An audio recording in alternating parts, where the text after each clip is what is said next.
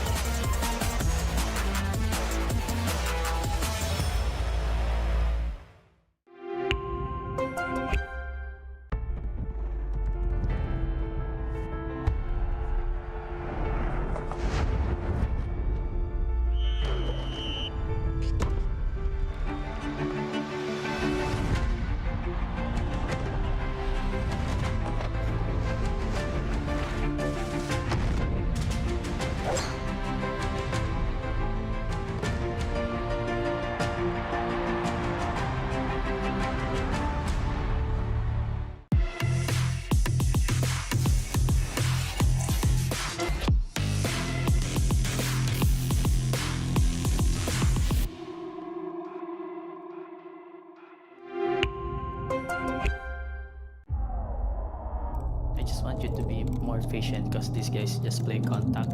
So Okay, TC Cream. We need you guys on the stage now. Come on, let's go. let's go. Let's go. Let's go. Tara, tara. Let's go, let's go.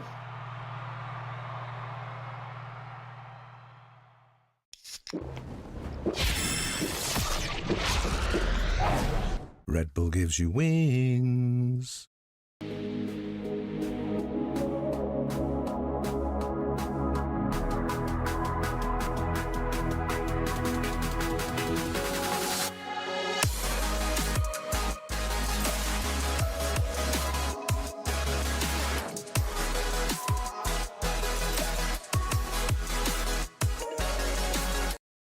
立ちグループ100周年。私たちは愛する立川にかつてないワクワクや感動に出会う場所を作ってきました。そして今大きな夢の実現に挑戦しています。立川と世界を文化、芸術、スポーツでつなぐ。私たちが愛する立川を世界に愛される都市に。立川と世界をつなぐ立ちグループ。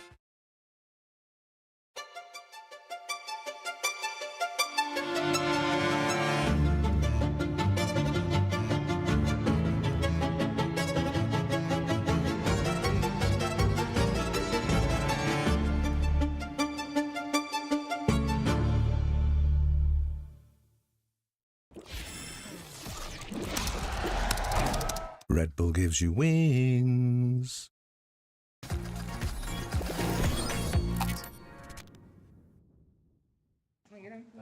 座っていいですかね。いていいね。これ両方座れたことあれじゃね？マウスとキーボード別。俺キーボードや絶対。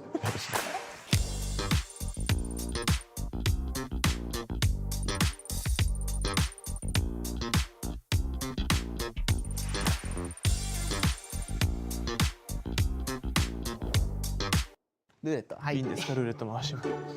ね。どれだ？双子。双子？ティンパどういう？ちょっとよくわかんない。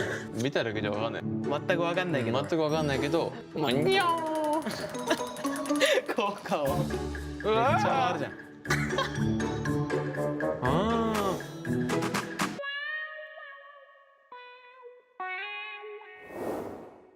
ああ、そういうこと？両手利き陸上選手。あ。これとかあれじゃね？こうやってなんじゃね？あ、なるほどね。これは全然わかんないな。一番嫌な。いやこれでしょ。なんで？これ多分。あ、二人でやるってこと？そう。あ、やべえ。言っちゃダメらしい。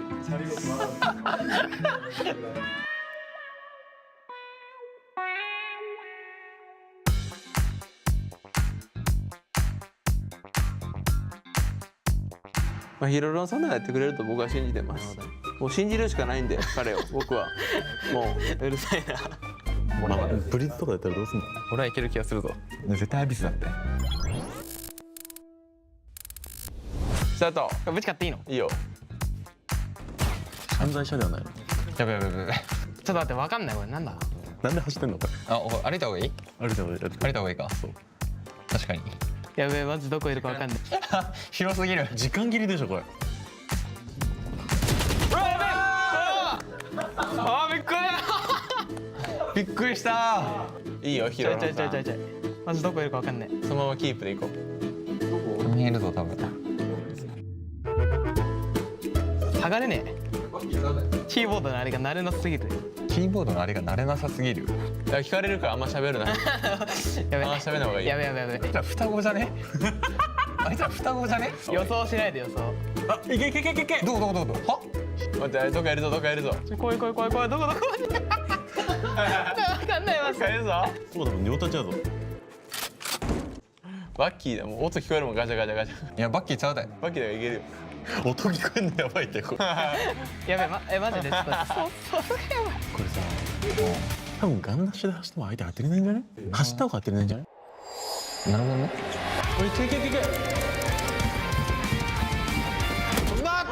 ってやばい。いやこれマジで。待って当てこれ絶対当てる絶対当てる絶対当てる絶対当てる。来いよ来い来い来い。これ無理やって右から行くしかないいやもういいねいやマジ熱いここ熱いわ熱いぞ熱いぞここ熱いぞかなりやばい攻略されたこれこっちからじゃねちょっと遠いって出てこいあこれ戦え卑怯者これよ戦えあやべちょっと待ってエイムいいこいつらまあそうだね今んとここのままでいけばいいと思う俺らめちゃくちゃ喋るよあ思いつかなくね無理じゃんこんな双子がねカウンターやなこれ。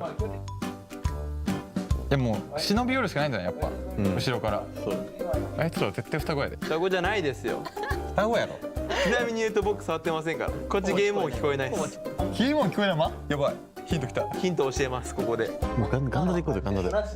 もうナイフでガンダで避けて一旦位置見てから動こもうこっちから見つけたら勝ちだからこっちから見つけてどんどんアタックしていこバイバイうねそれがやばいどこいんだろうねあれいけいけいけいけいけう。もう言った瞬間マウスを振ってる。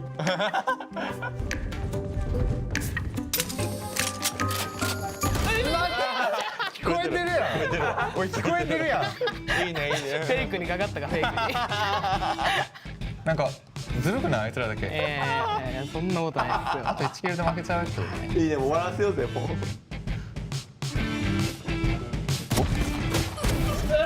う急の時声出した舐めてますよ。なめんなよいやいやいや舐めてないです舐めてないですいいよいいよいけいけやべ後ろに下がるね後ろに下がれねえちょっと多分なんかあるぞいや双子やって。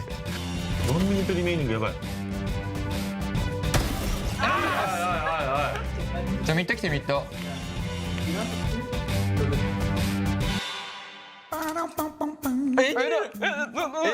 終わってない？横から行くしかなくなっちゃうちょっとほっよしうまいそれよっしゃ無理やなこれ無理だな、やったありがとうございますこっち飯でもお前何も食いに行くわやってねえじゃんお前なんかやったかこれやっただけやんこれ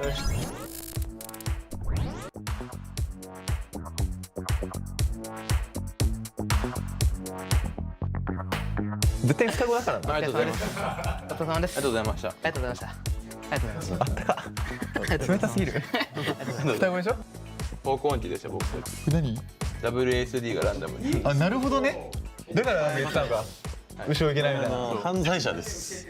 勝てるわけないやんこんなん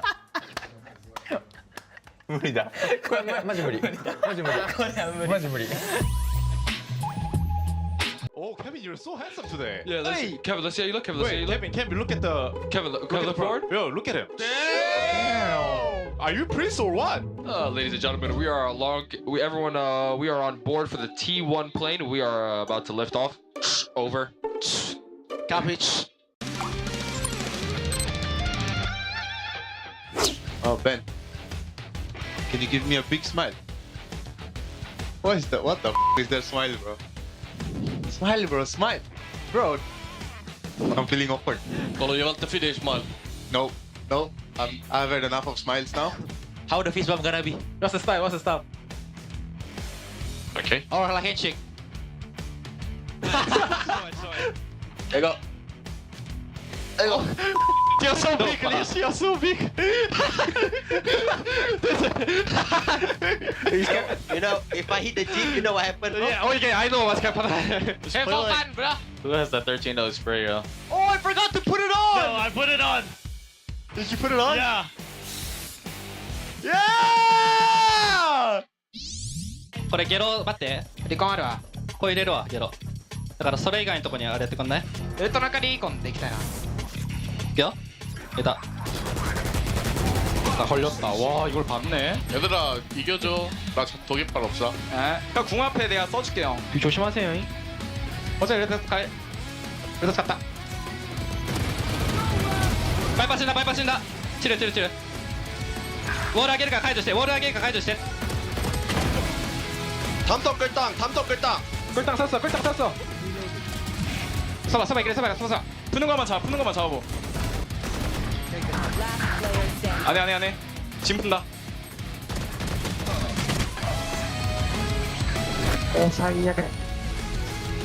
이긴 것 같은데. 나이스. 이메 와이 갑자기 바이퍼 쏘냐 브로. 아니 왜 안 죽냐? 와이 베이. 또 아니 왜 안 죽냐고? 못 쏘니까 안 죽지. Hey, side play. So what here? Okay, we wait first, okay? 이라디. 어머미라. Balik ka. Ingat B, boys. Bimin. KO Bimin. Di ka lang. Bin. Planting na, boys. Listen, someone play here and hold happy, hold cross. One city. Spike planted. Good. One more default, boys. Dalawa. Mama city. Only left. Go out. They have no smoke. Sapa bash. Flanking ah.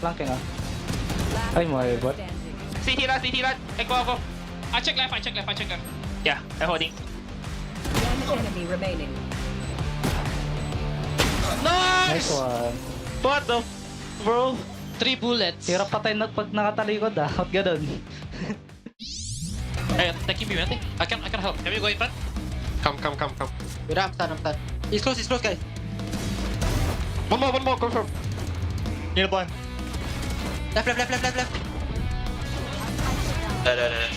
Hold on, Ada. Shoot. I don't have smoke, eh? Please have CT, boys. Went close. Going close. They may go wild. They're probably heavy man. Spike planted. Omen planted. Coming back market. Yeah, 1B man. Cypher was the factor. Gecko market. Go city, sorry. Okay. Just keep watching. Omen side. Omen default. I'm already inside. Oh, no wall. Flashing. Market clear. To be close right to you. Take your time. Okay, wait, B boys. Cypher 1 HP, yeah? Okay, chill. We can have the pick later, fight. It's okay. Wait. 1. Go left, you go left. 1, 2, 3. One enemy Go pick now. remaining. 1 HP, fight. Nice try. All good, guys. All good. You get equal all the time. No time. Nice. Nice, boys. Good job. Together, boys. Together. Nice. Ay, 132, man. I stand for people here, bang. Water bang.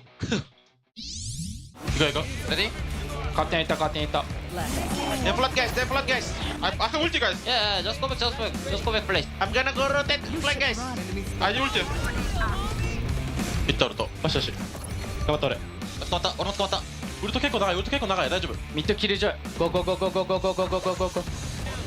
Can you ping? Hey, I'm gonna press one. Pressing now. Pop already. Mid side, guys. One enemy remaining.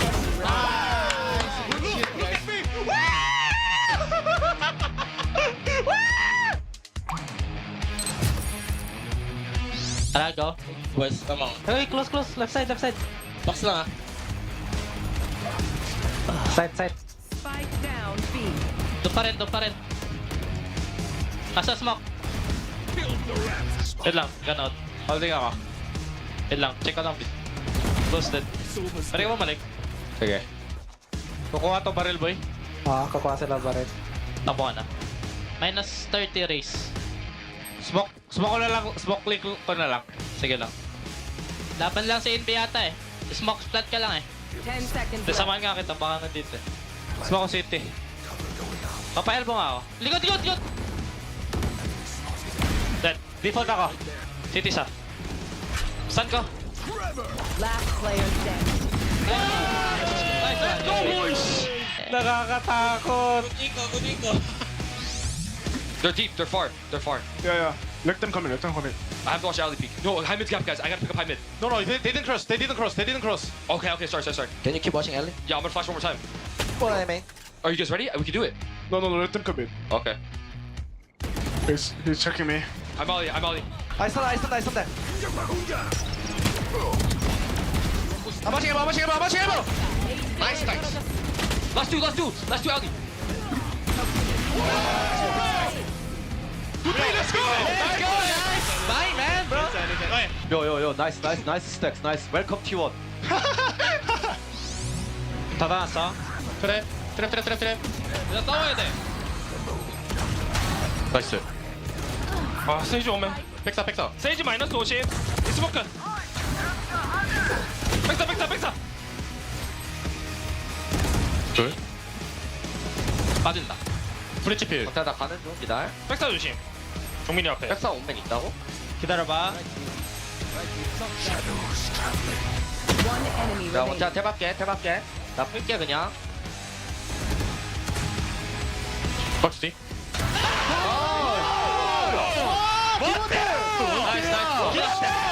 우리 막내가 해주는구나. 막내가 미래다. 막내가 미래야. 예.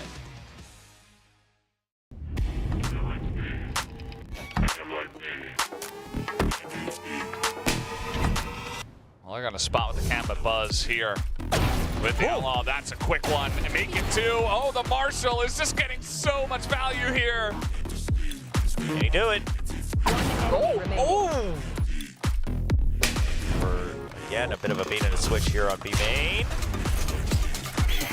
Oh, he's gonna re-peek it, and he's out. C2 also. Now they definitely don't check. And they're not gonna go! He holds it! And all three go his way. 2G to go. He does have the judge, but yeah, it's just gonna be for the fourth. Looking for the ace. And there is still a minute, so you don't want to green. There it is. Oh, okay, well, you know, you do what you want to do. But, oh, this is their idea to try to pinch onto the operator. Jemkin has his crosshairs trained, the scope's on it, and he's good for one. Repositions with the blade. That's two, he's still safe. And there's the third and the fourth with the right flick.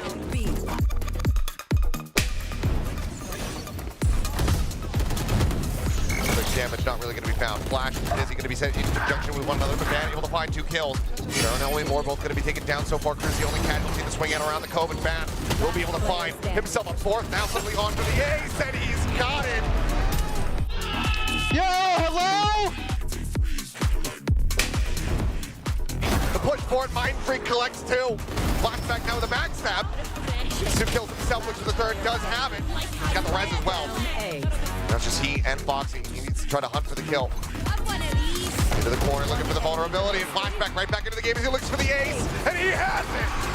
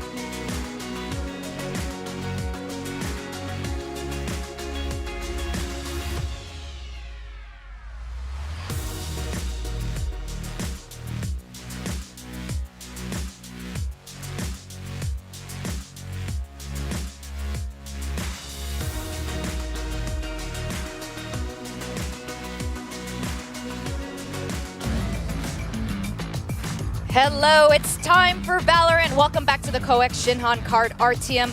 We are hitting week 3 of Stage 2 here at Valorant Champions Tour Pacific. We have 3 teams locked in for the playoffs, PaperX, DRX, and Team Secret. And the question is, who will be the next to qualify? I'm your host, Victoria, and with me at the desk today, we got William, Chobra, we've got Seth, Achilles. Because I used your name, I feel like I need don't to have last names. do the whole thing. No, Chobra is my last name. What do you mean? All right. The family of Chobra. Yes, the Chobra family is here. Well, just one of them. We got announcements. The announcements for Champions. The location, where it's going to be. How are you guys feeling about it going to be here in South Korea? Which we knew, but now we know exact locations. I'm just going to stay in this seat until it starts. I'm not going to go home. Sorry, honey. You're not going to see me for a while because this is where Champs is going to be, so I'm just going to stay. Yeah, no, I'm pretty excited that we're going to get to continue to see, obviously, this stadium, but then also the finals in a brand new venue. I think that should be absolutely exhilarating. It's actually brand new. Like, the whole facility is brand new, right? Literally. It just opened this year. The thing's been under construction for a while. I've been seeing it when I take my flights out of Incheon. I've been eyeing up going out over to check out this spot even before they announced that it was going to be for Champs. It's going to be an awesome venue. It is sick. You're right. There's a water park there too. Yeah, there's a water park. There's like all sorts of stuff, and then there's like an entire like area that's all just media screens and media art that's like animated. Yeah, you see like animations going on all the time. It's basically a theme park, but in a giant venue that's more than a theme park. It's going to be everything Valorant. And it's true, you can see it on there from the airplane when you're taking off from Incheon Airport, which also has the Riot Arcade there. So for those of you flying in, that's true. You're going to get so much Valorant. It's going to be awesome. It's going to be absolutely fantastic. And yeah, so we're very proud to have it here in South Korea for Champions. Now, we have our standings here. As I mentioned, we locked in the top 3. Bleed is out. Who's going to be the next one in? How are you guys feeling about this, how things are playing out? Talon obviously look pretty strong currently in their standing. I know that they're tied in wins with RRQ, but Talon has less games played, and they have, I think, consistently been on an upwards trajectory while there have been some bumps. So I feel like Talon should be pretty comfy. The real question is like, Gen G, how are you feeling about them really making it into playoffs? I think that they'll be okay. They need, what, two wins to be able to get themselves into playoffs. But even then, I mean, the amount of points that they've racked up, even if they did miss out on playoffs, they're still pretty solid for Champions. So I don't think it would be as big of a concern. I think overall, though, the top 6 isn't too surprising, aside from the absence of maybe T1. Just given that we did get to see them over at international competition for Masters Shanghai. So them right now being down in 9th place is the most shocking thing, I think. But otherwise, this is kind of what we had maybe anticipated a bit coming into the season. Yeah, I mean, I think in terms of strength of rosters, I think we're seeing the expectations come to fruition. But like you said, we look at the history of the brands and the players, etc. T1 even making it to internationals last year, now not really in a strong running. While we see like teams like Talon, RQ, and Team Secret finally seeing the light at the end of the tunnel, trying to make it all the way to Champions. I think that's a very, very big news for the fans. Yeah, that's right. We are going to be seeing Talon today and RRQ, and this is you saw them in the standings 4th and 5th place, and you can see here Champagne is getting ready to be popped. You can't pop the champagne until you win. 1 win left to go for RRQ. Yeah, both of them, right? You win, you get that 6 wins minimum, and that guarantees you're in playoffs. Obviously, the seeding could still get shuffled a little bit, but that's the biggest one. And then you mentioned it, Seth, obviously, Gen G. Their remaining matches, they are quite favored in this, so they should be pretty solid to secure themselves in playoffs, not just for Champions with the points. Yep. Now, while DFM, they're playing today as well, and you can see that they're sitting there in 8th place. Their chances of getting are pretty slim, but our MVP for last week is still got to be May from DFM. Let's pull up some of the quotes we have from you guys here for May. What did you guys think of May's performance besides astounding, amazing?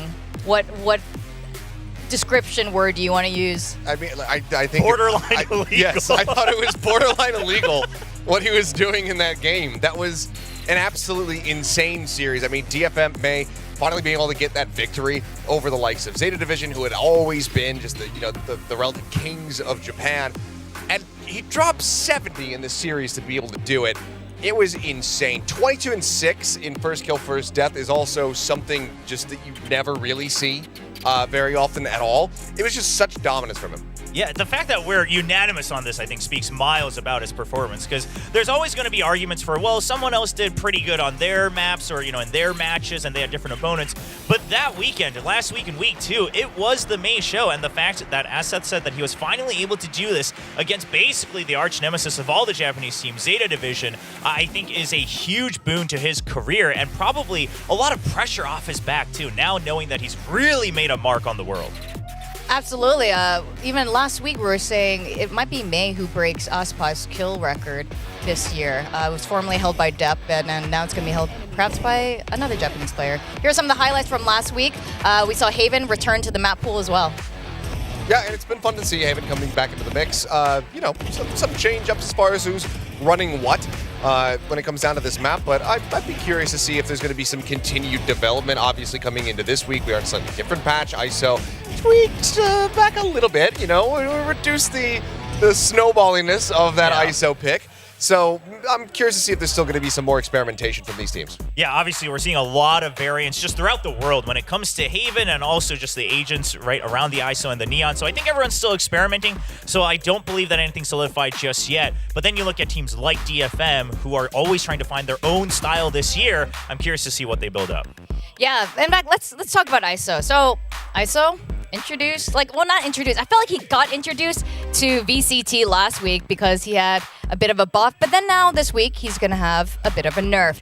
Is this better for the game? Well, I like to call it he was balanced more so. Okay. You know, a nerf per se. I think it's definitely better for the game just because before there was really not a great way to punish it, right? There was just such a heavy commitment to punish it. We've seen teams do it, but that means you were just blatantly weaker somewhere else. Now there's a little bit of give and take. I think let's put it like this. If you're upset about these changes to ISO, you're the problem. Seek help. It was ridiculous. It needed to be nerfed, and I'm so grateful that it has been.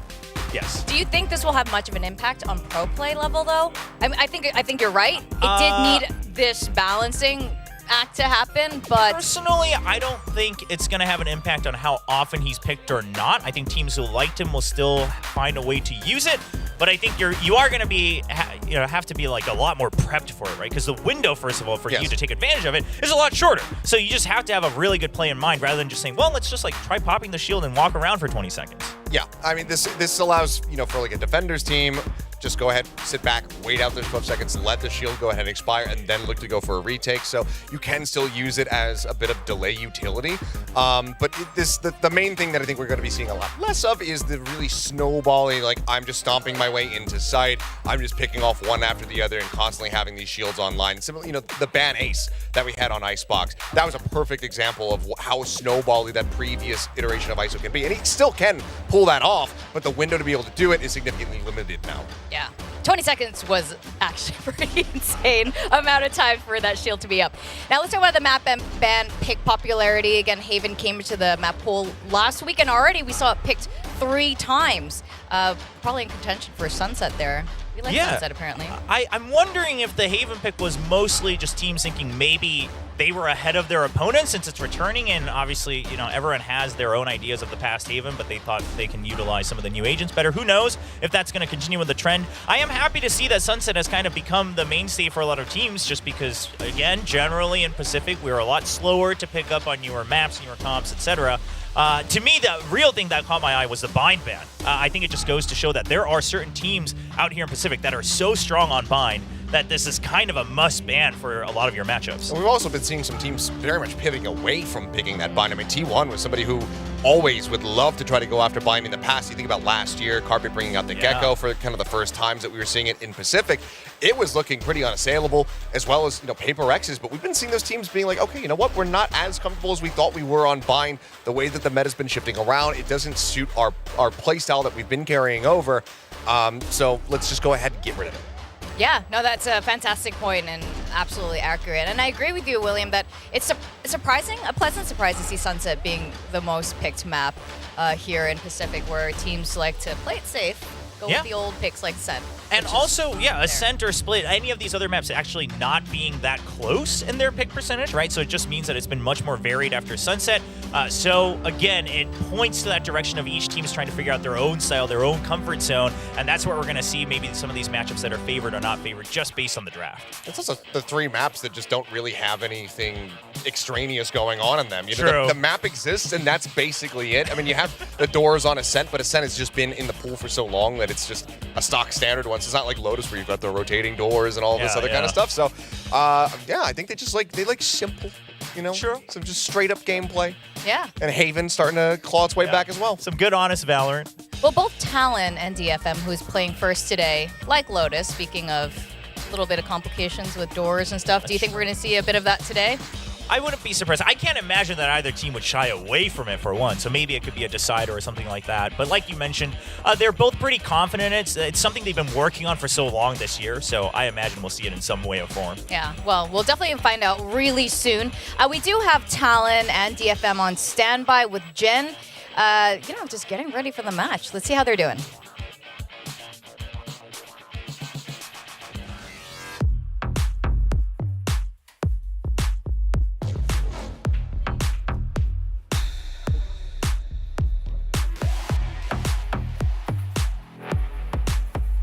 Hello, Medusa.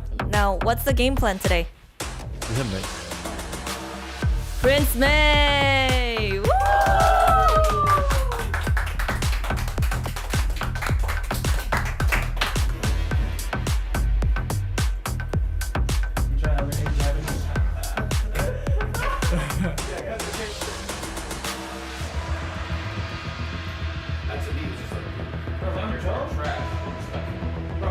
Hello, hello. Now, they have Prince May on the other side. Who's gonna be the key player for Talon today? We have Korean loyalty here.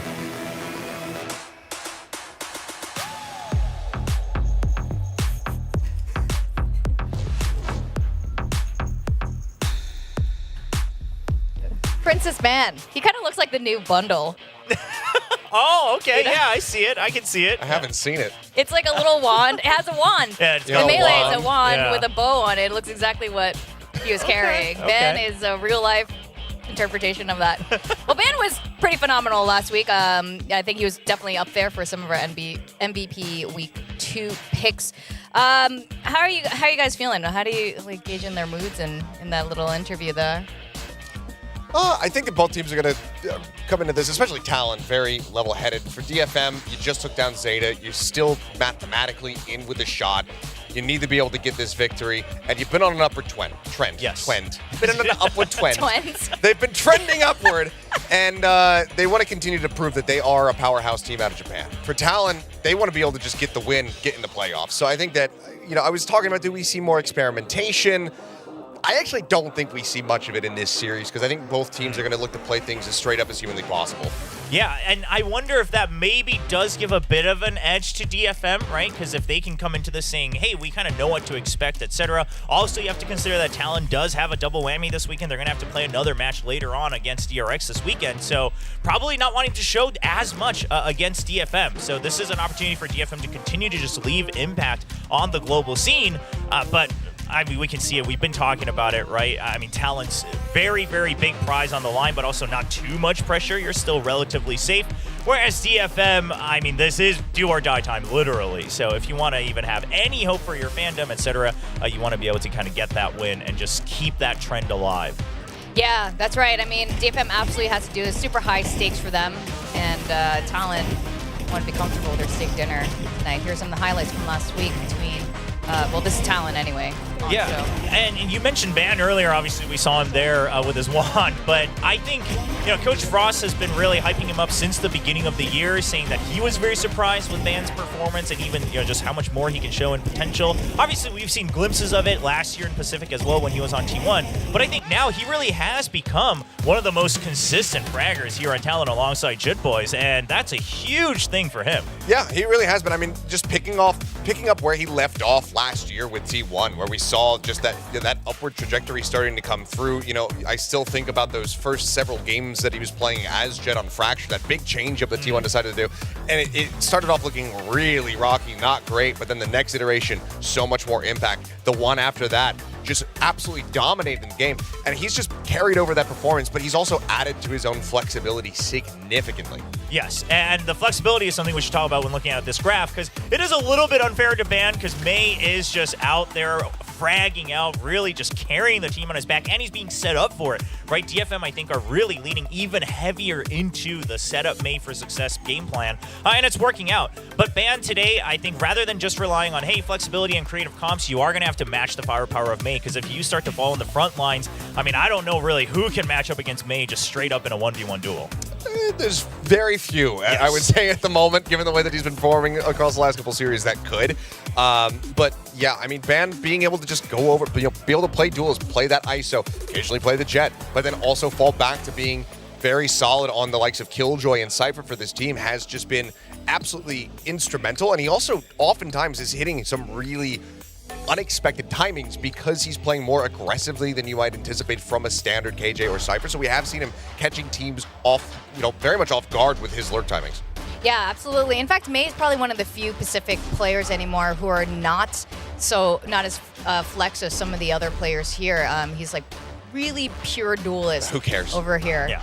I mean, when he's doing that, don't stop. Right? And he's flexing onto the Jet, technically, right? Yeah. They had him only on the Raze during the Raze heavy meta, so now he's really saying that he is one of the mainstays on the duelists. But looking at the maps here, obviously we talked about maps and what we thought we might see. I do want to mention, while the bind is 100% for Talon, none of that is here in Stage 2, right? So we haven't seen it yet. They only played that one match, so we haven't really seen how eager they are to play it. They did leave it open against Paper Rex. Obviously, we didn't get to that third map. Curious to see if that's going to be an option again later on today. And I'm also curious to see if we're going to see Haven as well. DFM did play it against ZETA just last week. It was the only map they dropped against them, but I don't know if they're going to keep it open again going against Talon. They might want to just go ahead and say, like, okay, you know what, we've seen what Cruz has been able to do on an international stage on Haven in the past. I still think about that 3K spray down. Maybe let's avoid Haven because we also have that loss under our belt. So I think that they're probably going to ban it. Yeah, when you're going up against someone like Cruz, I think you have to respect the IGLing history that he has and the comfort he has on certain maps. So I imagine maybe even a second ban here for Haven. But obviously that all depends on the first wave of the draft here. Coin toss was solid today. Give that like a good Didn't get away 10 from out of 10. Yeah, it was there, like, boom, just right at the feet. Yeah, great job. Love to see improvement. Okay, we got Coach Frost and Estelle here. Cruz is not up here. Normally he's Yeah, it looks like he was taking a little nap earlier as well, maybe just resting up. It has gotten very hot too, so that's been really hammering down on a lot of people, I think. But split, and I heard bind earlier, I think, from I believe so. So, yep, there's the ban on bind. Not shocking. So DFM still respecting the record that Talon have on that map, and with it open, Talon, I mean, they have continuously, win or lose, very much love to continue going back to Lotus, so they picked that. I was curious if DFM were going to just force Sunset off the rip, or force Ascent off the rip, but they go for Sunset, actually. Yeah, but just believing, what they've been working on, I think, and also the Ascent perhaps being more of a, hey, it's a fine safety for us, but now that we've shown it a couple of times, we've shown our tendencies, we know how Talon likes to prep against other teams. We don't want to necessarily pick into that since you are the second pick. Talon banning away Hammond, so maybe just wanting some more time to try to prep and cook, but Icebox out means Ascent is that last map available for DFM, so if they do get back to Old Comfort, there's a chance that they may be able to take the set.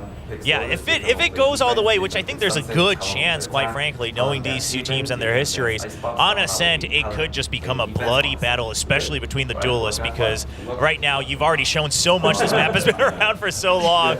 We see a bit of that fist bump handshake, a little bit of turkey here, early Thanksgiving. Okay, Frost does not want that. He wants the full, like, palm to palm. All right, the first map is going to be Lotus, Talon's pick. Again, we were just talking about this. We're not entirely surprised to see this, even being the very first map to start. Yeah, and obviously Talon, they've done a little bit of trickery in the past, but they generally stick to the age-old composition, which really favors the current starting five that they have, right? You still got Surf there who can help play one of those roles, whether it's, anything like the Killjoy, the Viper, whatever. You can still flex around that if you so choose, depending on your scrims. And then, of course, Shipboy's on the Omen. I mean, just so solid. I mean, whatever you put him on, it's been looking fantastic for him. I mean, honestly, if you wanted to continue to just iterate and change things up, maybe Jitboy's back over onto the Breach, which was the agent that he made his name, his name for himself globally on an international stage over at Lock-In, where he was just absolutely frying. So I wouldn't mind seeing that, but the Omen has been a very solid adjustment for him this season. Now, with these map ban picks, we've publicly announced our predictions. Does this change anything for you guys, or are you going to stick to your red prediction today?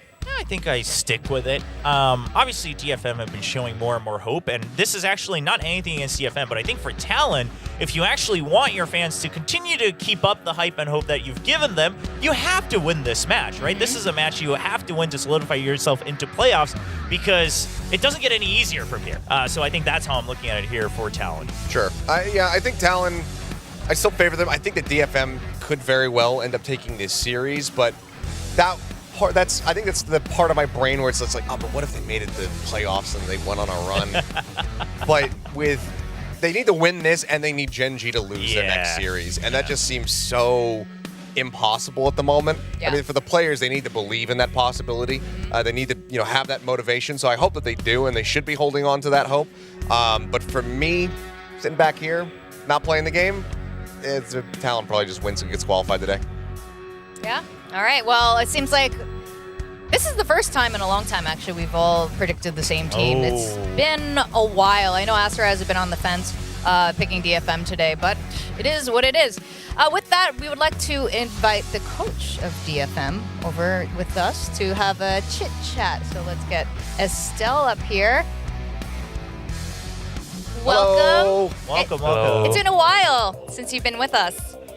All right, so I believe we'll be helping with the translations. Oh, is that right? I had no. Yes, well, I will.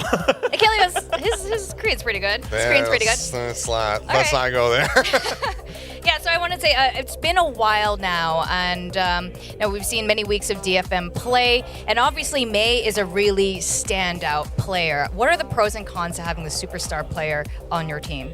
그래서 저희가 이제 DFM을 계속 봐오면서 감독님하고 얘기를 나눈 지는 시간이 좀 지났는데 저희가 항상 볼 수 있었던 거는 메이 선수가 정말 대단한 선수구나를 매주 다시 재확인할 수 있습니다. 그래서 메이 선수 같은 약간 슈퍼스타를 데리고 있는 부분에 있어서 장점 그리고 또 단점은 또 뭐가 있을까요?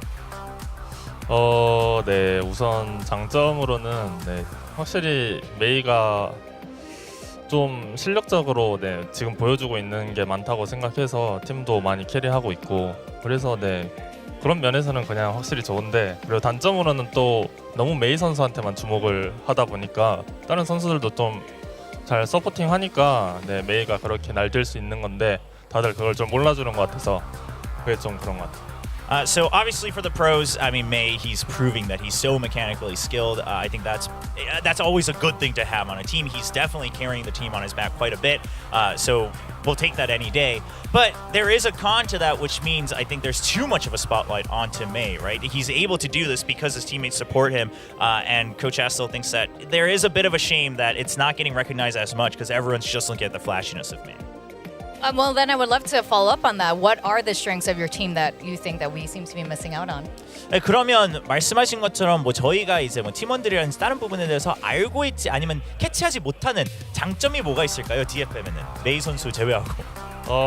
네, 우선 메듀사 선수가 되게 클러치 상황에서 많이 따주는 부분도 있고 그리고 서브콜적인 면에서도 많이 도움을 주고 있거든요. 그런 부분도 있고 그리고 안쌤이라든지 안쌤은 IGL 부분에서 되게 잘 해주고 있다고 생각하고 그리고 세스랑 네스는 팀 서포팅하면서 또 둘 다 혼자 남았을 때 클러치 하는 경우가 되게 많거든요. 스크림에선 더더욱. 근데 네, 그런 부분을 좀 더 알았으면 좋겠어요.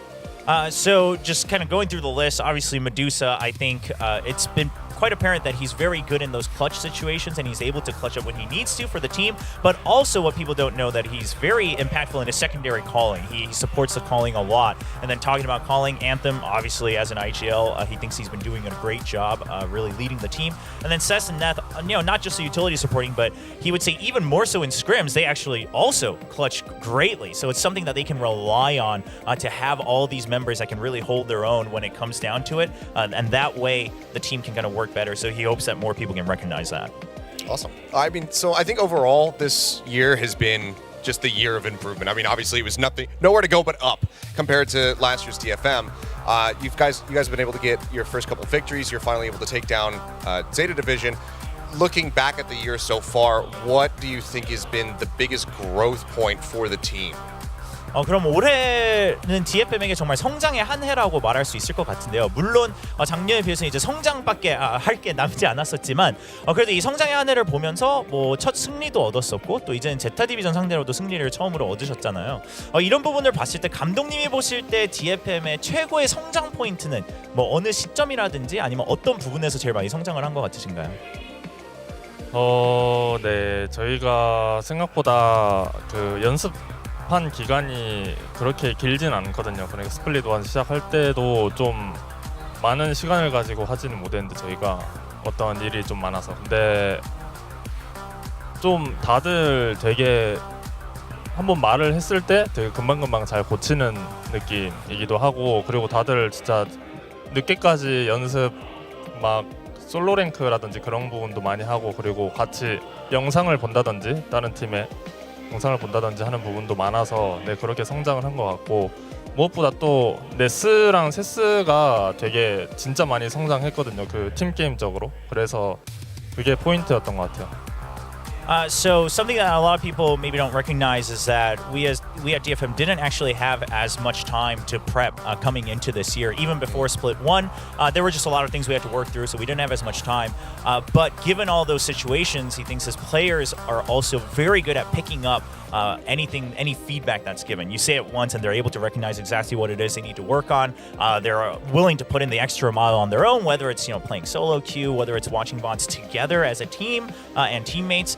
So that's something that he really appreciates. And also he wants to give special credit to Neth and Cess, two people that have really grown as team players now and not just individuals. Today's a high-pressure match, high stakes. If you guys lose today, that's it. How are you feeling about that pressure, and what do you make of facing off Talon today? 네, 그럼 오늘 경기에 대해서 좀 여쭤보고 싶은데 오늘이 아무래도 많은 게 걸린 날이잖아요. 이제 패배를 하실 경우에는 플레이오프의 가능성이 없어지는 상황인데 탈론을 상대로 하면서 이런 부담감이라든지 좀 어떻게 떨쳐내고 준비를 하셨는지 궁금합니다. 네, 탈론이 정말 좀 이런 말 하면 실릴 수도 있는데 탈론한테 근데 생각보다 너무 잘하는 거예요. 그러니까 이게 좀 진짜 너무 잘해가지고 그리고 그 팀만의 색깔 좀 이게 템포가 빠른 팀이라고 생각하는데 그런 색깔 잘 살려서 해오는 게 되게 좀 리스펙트 할 수 있는 부분인 것 같고 그래도 저희가 꽤 열심히 준비해서 잘 대책 세워왔으니까 충분히 이겨볼 수 있을 것 같아요. So I don't know how this is going to sound. It might be maybe a little bit offensive for Talon, but I just want to say they are like way better than I thought. Like Talon is way better than I expected. Okay. And I think they actually have found a very solid color in their own, a little bit fast tempo style that really fits their own color. So they're a very strong team. I think that caught me off guard a little bit, but obviously we've had time to prep. I'm very confident in what we've prepped, so I think we have a solid chance of winning today. That's good to hear. That's a good lead into the curious wingman question. Someone asked this on Twitter. Which team was easier to play against, T1 or ZETA? 네, 그러면 이제 승리를 하셨던 팀들 중에 T1하고 제타 디비전 어느 팀을 상대하기가 더 쉬우셨었나요? 이게 여러모로 좀 복잡한 질문이. It's a little provocative. 제타는 일본 팀이어서 좀 더 프레시가 있는 부분도 있었는데 그래도 T1은 T1이잖아요. 근데 T1이 좀 더 쉬웠던 것 같아요. So ZETA, obviously as a Japanese team, there was a lot of pressure, but T1 also big brand, but maybe T1 was a little bit easier. All right. Okay. Well, thank you so much, Estelle, for your answers. Good luck on your match today, and all the best. 네, 감사합니다. 감사합니다. Thank you. 감사합니다. Thank you. All right. Wow, put him on the spot for that question. You guys. Caught him off guard. I do like that he was pretty honest about it, right? On his assessment of talent, saying that he doesn't mean it offensively, but maybe they might take it that way, but like way better. And I think people would agree with that, right? You expected maybe a little bit of messiness. You weren't really sure what direction they would go. And now they've really found their own style. Backhanded compliment, still a compliment. So you know what? I don't think the talent would be too upset about it. Yeah, I mean, I think it is a compliment. I mean, they are opponents today. You got to respect your opponents. Again, high stakes for DFM today, and this could be it for Talon to get secured for playoffs. Let's go to the stage. Welcome the teams.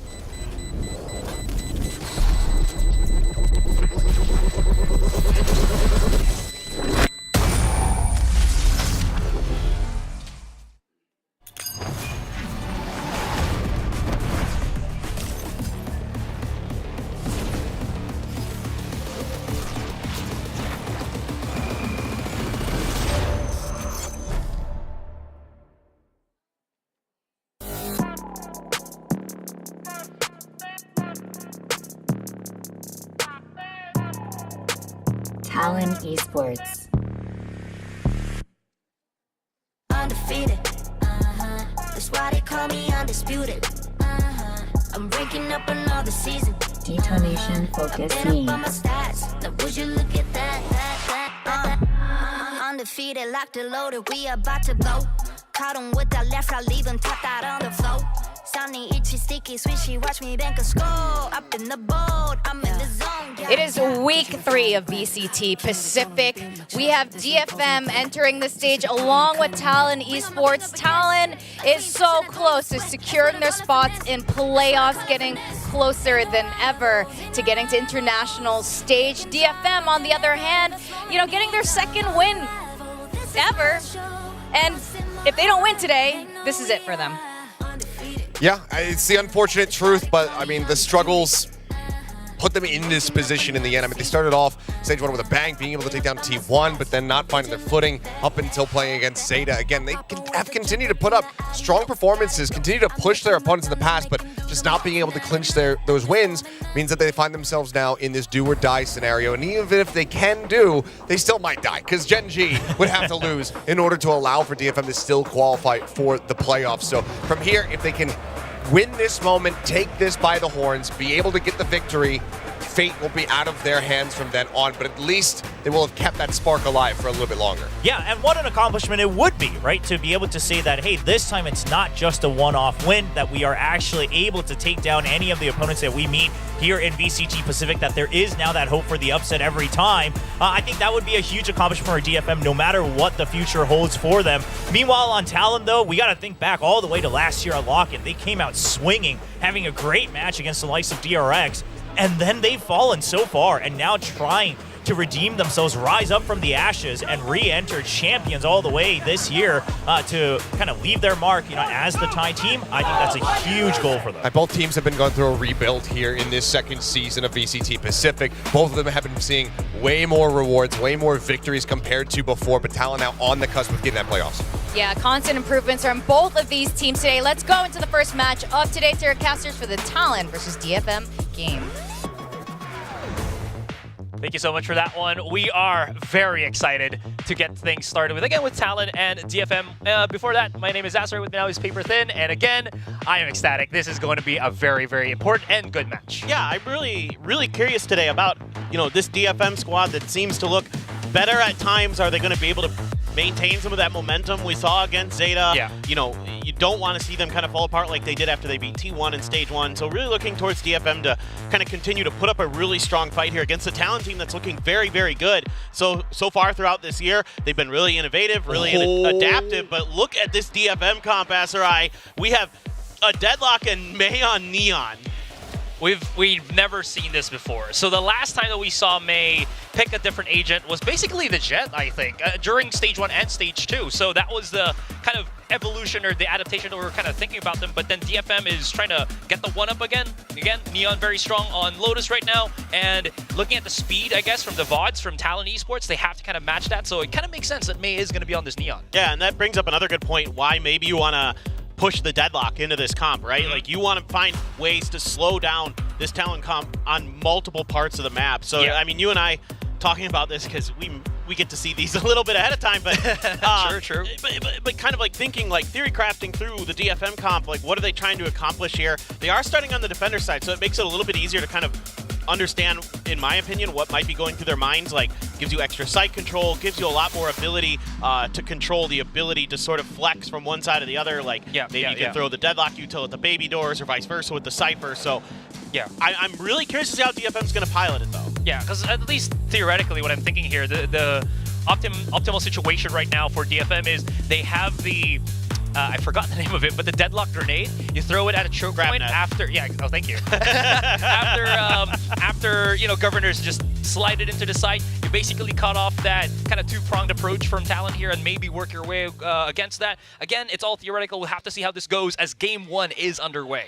Yeah, I'm really, really curious. Already seeing that for now they're going to leave the Cypher over on C. This is another thing I was thinking about with this comp, is you can have a lot more control over the sites themselves. I think it's going to be a little bit more difficult for DFM to contest the Rubble because of that Astra that Talon has. But that being said, if you're willing to play back a little bit further, force some of these choke points coming onto the A site, coming onto the C site where they have to go through utility, then I think this could work decently well for DFM. We'll just have to see.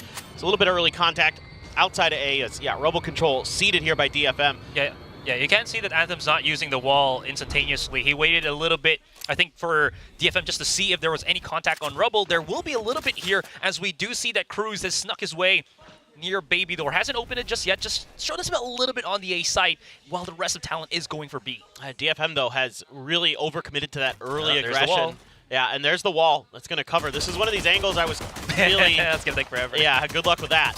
It finally goes down. But again, that gives you so much more information here as DFM, and they're able to re-clear Rubble and take some more space and come around the flanks of Talon. And it's going to be relatively unchecked as long as they don't trip the the trip that's over towards B main. So this could work pretty well here. Medusa's just got to play it for his life a bit, and this might go okay. Okay, here comes Governor. Let's see if the punish is going to happen, but Medusa actually gets hit by the stun, and that's going to allow Governor to get the 2K already on the C site. That's going to be, again, site taken, as the 3 players remaining from DFM coming around for the flank. Talon's not going to know about this, but they already evacuate Mound as they just, again, fall back. Here comes the nade, but I don't think it's going to hit anybody, and Cess and Anthem coming into this fight with a little bit of coverage, going slower and slower. Cess good on the first. Somehow Anthem sneaks his way, gets the kill on the Surf, 2 versus 2. And this is actually workable right now for DFM. Jet Boys, last person standing, 1 defusing already, and Anthem isn't backing down. No more stars to be used. He actually jumps up. Can he actually stop it? He does. The coverage again of the smoke. He has to go through this. He has to hit a shot. He can't stop it. He can't stop it, and that's going to be the defuse for DFM. Oh boy, it's so close. Okay, Jip Boy. Well, nice consolation prize, sure. But there's already some really interesting ideas off the back of this extra layer of Sentinel utility where they have a lot of info about the map rotations of Talon, and they're able to punish them because of it, right? They're able to re-clear that space towards A, push all the way through. It catches them enough off guard. I think Talon barely caught wind of it with some noise being given away by DFM's movements, but by that point it was kind of too late, and then the grab net actually caught, I believe it was Ban there on the back of the stairs, and then they used the paranoia to bully him off that back stairs of C site. So really nice job there by DFM. Good coordination, good overall like big picture game planning. Absolutely. And again, they can try to do this once more here, as the setup is still the same for DFM at this point. A little bit of a wall. There's the contact for Neth, but he doesn't really want to take that fight. He wants to at least saturate the efficacy of that wall before anything else, because they know that Talon's not going to have the weapons to really break through onto this one. That being said, though, DFM still taking a much more forward control here. You can already see that Cess is positioned on Rubble. Yeah, and this is a round where you're allowed to do that, right, with the gun advantage that you have. So certainly makes sense. But I already kind of like what I'm seeing from Talon with these early ideas of poking and prodding the defenses of DFM, trying to see if they can maybe use the info against them, right? DFM gets the info on where they're making contact to try to clear the utility. Stun misses.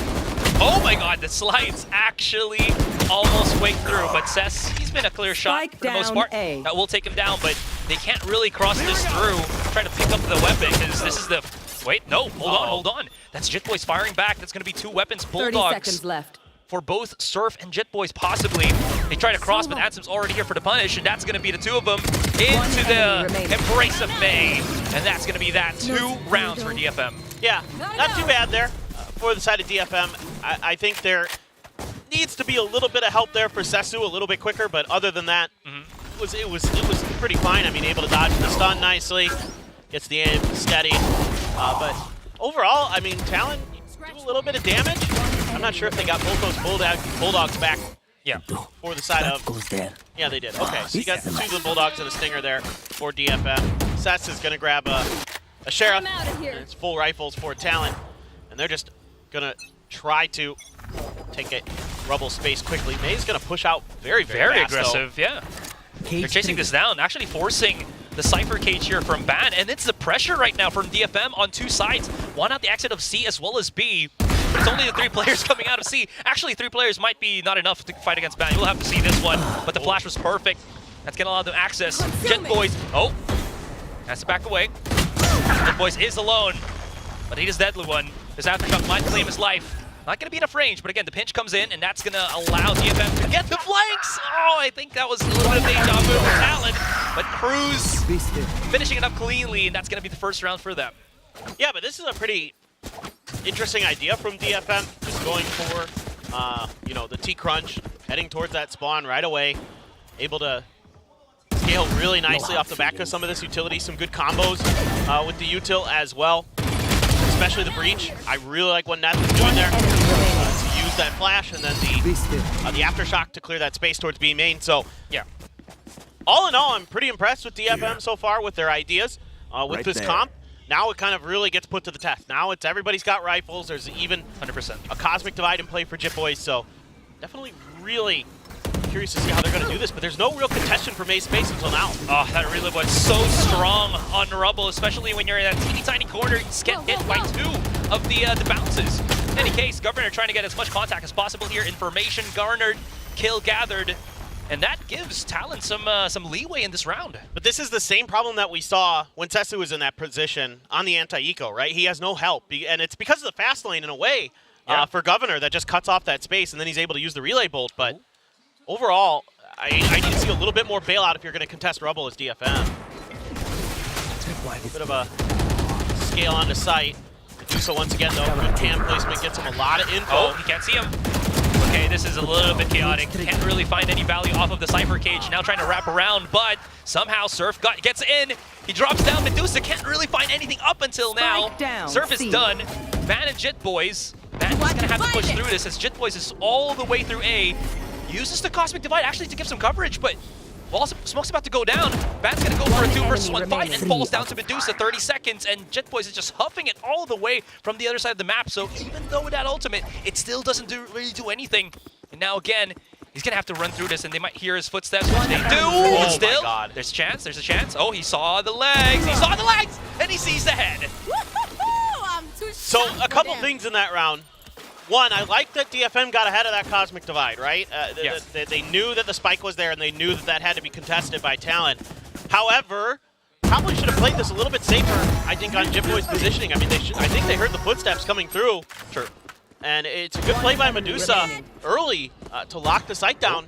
Does a great job with those cyber cages to keep himself obscured, to keep his position kind of unknown to Talon. If he dropped down or not, things like that. Doing a good job of being cagey there.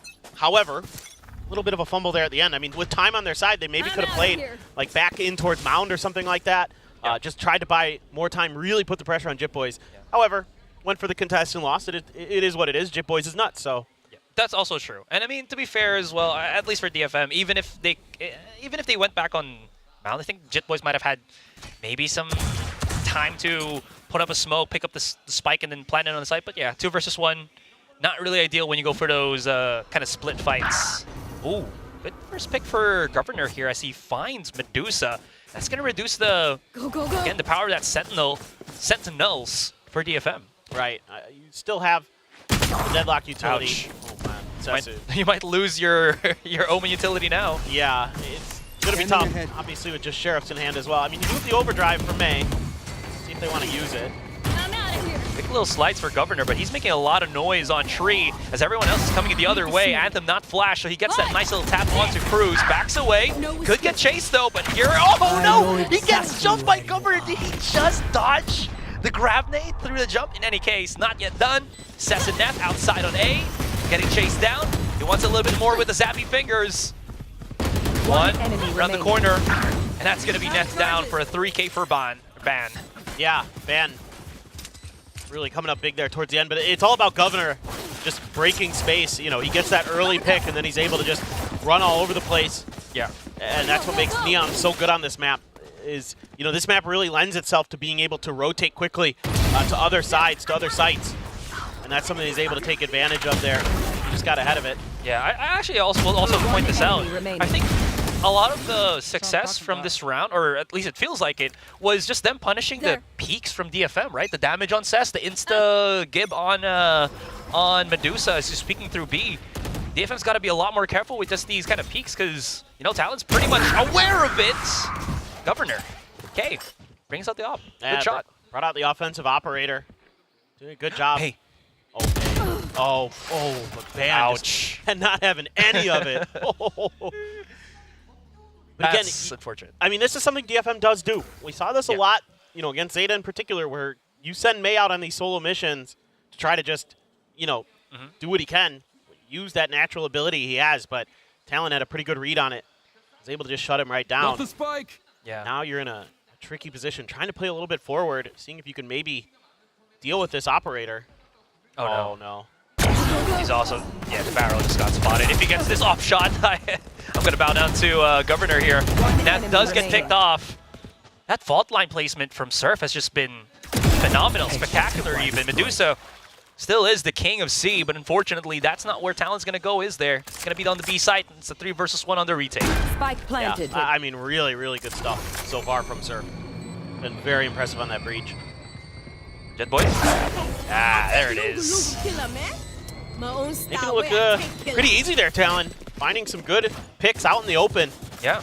You know, one of the things early on that I was kind of impressed with DFM was that there was some util combos. There were some good plays to set themselves up, but now this round they go for a lot of ISO play, and I don't mean the agent, I mean just isolated, fights, and they're not winning them, and that's concerning, and that's, I think, why we're going to be taking a timeout here a little bit. Try to, talk a little bit more about what they're seeing from Talon, how they can avoid some of these early, picks that they're falling to, and really, I think you need to think about how you've got this double Sentinel comp and how you can play off of it better, how you can, set yourself up for more success. Yeah, but I think that's the problem with the double Sentinel comp as well is you can't really expect, I think, the Deadlock to do the same thing as a Cypher. So that's why you're seeing Medusa be a lot more proactive because they have to get that information first before they actually start using the Deadlock util for, I guess, maximum efficiency, right? But if you don't, then you're kind of just wasting it. If you wall too early, you could just wait it out and then, you still have so many options for Talon to move around the map because, again, this is a three-sided map, so on and so forth. And I think DFM are kind of not having that that good read just yet on how to utilize the Deadlock specifically. That's why there's a lot of pressure right now for Medusa to spread his util around a lot more. Absolutely. I think you're totally right. And I think part of it is that Talon has just kind of identified that also DFM is trying to use that early info off the Sentinel utility to try to push space, to try to find that early flank, to really collapse onto Talon as quick as they can. But Talon's done a great job of understanding that and adjusting for it pretty quickly. They're going to use the Sova drone. Sesu unspotted, but May right out in the open goes for the jump peek and gets cleared by Governor. This is exactly what I said a round ago. It's just these tiny little bits. Okay, never mind. Cess. Oh, Cess! Second kill. Gets a little bit of a peekaboo. Can he pick up the off? Nah. But, I mean, they didn't expect him to be there. May was the sacrificial lamb at this point. Cess is the one that came up to play. 3 versus 4, but weapons still in the favor of Talon. Absolutely. I'll be curious if they want to invest one of the ults potentially. Like, the Annihilation is there for Anthem. Are you going to try to go for that pick to really try to snowball this round? You've already got the man advantage. Just kind of looking towards B site, though, where Anthem has planted his feet again. Has a sonic sensor, is kind of a pseudo alarm bot over on the side, but he's trying to play an off angle. Almost, too. Ban just getting wiggled out of his crosshair headshot position. In any case, this opens up the B site, and no more scare for that Annihilation, right? When you're planting the spike, you're not going to get yoinked out of midair, so there is a chance right now for Talon. 20 seconds, they're winning, sets up for the smokes, and this should be the plant and the retake for DFM to, well, obviously follow right after. Oh, wow. Very aggressive. I was wondering if they were going to go for that. This is shades of how they played against Zeta on Haven. Oh! Okay. They haven't broken the door just yet. They can't really push through this. And Ban's already covered Baby Door. Bot line is not even going to phase him at all. And DFM, I got to give them for the effort, but it just does not phase Talon whatsoever.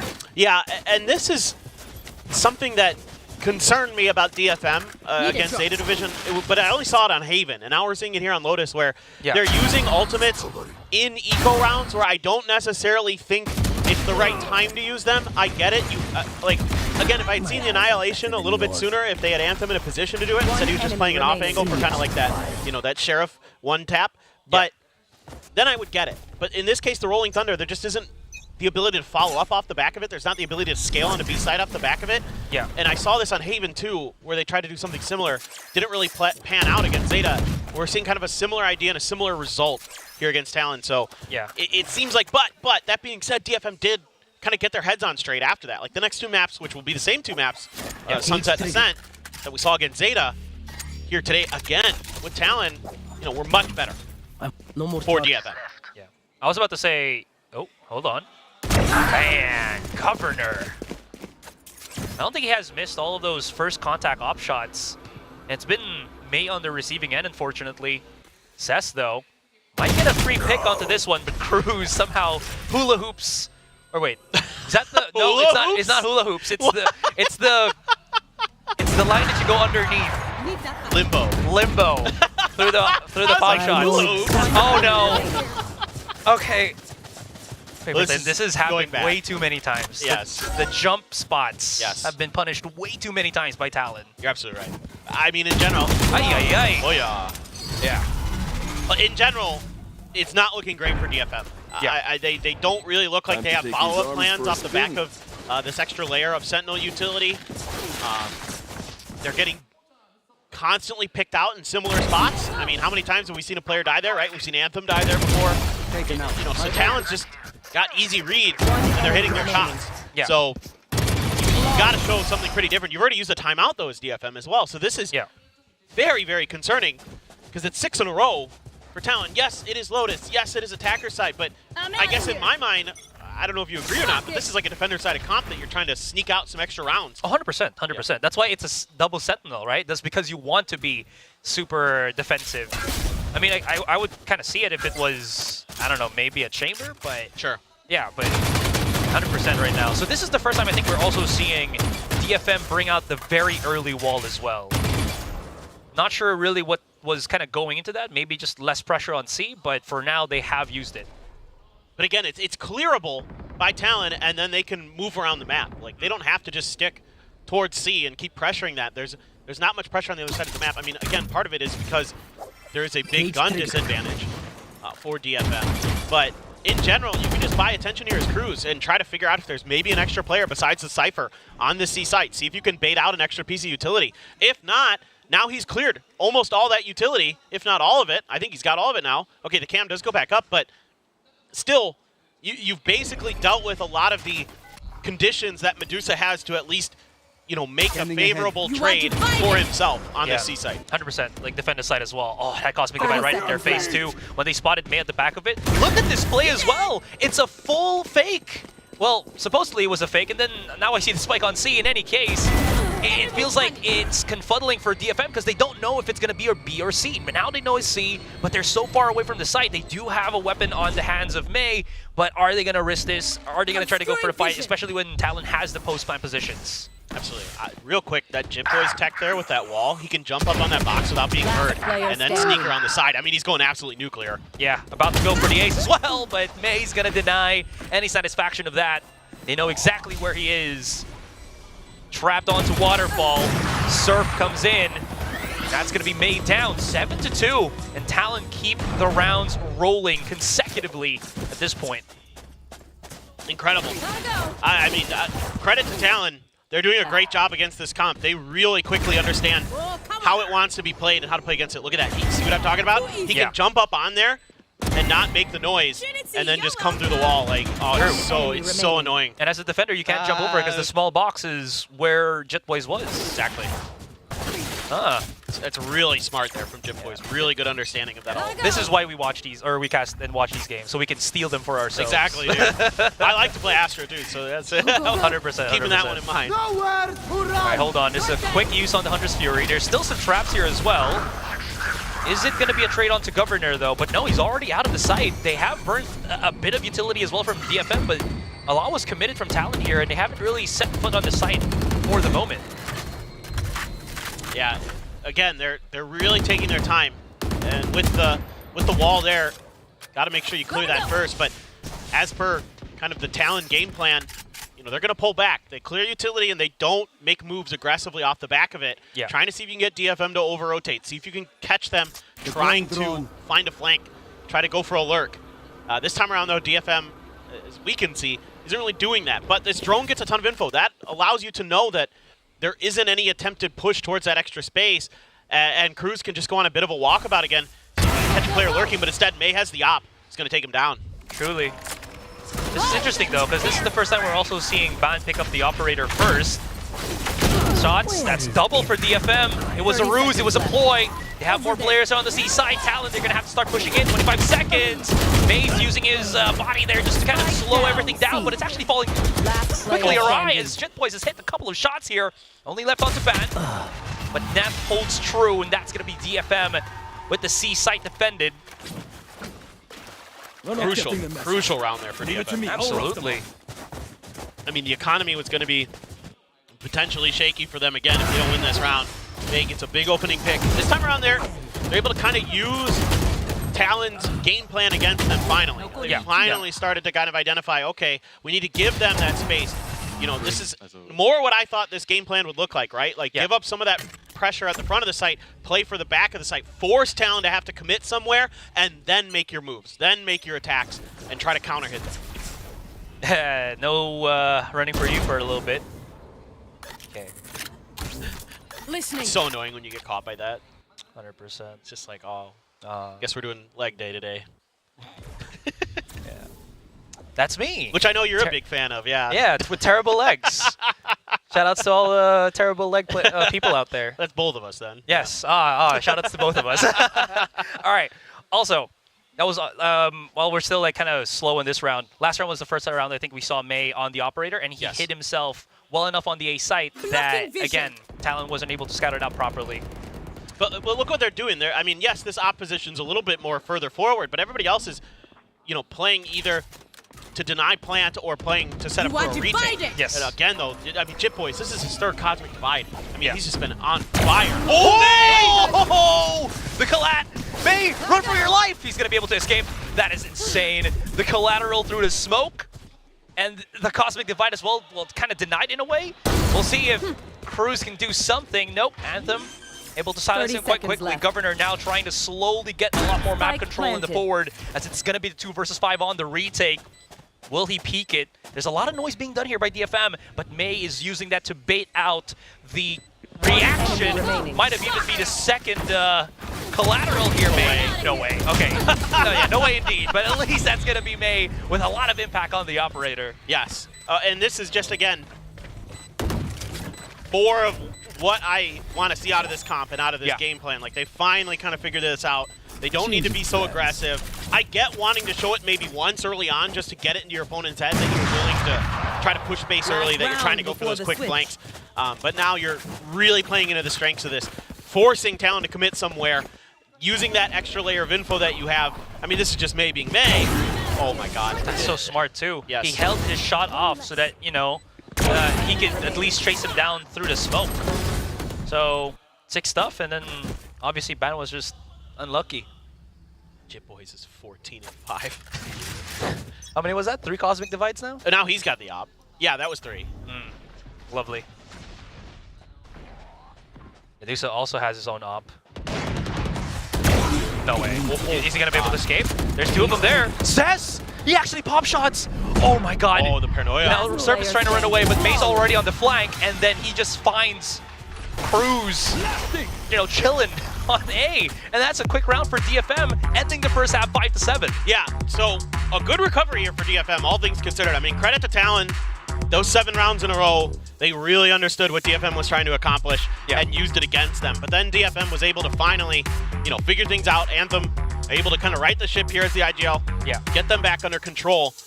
And now you look towards this attacker side. And obviously we're focusing on the DFM comp because it's a little bit out of the ordinary here. Yeah. On this attacker side, I think it's going to be a little bit interesting to see what they want to do. I mean, certainly you have a lot of flank control. I'm curious how much extra utility they're going to be bringing into sites when they're able to scale into them, if they can get there. That's what I'm concerned about. Do you know what I mean? Like you can set up, like, let's say you push through towards A rubble, you swing into B through the door, and then you've got like the Cypher and the Deadlock utility to just kind of like block off all the entrances that Talon is going to try to use. Yeah.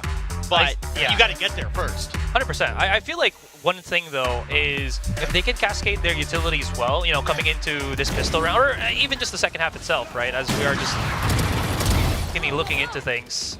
These are just very sick. Anyways, how well do they have their lineup set up for the attack? Because that's usually, I think, where you kind of separate the good deadlocks from the great ones, is having that that execute grab nade just so that you can maybe get a catch on somebody who's retreating to a second spot, right? Yeah. If you have that A site, you're jiggle peeking against Talon, you start running back onto the back of site or maybe onto Heaven, you get hit by the grab net, or grab nade, excuse me. Grab net, excuse me, at the right time. I have never played Deadlock, it's kind of obvious.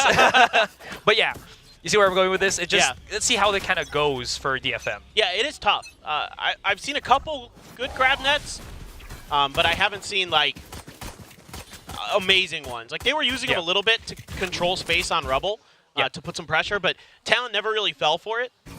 So, for the most part, they haven't been super effective, but we'll see if maybe this time around they can get something done. Again, being able to get to site, being able to scale here, is, I think, really powerful. Oh my god. No, they can just break it, but imagine if they didn't. Oh.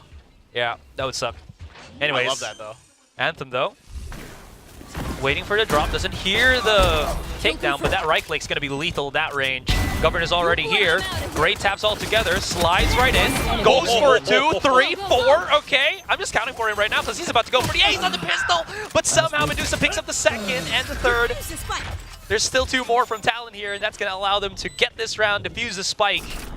Oh, very close. Very, very chaotic round. Yeah. I mean, the early pressure there by DFM, I like it, but then Governor just, you know, uses this Neon to its full effect. Just starts dashing around, taking people out, hitting some crispy shots. Absolutely. I mean, that's incredible stuff. Incredible work from him.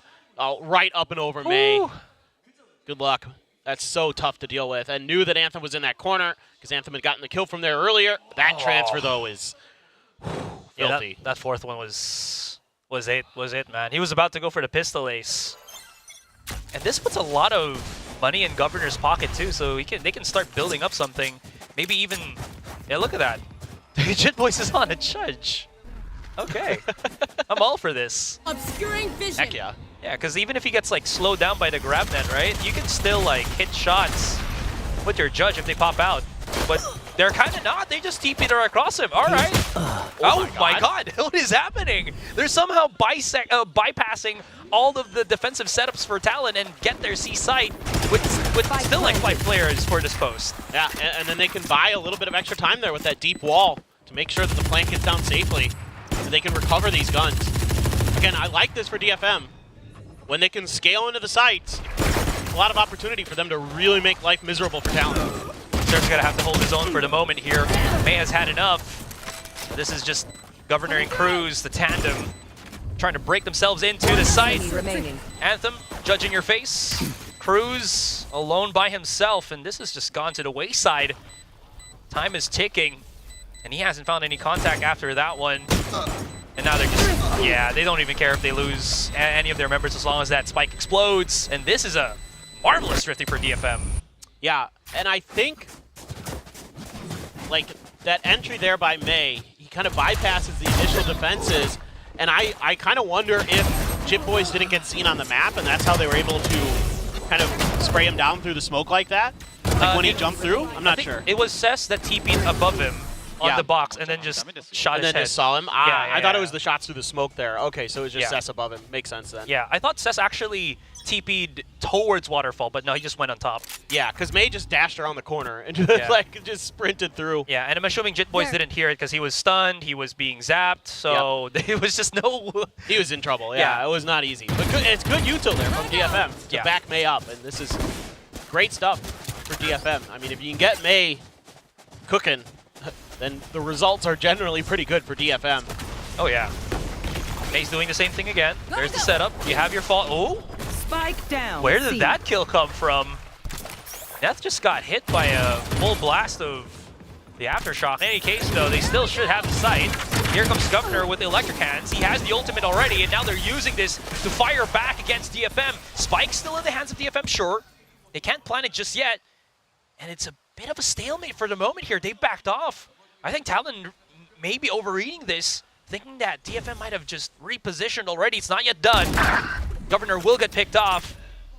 And the onslaught, the assault in C continues. Learn some of that utility, but still a lot of layers to DFM's post plant that you're going to have to get through. Hard to try to check, stun out, but DFM's avoiding it. They're crossing, trying to go through this smoke. Do they have a flash or something to set it up? Nope, just jumping out and trying to go through the grinder. One more, the swing and a miss for Ban, and that's going to be Cess picking up the 2, and DFM encapsulating the situation and going to get themselves another round in. Yeah, I mean, really good stuff. They're finding good ways to make entries, but now, obviously that round, you know, going against a weaker buy, so be it. Now let's see if Talon can find an answer to kind of slow down this fast-paced DFM team. Probably not what you're expecting so far with them being really aggressive towards this C site, you know, using May to just break open the C site as much as he can. Early TP from Cess. And waiting in the tree with the recon dart is Cruz, Governor right around the corner. And then you've got... He has an Odin, too. Yeah, you've got Surf there with the util. Oh, there it is. Free kill. Free kill. What a setup. He can actually go for a second one. Surf actually helps him out for this one. And somehow Neth not able to get the Odin spam. Oh my god, he opens the door immediately as he hears, I believe, the reload there. Have they pushed in is the question. Looks like they're afraid to really go deep into this A site. Still seeing if they can maybe work their way towards onto C. That midsection is kind of open. We'll have to see how this goes. Two of them. Oh, what a shot from Medusa. That's the catch on to Governor. Cruz alone right now on A Heaven. But he hasn't shown his presence here, so they might actually not notice that he's there, and they might get caught by any of his shenanigans. We'll have to see. Looks like that's a no. Decent shock dart, got some damage done. Now just trying to get the info. He's going to know that there's one right on back site. He's going to fall back into tree after the spot is Neth. Oh, what a shot from Surf. He has a stun. If they can find that, again, the DFM players are here on... Oh, no stun to be had.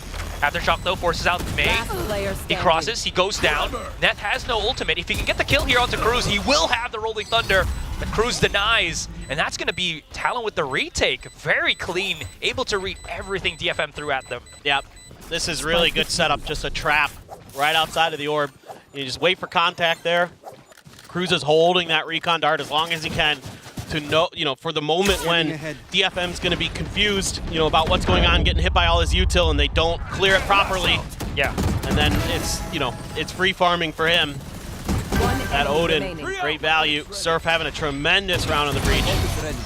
Yeah, and I love how Surf was making a lot of noise as well, so DFM wouldn't have the chance to react to breaking the recon, which also led to Cruz, getting that pop off, and then everyone from DFM freaking out, like, we don't want to get an Odin spam right away. Right. I'm kind of curious. Okay, we've got all rifles. Governor, though. Ooh. Just goes straight into the mix. Okay, love it. That's going to force DFM to go through to this one, but Nate, no, the shenanigans. There is also the wall that just allows Jit Boys to go through.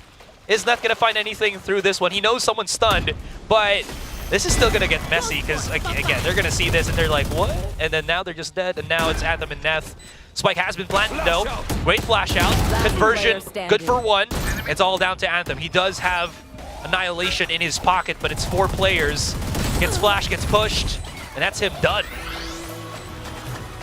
And now Talon starting to figure things out. The early aggression pays off, and then they're just able to really quickly rotate over towards B. You've got that lurking player dealt with. Yeah. You've got so much map control at that point. You can aggressively react to what DFM is trying to do. I want to see this from Governor. Oh, so good. So good. But yeah, that wall just went a little bit too far past Jit Boys, so he's able to hold that angle maybe a little bit unexpectedly there. Yeah. But I was kind of curious if you're gonna cut a gun in that round. So they had Sesu on the Sheriff. May was one away from the overdrive. I thought maybe you could just play for the orb, grab the orb, get him the overdrive. But it doesn't seem like they're really keen on using that overdrive much with May. It doesn't seem like they're really confident in it. Oh my. Spike down, B. Judge 3K. Okay. Governor, I want to see an ace if we could, but a judge ace? Man is chasing for the kills. You got to respect it, but at the same time, a little bit frustrated. Still, though, this round will go to Talon. I mean, yeah, it was a save round for DFM. They just wanted to see what works on B, and then Governor was there. Do you really want to see a judge ace? Is that? Are you sending me a video right now? No. Yeah, I'm like, let me find one for you. Yeah. No. I mean, why not, right? Yeah. It's the best gun in the game. Yeah, not wrong. Yeah. I told you how to read, bro. He knew it. Yeah. Love it. Against an eco. Look at all these ults. Have we seen the Annihilation even be attempted? No. I'm pretty sure no. There it is, though. You have asked, you will receive. Here is the yoink. It got somebody. They're cocooned. Who is this? I can't see his name. It's Cruz. Rip. That's actually really good, because now you don't have a Recon Dart and the Odin to kind of worry about.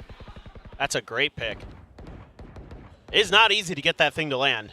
Oh, yeah. That ult is tricky. Hit, boys. Woo! I like to call those a swing, not a miss. A swing and a hit. Ah. We went to a baseball game the other day, you know. Yes, I'm learning the terminology. We're going to teach you all the baseball like terminology. The lingos. Yeah. Sure. I love that. All right. Let's see how this kind of follows through for DFM. They're trying to cross somewhere. Right now that they know that Ban's going to be on that A site, they're a little bit afraid to go through this, especially when Ban can just kind of position himself because the smoke has been placed. If they push through, maybe onto spawn, that could be something. Wow! That is some instinct from Ban. Oh, he just knew. Yeah. Now he knows. They've crossed over. Yeah, what a read. They're going to try to clear back, but then he's got more cams. He's got the traps there as well, so like, good luck. I mean, I think they got through it, but still, he knows and he can hear it. Oh, he saw it. Oh, this makes it so much easier for him to reposition. They're thinking he's on heaven as well. Yeah. Ring around the Rosie, the wrap around, spots out Neth. Neth gets stunned, but he couldn't convert the kill. Aftershock as well. Breaks the sound trap first. There's going to be the conversion. If Anthem can just get that spray transfer, not going to happen, and Talon push us into map point. That's just great coordination there at the end of that round. Van getting that little bit of extra info, able to isolate the players on the back of the site, calling the backup from Surf, and immediately it's Aftershock into a flash to set up the swings. Really good stuff from Talon in that moment. Like that's the advantage you have when Ban's just getting all the info in the world. I mean, what? Just Ban's brain is just too big for everybody. Yeah. These guys are I don't think we. Okay, he said. Good they cut that off. He said these guys are back at it again. Yeah. That's what he meant. That's what he meant. Okay. That's right here to bail out. Or he could maybe be saying these guys are bartering the site. What? You know? Yeah, they're trying to barter the sites to try to get it. Sure. Let's go with that. Yeah. Nothing. I trust you. Yeah. Yeah, they were saying nothing negative to DFM. We're a family-friendly stream, ladies and gentlemen. Yeah, absolutely. Yeah. I mean, it's just so tough right now for DFM. I mean, again, if you can't scale into site with this comp, what do you do? You really feel the I mean, there's no reason for Talon to get aggressive unless they, occasionally want to. Yeah. Right? Like, yeah, we've seen it, but they don't need to. Yeah, and again, they have those, as your wording is, protocols, right? Again, if they hear that noise outside of Rebel, they got that crew set up with whoever's going to help him out. And again, big props to Surf. His fault lines have been just so good. So good, on point right now. He's like 17, 9, and 5. I can't believe he only has 5 assists. I know. Because he's been really good with his It's util. insane. I think he's just been picking up kills off his own util. It's like Fair enough. Everyone from Talon technically is. Oh, they've been playing great. Oh, yeah. Last round. We'll have to see how this goes. Okay. Governor. No way. No way! With an Oden! Governor through the smoke! Cruz, what a setup! It's the alley-oop. Okay, Medusa. Governor overheats a little bit. Oh, that ultimate boops him up, stuns. He's trying to run for dear life, but there's just too many going around him, and Medusa, he's supposed to be the one to turn into people into stone. He's the one that got stoned himself, and that's going to be first map for Talon. Yeah, I mean, great stuff here from Talon. Looked like maybe they might struggle with some of the ideas very, very early on, in the pistol round and the follow-up, but after that, that run they took, they really understood the win conditions that DFM was trying to accomplish, kind of took them away from them, ran it 7 rounds in a row, and then really just put DFM on the back foot to the point where they had to dig deep, had to come up with some adaptations. They came, but they came a little bit too late, and then that other side of the map, they looked really clean on their defender side. In any case, we're going to pass it on to the panel. What a first map that was. What a first map indeed. I mean, Talon here, secure the first map, but DFM, really interesting ideas with the deadlock there, with Neon on May. How are you guys feeling about it? Obviously, we've been seeing more Deadlock Cypher come up in slight different variations across a lot of maps, both in Challengers and VCT throughout the world. And while I'm a big fan of that composition, it did feel like DFM wasn't that comfortable with it, right? It did feel like they had to be given the perfect opportunity to use that composition to really make it shine, and Talon identified that very quickly. They do. I mean, it's similar to that. The Neon here from May, exciting to see him pick that up. A couple decent moments are out there, but still, I think clearly a lot of discomfort on the pick. This is only the 8th time, I believe, that he's played it in his career, so it's not something that he has too many reps on, and I think it's something that's going to require a lot more iteration to get it up to the point where we're seeing Governor, because he was frying. Yeah, Oh, yes. Mei should be picking up the Odin more with the Neon. That's the new meta. It is the new meta. I'm just saying, you gotta do what you gotta do to win. Will, I think you're in a minority at this desk right now. I don't know if we're gonna love that. Even I'm with Seth on this one. Delete the gun. If the Odin could molly itself, it should. Oh my goodness. Well, yeah, so Achilles does not like the Odin in general, but it is a great gun choice for this map. I mean, Talon, I think this is very promising for the future of Talon as they move closer and closer to playoffs right now. DFM, on the other hand, I suppose they're just trying out new things because at this point, you just gotta use everything that you got. Yeah, obviously not their pick here, so not a map that we've really seen them have a lot of success on this year, even if they don't get necessarily match wins. So I don't know if you should read too much into it, but I think if you're watching Talon side of things, the fact that, scrims or not, they're able to identify what DFM wants to do with this comp that's starting to pop up in the current meta. They're trying to get ahead of things like the barrier mesh, to make sure that you really just rip apart the set plays that DFM has ready. I think that's all great. And then Governor shining once again on the Neon, really delivering back to Frost's promise that he's one of the best Neons we have here in Pacific. No, yeah, and I mean, he continues to look excellent on it. Nearly drops 30 in this map again, much like he did in his debut game all the way back at kickoff. 11 first kills for Governor. He was just always taking the fights, always winning them off the rip.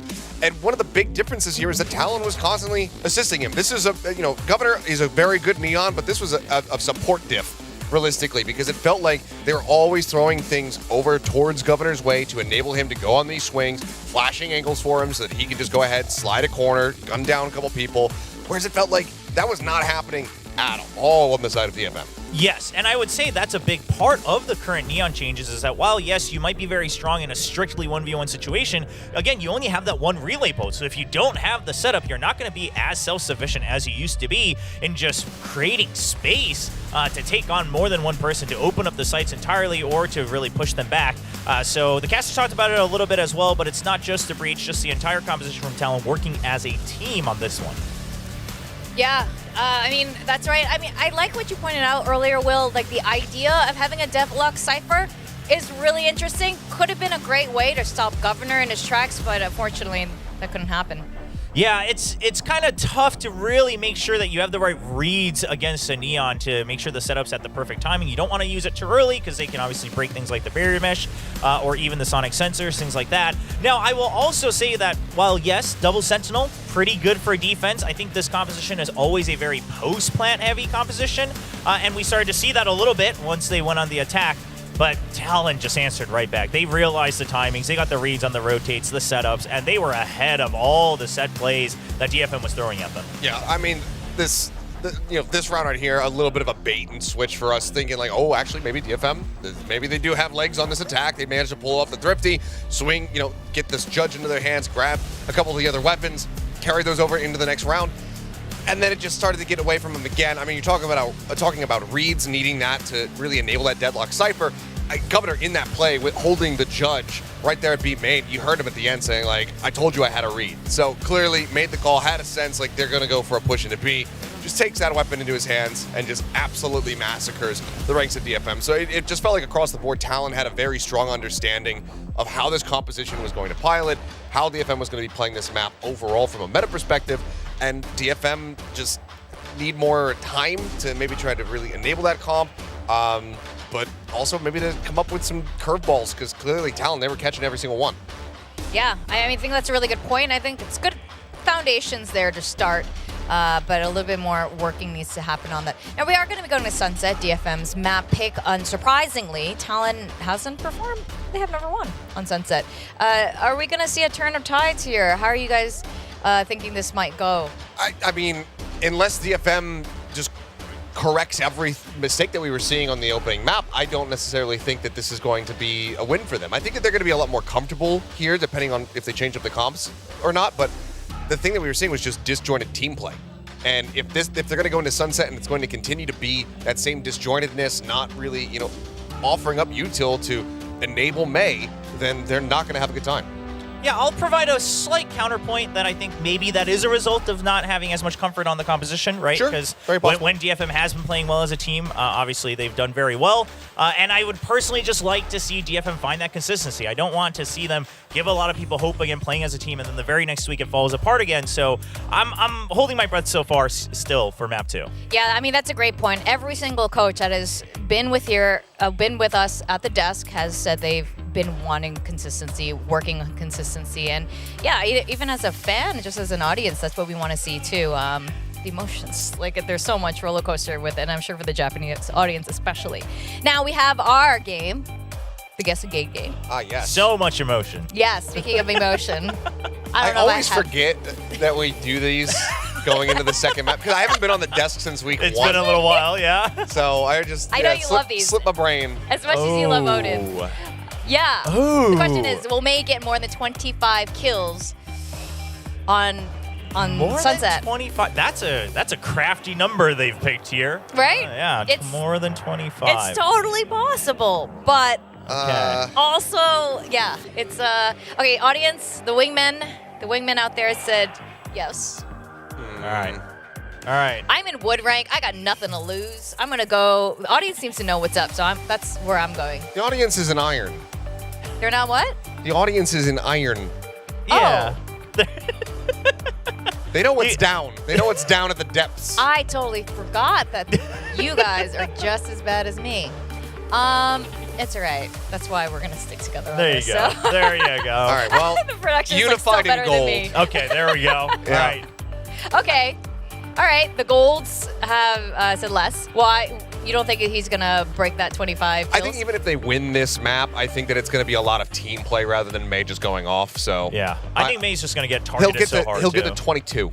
Ooh. Yeah, it's gonna be one of okay. those. All right. It is gonna be one of those where it's like just all the cost, and me and you, wingmen, are gonna be in a little bit of pain. Let's see if they have also cooked something up. Oh, it's Talon who's All right. switching it up actually, not DFM. Bringing back the neon, but sticking with the breach still to really support that. So not some weird mix of the compositions, but really sticking with a neon-heavy focus, continuing on to Sunset. After what we just saw, I mean, I'm happy to see this from Talon. Yeah, and I mean, this goes exactly with what Frost, I believe, was saying when we had him on the desk, you know, after the first week of play here in Stage 2. So, you know, when they went up against Paper X, he's like, well, you know, we were putting a lot of prep time into this neon patch. We think that really enables us in a big way because Governor is so comfortable on that pick. And I think to stray away from it would be foolish. I mean, you win this series, you're going to be going into playoffs. Governor has been frying so far on this neon here today. Keep him on it. Yeah, also Surf now back on that pure Sentinel. I want to see how much space he can create on the other side of the map because he's been very good with that. All right, let's see if DFM can stay in the game. We're gonna go to our casters, Asarai and Paper Thin. Did I vote right today for my guessing game? I don't know. This is on you, man. you're the prophet. You tell me. I think so. I think she did. I think she did. All right. I believe in our ring leader. I mean, I could see a world where May drops 25 here. He looked really good on this map. I mean, DFM in general looks way more comfortable on this map than they did on Lotus or Haven. Yeah. You know, the last couple times we've seen them, but in general, I think they're having a tough time. You know, Estelle talked about this during the pre-match interview, that the speed that Talon plays at can be difficult, and it was something they recognized, but they weren't, even with that double Sentinel comp, able to slow it down. And there's some early contact there. Pan gets caught by the stun, but I think he's able to get out. Yeah, no attempt by DFM to try to punish off the back of that, but I think in general, DFM hasn't looked comfortable against this, and you know, especially with Talon going back to this neon comp of this map. I mean, certainly everybody I think in VCT saw what Giacomo did on this map with neon, and so you're definitely you know, leaning into that extra speed and ability, and like the desk was talking about, that Governor is also very comfortable on it, and they're happy to play off the back of it. He got ahead of this smoke. Okay. Oh, but there's so many players here. I'm about to say something, but contact's already starting right now. Governor pushing on mid, just making sure that that mid push that we saw from DFM like 20 seconds ago hasn't really gotten that continuous mid control. Any case, though, we'll say that Talon, even though this comp is somewhat similar to what we've seen in the past from them, the players that are playing on the agents have kind of changed up a little bit, where Cruz has been, you know, the Forever Sova now, and then Ban is now playing as the Breach. Okay, jumps out. That's going to be a pick first. Great contacts all together, and this is DFM holding the back of the site, forcing Talon to go through. Nice shock dart into the wall bang here from Governor. Ban going to back away into the elbow here, at least for a different angle, while their teammate is starting to plant the spike in. But look at how far the contact is going to be coming from both of the Cyphers. Very far in surf, while Medusa is going to be here closer, and they might not be able to kind of sniff this one out. May has to get out of there. Got spotted again. Great util from Cruz. He's been so good on that Sova. Another part of the puzzle. On for the ace now. Deja vu? No, Deja vu! Ace for Governor. Love it. Well, Love and to see it. he's so good at these entries, and the plans that Talon has behind it, you know, he just jumps ahead. He's just breaking ankles. Look at that. He just bypasses Cess. And he's like, I'm just running in with this classic, and Anthem, good luck. I mean, Anthem didn't have much utility left either. He only had the Mosh at hand. I don't even know if he got to throw it. At that point, you know, Talon has so much extra control. And once Governor's on site like that, it's so difficult for DFM to do much about it. And like you were saying, you know, with both of the Cyphers kind of lurking around, there's even that extra layer of backup for Talon if they need it, because Surf is so far out there. Yeah, I was about to say yeah, it is. I think they're kind of hoping that Fault Line stun, you know, Governor slides in, gets an easy kill just because it's so strong right now with the patch for the Neon. Yeah, that's just my thought. Absolutely. No, it makes a ton of sense. Like, yeah. It's just so rare you see it on a anti-eco, you know? It's like, usually it's like the eco gun, right? Yeah. But it makes a lot of sense. I mean, you can save some extra money here, a lot of extra money. Who knows, maybe even, you know, they're considering an early operator or something. I don't know, but... Plenty of corners, too, to kind of, like, slide in without exposing yourself out in the open, right? Yeah. Especially if you can get it smoked off or even use your fast lane. And just, like, one shot from it is, like, sent DFM packing. They're just like, nah, we're going to the other site. Yep. Well, speaking of going to the other side, DFM kind of did that too when Talon cut the noise, but now it's all straight into A. And Jet Boys, let's see if we can... No. Just the one. Oh, Ban's here though. No picky uppy the Guardian for the moment. Pushes out, gets the contact. There's two other players of DFM, but Ban's Spire Sense is tingling a little bit, forces him, or wants him to at least back away. And Governor, here's the value. Another one right behind. No way, I think he was just trolling at some point. Now they don't want to pick him up because Medusa's picked up the Bucky. Trapped on tiles. Are they going to get more value from this? Nah. I don't know if Governor was trolling or what, but that's how it goes. That's how the cookie crumbles. It is what it is. I mean, for DFM, that's actually not a bad round in some ways because you're able to get out of the site early. You know, you're not giving up a ton of kills for free. You're able to punish this early position that Jet Boys tries to take with the Guardian. And at least make this a little bit more challenging. And kind of force some adaptations out of Talon. Yeah. But, you know, they're able to keep some of the guns over. They are going to carry over the Bucky again. But the overdrive already online for Governor because of that early ace. Oh, yeah. So some really good options available for Talon to find a bonus round in their hands. This time, though, Cess trying to take advantage of this, just pressuring that space, allowing the order to be grabbed. Governor slides on in. Isn't that relay able to clear space? Oh, he's in so much trouble. Ooh, tries to go around. Okay, can he actually get the contact? No, Medusa's holding on. As you can see, no push out around for Jet Boys because of the stun. Neth now slowly creeps right in, flashes, pushes them back. Plant will still commence, will happen in a 3 versus 4 on the retake. Looking at the utility left here for DFM, they have everything available for Anthem. A Paranoia as well in the hands of Cess. That recon dart's going to slow them down ever so slightly. But this allows Talon to place themselves a little bit better. Aftershock perfectly placed. Trying to go around. What a shot from Neth. Closing in. That's still heated up 2 versus 2. Where is Cess is the question. There's the Paranoia thrown out. One enemy remaining. Only one onto Surf. They know exactly where he is. That's going to be a nasty flick from Cess to clean up the round and pick up that defuse. Yeah, really good stuff here from DFM on this retake. Being patient, using their utility to open up the angles, clear the space, find some good shots. Really good patience. Medusa gets traded out quickly. It looked like maybe Talon was going to get this done, but yeah, again, it's playing off this util, something that DFM does way better on this map, in my opinion, versus the others. Oh. See a lot more comfort. That's how we spotted him. So the paranoia graphics, animation, or whatever you call it, the kind of black circle in your head, it stopped him from kind of hiding underneath the platform there when he was crouching. Yeah, so Cess was able to see it much faster. Trying to see that last contact on the 2 versus 1. The halo around the head. Yes, or the bubble helmet of blackness. I don't know what you call it, but if you get hit by the paranoia, you know what I'm talking about. Yeah, I know what you're talking about. Yeah. Thank you. At least I'm not a buffoon making nonsense. I've never thought you were. Oh, it's alright. It's okay. It's alright. Totally agree. It makes you feel better. Oh yeah, it does. All right. Oh. No contact. There was a bit of contact, but no damage. There's contact, but no damage. So you had to buy down a Bulldog for Medusa. Something to consider at the very least. And Talon really taking their time on this one. They're just going to use that drone. And a lot of this, it's really difficult to read Talon as DFM because a lot of times that Sova util is indicating that that's going to be where they want to try to make their hit.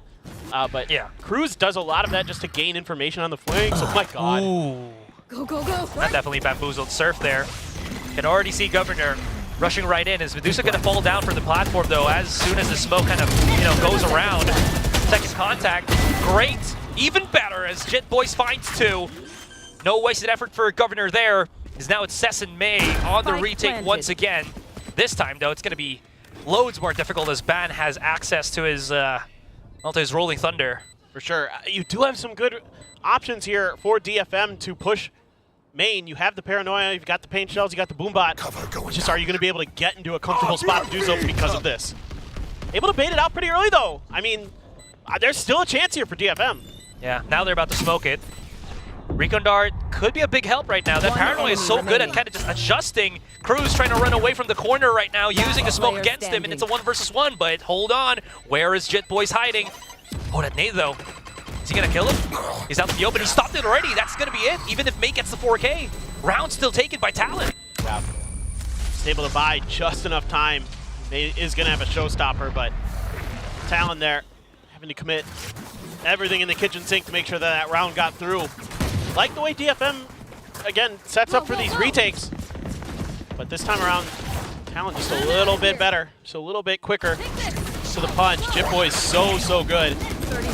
This is so clean. Yeah. The follow-up was 100% necessary. He's been really sharp. Yeah.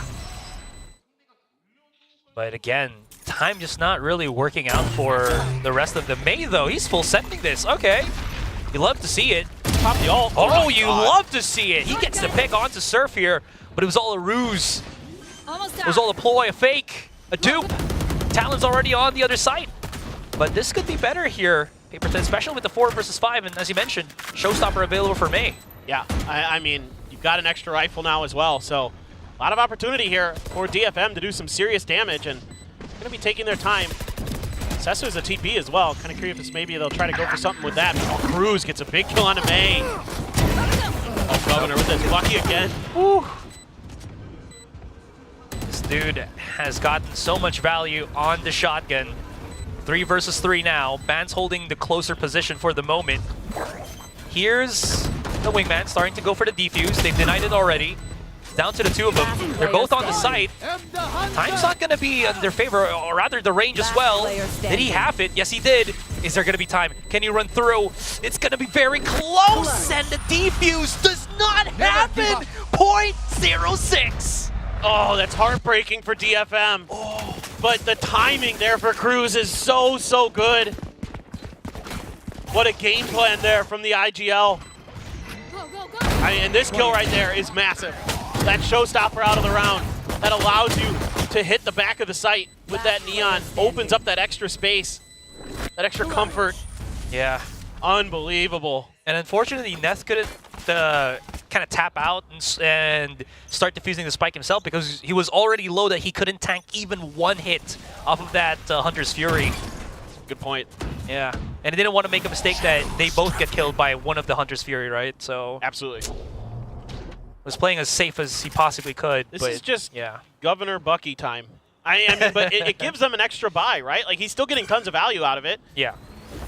So, sure, why not? I mean, I wouldn't mind a Phantom, but at this point, like, if you look at the economy, like, they're able to squeeze out a little bit extra, you know, from their economy because of this. So really good stuff, I think, from Talon in this game plan with this Bucky. Very unconventional, but it's working a treat here against DFM. It's at least giving him at least one. Plus, he's got the overdrive, so... Ooh! Oh, cheeky position from Neth here. Not done just yet. The jump up, though, catches Surf. Very early use on the Rolling Thunder. They did not realize where the flank was from Jit Boys. Jit Boys still wanting to go for the fight. What a tap! Okay. Man's insane. But he's getting corralled to win the flank. Great timing. No! Even better reactions, Jit Boys! One more, and he might fall into footsteps for the ace. Not gonna happen, sure, but Talon somehow dig themselves out from a very precarious situation.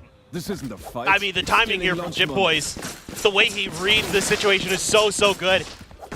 Here's, I think, something behind him, and that allows him to push just ahead of the Dizzy. Gets hit by the Dizzy, still gets the 4th kill anyway. You know why his name is Jit Boys? Because he's just in time. Ooh. Ah. I like that. Look at that. That's fantastic. That is insane. Yeah, take that. Well-deserved round. What an insane one. And that's going to force DFM to go for the timeout. Looked like it was a good round for them, honestly. And then Jit Boys just came out of nowhere. Yeah, they had a good read on that mid hit, but again, I do get concerned with DFM when I see those Rolling Thunders and they aren't really finding much value. Yeah. That's the one thing that kind of is concerning for me for DFM throughout this stage is sometimes the especially the ultimates, but the util is a little bit mistimed, a little bit misplaced. Yeah. And that one probably hurt them a bit because, like, let's say you still have that Rolling Thunder, Jit Boys, like, you know, maybe Neth is still alive, but you have a very different opportunity to use it where you can find a lot more value out of it. Yeah, for sure. I think the only thing that I'm kind of taking away from this is why DFM is throwing out their util in that particular manner is you mentioned it already, right? With DFM saying that, oh, you know, we know how fast Talon plays. Maybe they're also thinking that Talon plays a lot more compressed. So they're kind of hoping that, oh, we got the first kill. Maybe they're right behind him. They're trying to go for that refrag. Let's see if we can preemptively hit anybody with a Rolling Thunder and go for a punish. Unfortunately, the gamble hasn't really been paying off. No, you're absolutely right. I think that's absolutely the pressure that's in their mind because of the tempo that Talon will play at sometimes. Yeah. And it forces out, you know, mistakes from your opponent because of it. So, yeah, this Neon, you know, even though it goes down early in that last round, that pace is still in the back of your head, no matter who you are. Yeah, back of the site, though. No more tripwire. Oh, wait, no. Shocker did not actually find the tripwire there, but Governor will be able to break it down to push out. Ooh. And look at the speed at which he just uses the run. That's not ready. Okay, Bans wanting to go for this double flash. Any follow-ups? There it is. Not get done here. Fault 9 comes through. Governor gets overwhelmed.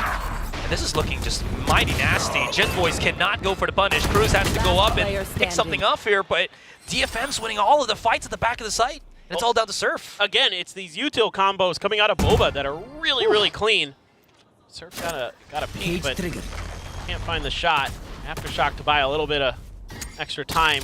Surf gonna put the camera up, check and see if Boba's clear. Left. See if he can make it work himself, but just a cyber cage left in the bag. Saw the shoulder. He's waiting for the head to peek out as well. Oh, he drops down. 15 seconds though. Now they've lined up, waiting for that quick little trade if need be. 10 seconds left. Surf. They called for the save. Yeah, looks like it. Makes sense.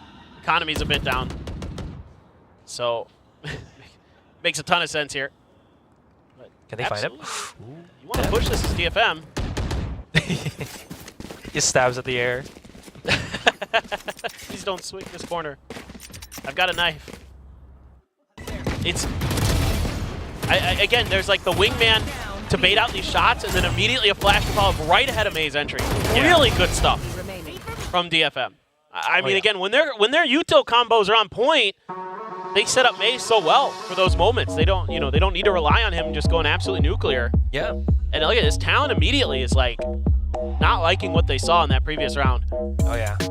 And I think, I'm curious what Frost is thinking, because I don't think anybody can ever really know. He has asked for more of the hand warmers. Yeah.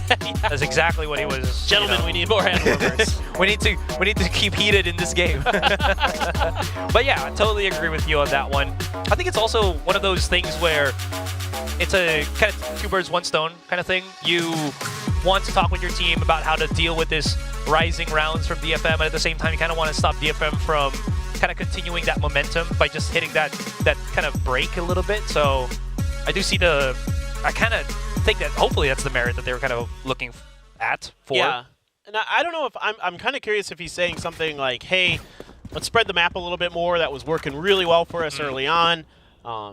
You know, still watch out for some of these aggressive plays from May and things like that, and make sure we get that plant down, and then don't contest Boba because it's not going great. Yeah. Or either take that space earlier. Speaking of May. Governor's here, though. Neth is playing ring around to Rosie. Ooh, great shot. Wide swing from Jet Boys. May's playing this conservatively, waiting for that contact first. This is Talon, by the way, that does not have any weapons except for the hero Vandal. Anthem with the wraparound. And it's all down to Cruz, trapped outside on mid here. He's waiting for him just to peek out, but he only got the Frenzy. Value is going to be substantial. Okay, 2 kills against DFM. But no plants, no rounds, no nothing whatsoever for Talon. Yeah, they just get completely trapped in market. Sesu hits a great paranoia. Catches 2 of them, makes it easy for them to swing off of that. Not bad at all from DFM. Yeah. But Talon, yeah, I mean, still finding a little bit of value in the round, but yeah, May so aggressive off the rip. You can tell looking at the map. And I mean, that's definitely obviously going to be a part of DFM's game plan, right? Is enabling May, but that's any duelist. You're gonna expect that. Yeah. Look at this kill setup. Okay. I do like how that baits a lot of the utility right now. Literally what I was just about to say. Great minds think alike. Yeah, something like that. Oh, yeah. Now you gotta get this Dizzy back though. Dizzy stranded. Oh, Jit Boys. Just been so good today. Really clean. Yeah, they do realize that he was going to be there. Governor, though, had the spike in hand as well, so playing a little bit too far forward. They're going to have to start picking up this thing, though. But look where May's positioned. Back of the site. They tried to cross. He could go really strong. Freddy Ham. Paranoia as well, though, just kind of blind him a little bit. Can they actually pick this up, though? They might. Yeah, they do have the from the shadows, from Jit Boys. Yeah. Is DFM going to read it? I think are they scrambling to put bodies on it? Yes. I was watching them on the map.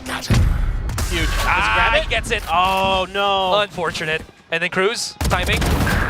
Crucial. Excellent.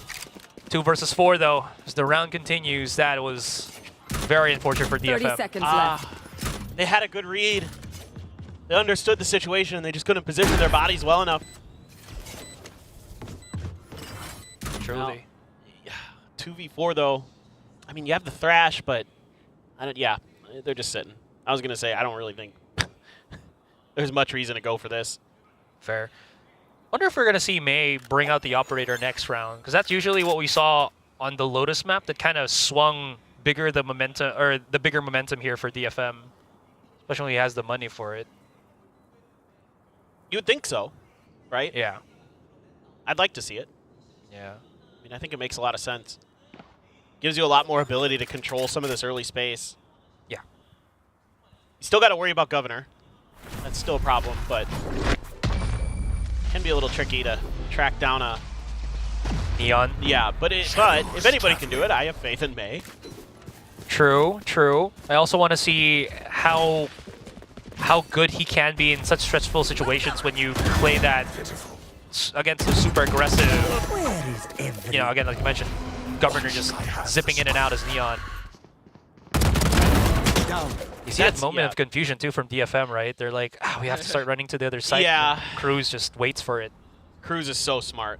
I mean, he plays Sova so differently than a lot of players, right? Like, usually the Sova's kind of with the pack, setting up plays. He's just kind of out here getting information and then setting up for lurks for himself. Really, really difficult to get a read on that. But it's actually, for a moment there, I saw Governor like flirting with an outlaw, and I'm like, there's a lot of money for DFM there, Governor. Like, but no, that was just a bait. Certainly did buy the rifle. Sesu's been really aggressive in this position, and now I was wondering if maybe Talon was going to try to punish it. I mean, JitBoys is still on top of the box. Maybe going to go for that cheeky angle, but they were just expecting that maybe somebody would try to get aggressive from DFM and they could punish it. Yeah. Another smoke from Cess here. So if they're tracking the amount of smokes that Cess has already thrown out, they should know that he shouldn't have any more smokes in like the next 10-15 seconds. So they can start moving their way into a site without fear of, again, being blocked off. For sure. And now if you do commit to this hit, that stun is so good. Yeah. Great job from Neth. 30 seconds. You gotta clear this util. Too precarious there to start doing anything. Medusa's kind of caught out in the open, but there's the smoke already, having to force themselves out. But Governor, he's wrapped around. Big damage. JitBoys alone, but he has 15 seconds. He has one to worry onto the side and has to pick up the spike as well. Tries to go for the chase. Has to pick it up. All right. Jumping in and out. Paranoia hits. And he is totally blind. He cannot see anybody. That's going to be a DFM round win. And they're closing in against Talon here. Yeah. I mean, they're starting to get a better read on things. But I think Talon there kind of forced the issue on B. They scaled a bit into mid, and they're able to, again, really pressure the back of Boba. But once that falls apart, DFM is so good about being patient around the pillar. Like they really make sure that everybody's in the right place. They're not giving anything up for free. They're setting up their util really nicely. Again, Cess hits a great paranoia. I mean, he's got 8 assists on this map. He's been really impactful with his util. That's something that Estelle was talking about. May is all the way in spawn, but Talon's just like, nah, brah, we're going A. Straight shot into this one. One more tripwire there, but it's been broken apart. Oh my god, May. Wow, dude is angry. Okay, Paranoia as well, and Medusa got snapped in the Chrome Dome. Oh my god. Sesto does get the refrag, and this is great for DFM. They're always getting these trades, if not just insta-gibs on the peaks here, and this is putting a lot of pressure on Talon. Right there. Yeah, their shots have been really good. Oh, the timing. Are they going to realize to push out onto smoke? There's the separation angle done onto Anthem. JitBoys is on the site by himself. Full weapon out. Will get caught. Cruz has an ultimate. He can stop this with the help of Serve. Tracing it through the smoke. Unfortunately, can't get the first pick on the recon dart. Coming around the corner right now. There's the Hunter's Fury. Sets done. Cannot stop defuse. No. Make it tank it, make it tank it. He has to run for it. It's Cruz. Do you have a lineup or anything? He will not. That's going to be made defusing. And DFM inch ever so closer to go for that equalizer. Unbelievable. Last round in the half. I mean, DFM now starting to find like their own ability to play at this pace. They seem really snappy. You know, they're expecting this aggression and they're able to play well off the back of it. I mean, it helps that May takes all the space in the world off to the ultimate, so they can set up for all these blank angles. I like the little hit and run out of the smoke by Talon. The setup here with the Hunter's Fury could have been good if you have that extra player still alive. If you win that battle in the corner of elbow, then it's almost certainly Talon's round. But a really good push out there from Neth. Speaking of which, because of all those kills and deaths for Neth, Rolling Thunder is available for him right now. He is on mid though, so if there is any aggressive push, we're not going to see a punish from that. Anthem's got the op. Yeah. Oh, it's got spotted though. Now they know, but he popped the shot off, so that's going to merit the push from Talon. Setup's already there. Mosh pit used to delay them a little bit, but Plant still should be going through. No, it's not. They get pushed back. Rolling Thunder very much out in the open, and JitBoy somehow still converts the kill, even though he was basically just nudged out of his noggin. This is great.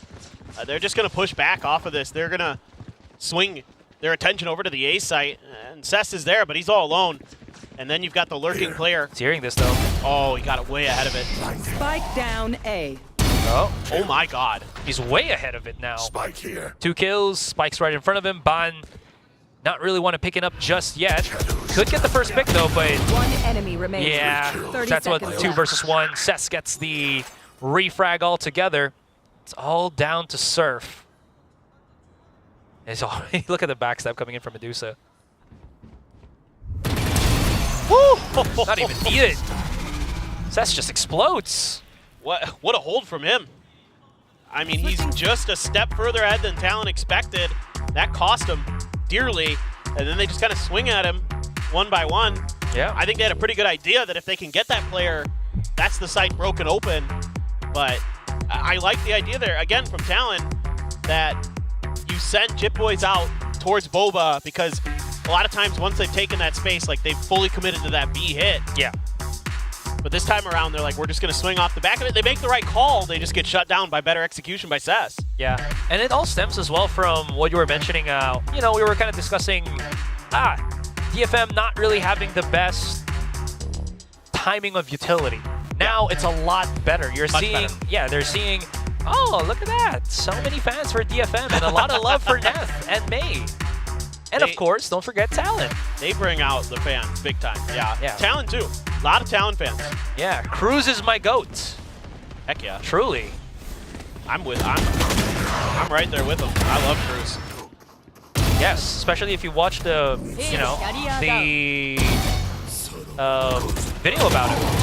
100%. Yeah. Super sick. The hometown. Yeah. Yes. That is exactly the series. Yeah, you got to watch our hometown series on YouTube. Yeah. Great stuff. Great content that Pacific puts out. Really gives you a great in-depth look at the players.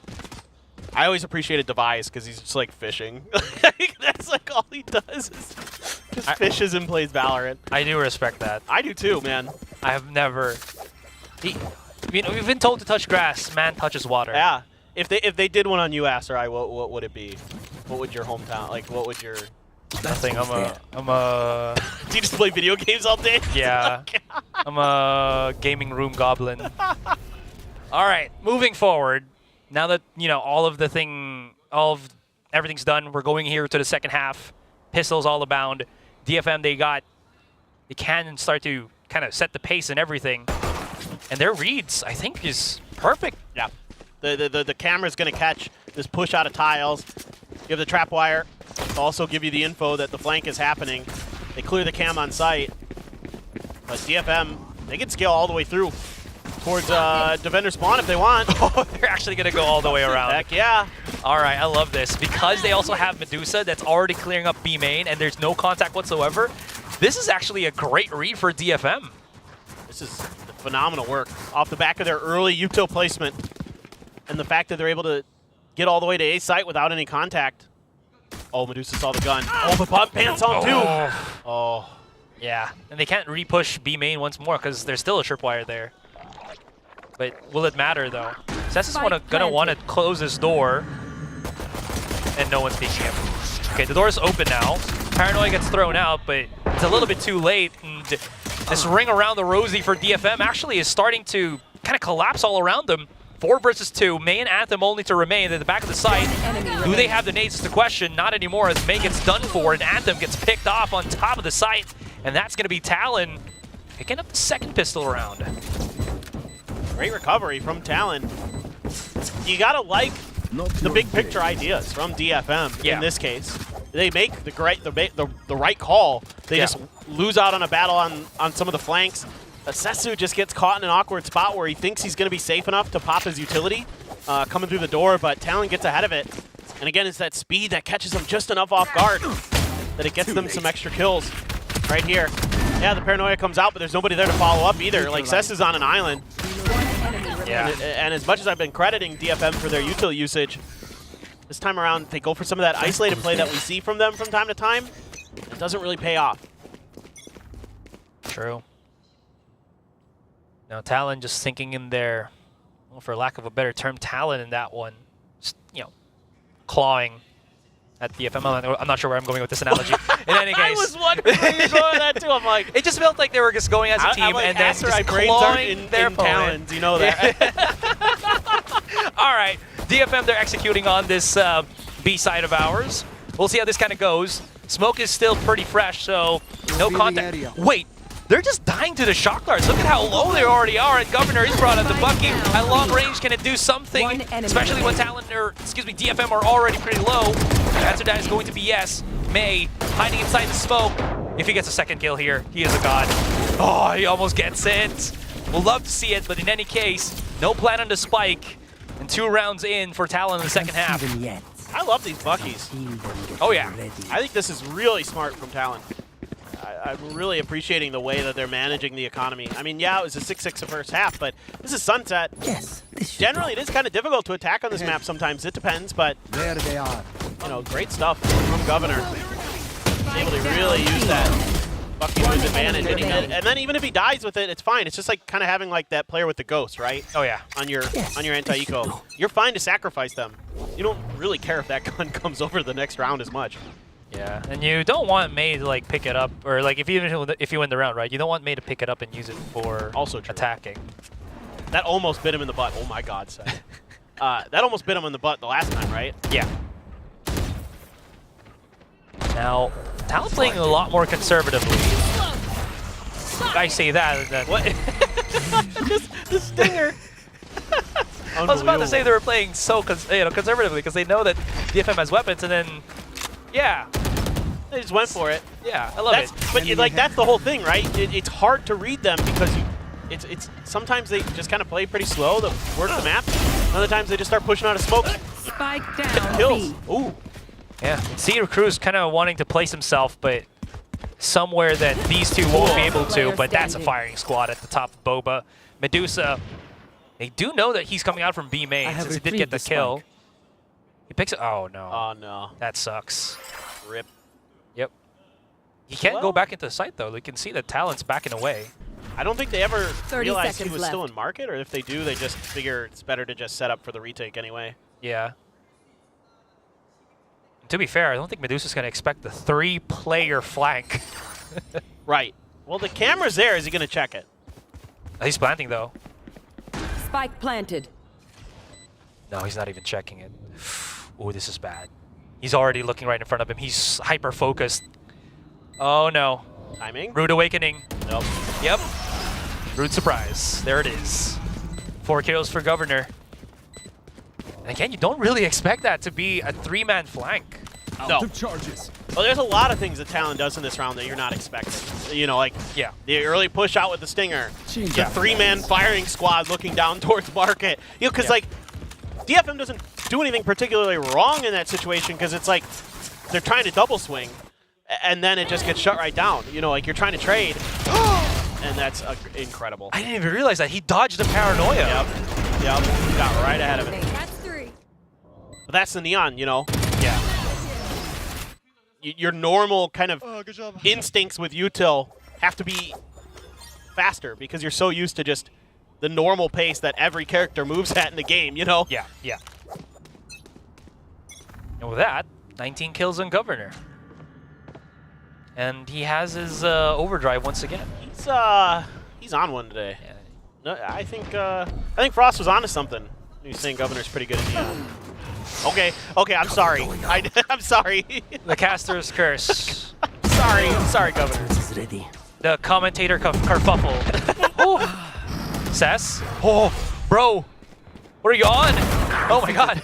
He actually just baits out the shot over any case. These shots are connecting. They see Ban already, the flank around, and Mei just chases him to the ends of the earth, and DFM somehow manages to get a round win off of just simple peeks and great headshots with the Sheriffs. Well, now you're just sort of like, challenging Talon in some of these 1v1s and these ego battles, and you're winning them. I mean, what a shot there from that.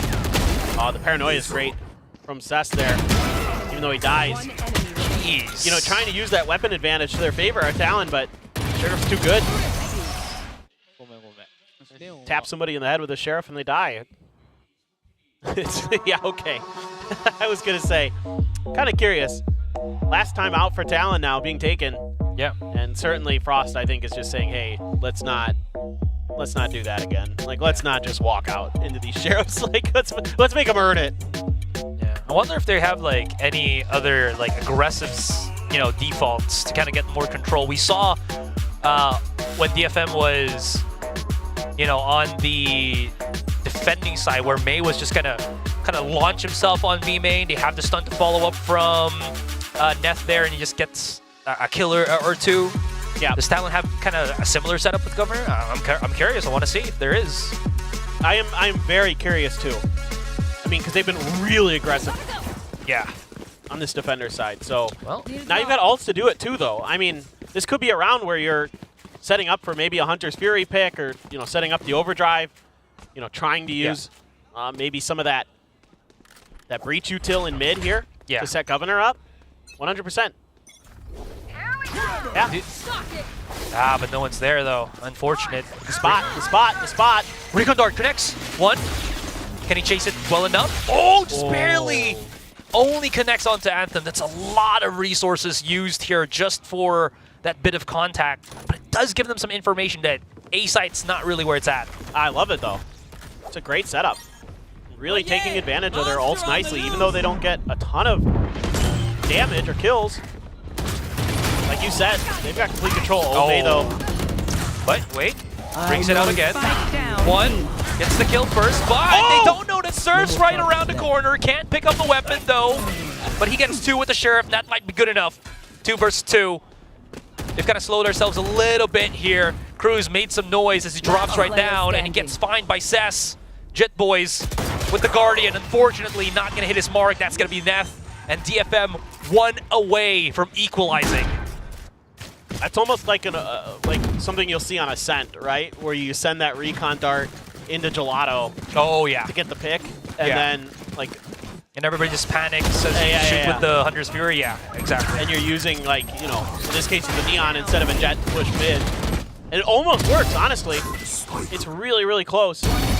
You get that ultimate off, and that kind of gives DFM a little more comfort to just plant their feet, wait it out.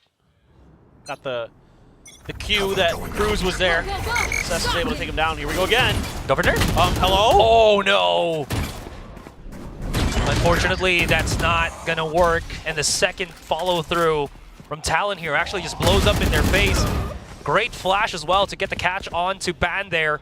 Able to convert for 1, but damage has already been done. Look at this. 2 players remaining for Talon. Cruz wanted to get a piece of the pie. Unfortunately, this pie bites back. And he just runs away. Got to save. Maybe. No, you don't have to. You got the money. You can play with it if you want, but they might just save anyway. There's no real hope in this round, to be honest. But they're still trying this aggressive tempo off the rip. They're trying to use some of these early combos to keep DFM kind of guessing and keep them off balance. But this time around, I don't know, Governor there just kind of ran into that smoke, and I'm not sure if it was just a bit of a fumble with the keyboard there or what happened. I think it was a bait and switch or an alley-oop. You kind of hit one with a stun. Governor, I think, missed the beat on that one, and he might have panicked or misjudged on the situation. Yeah, fair enough. Because he had Bay dead to rights if he just stops. Yeah. As soon as he comes around that corner. Then that smoke kind of just again fumbles his aim. That was DFM smoke too. I think that was the. Was that the first time that we saw them smoke that one way? Yeah. Maybe. It's a crunch play. Yeah. It's just the execution just a little bit off for Talon. And that really that basically cost you the round right there. This is a nice spot. This has just been so wild. Yeah. The pace of play is just insane. Talon has been on a lose streak of rounds, so they do have that max loss bonus at this point. May, though, just sending it. Surf not even wanting to go for this fight, but he's already pinched. He's got to have to find any kind of contact. There it is. One-way smoke comes in, but his feet spotted by Medusa as he does fall down. Rolling Thunder used on mid. Governor finds nothing at this point. See it? What? Governor! No. The slide of death. It's nutty. It's insane. It's exactly what Talon needed. 3 versus 2 though. Paranoia catches onto Anthem. They know that he's at market, trying to produce some kills. Not gonna happen this time. And Talon with an absolutely bonkers round. Well, I mean, that works. I mean, they're able to just barely use that mid control. That shot from Governor, like, just send that replay like 3 times in a row in like slow-mo, from different angles. This All this is crazy. Yeah, That's POV. See, yes, Oh observers. my God. They heard me. One enemy remaining. I love it. Oh, Cruz, that is nasty. Yeah. So, but they get so much space off of that, right? Like they have so much info, and then they can just use their util to just make life a nightmare in market. I love it. I love it. Neon's nasty. Governor's Neon nastier. Oh, Jit boys. Too close on the contact here. Governor not going to be able to do anything as the fault line does connect on him. Oh, trying to look for May. Oh, he could even get the second kill. This could not get the hit on the Raze though, excuse me. Now it's going to be banned. And he's sick for it. Backs away into secondary position. No chase will be had. Cess can pick up the spike though with his from the shadows if they can get any access onto that B site. But this is still a 3 versus 2. And Surf does have it somewhat locked down if Medusa can't get the pick off right now. Oh no. One enemy remaining. Oh wow. Yeah, there it is. Almost, I thought it had a moment where he might turn on that. Oh yeah. Cess puts that footstep, backs away, bans right to his corner, gets a bit of a daze. No, wait. Okay, I thought he was. Oh, they were dropping in one by one as well. There was a chance for a Cess there. Crazy chance. This is so scrappy, dude. It is. You always see these kind of possible scenarios where it could happen. I mean, this is just nasty from Ban. Expects the repeat. Yeah. So ready for it. One enemy remaining. I mean, Surf just out-lurking Medusa. Cruz has been really good. There it is. Yeah. We've burnt out both timeouts already. We're up that point, ladies and gentlemen.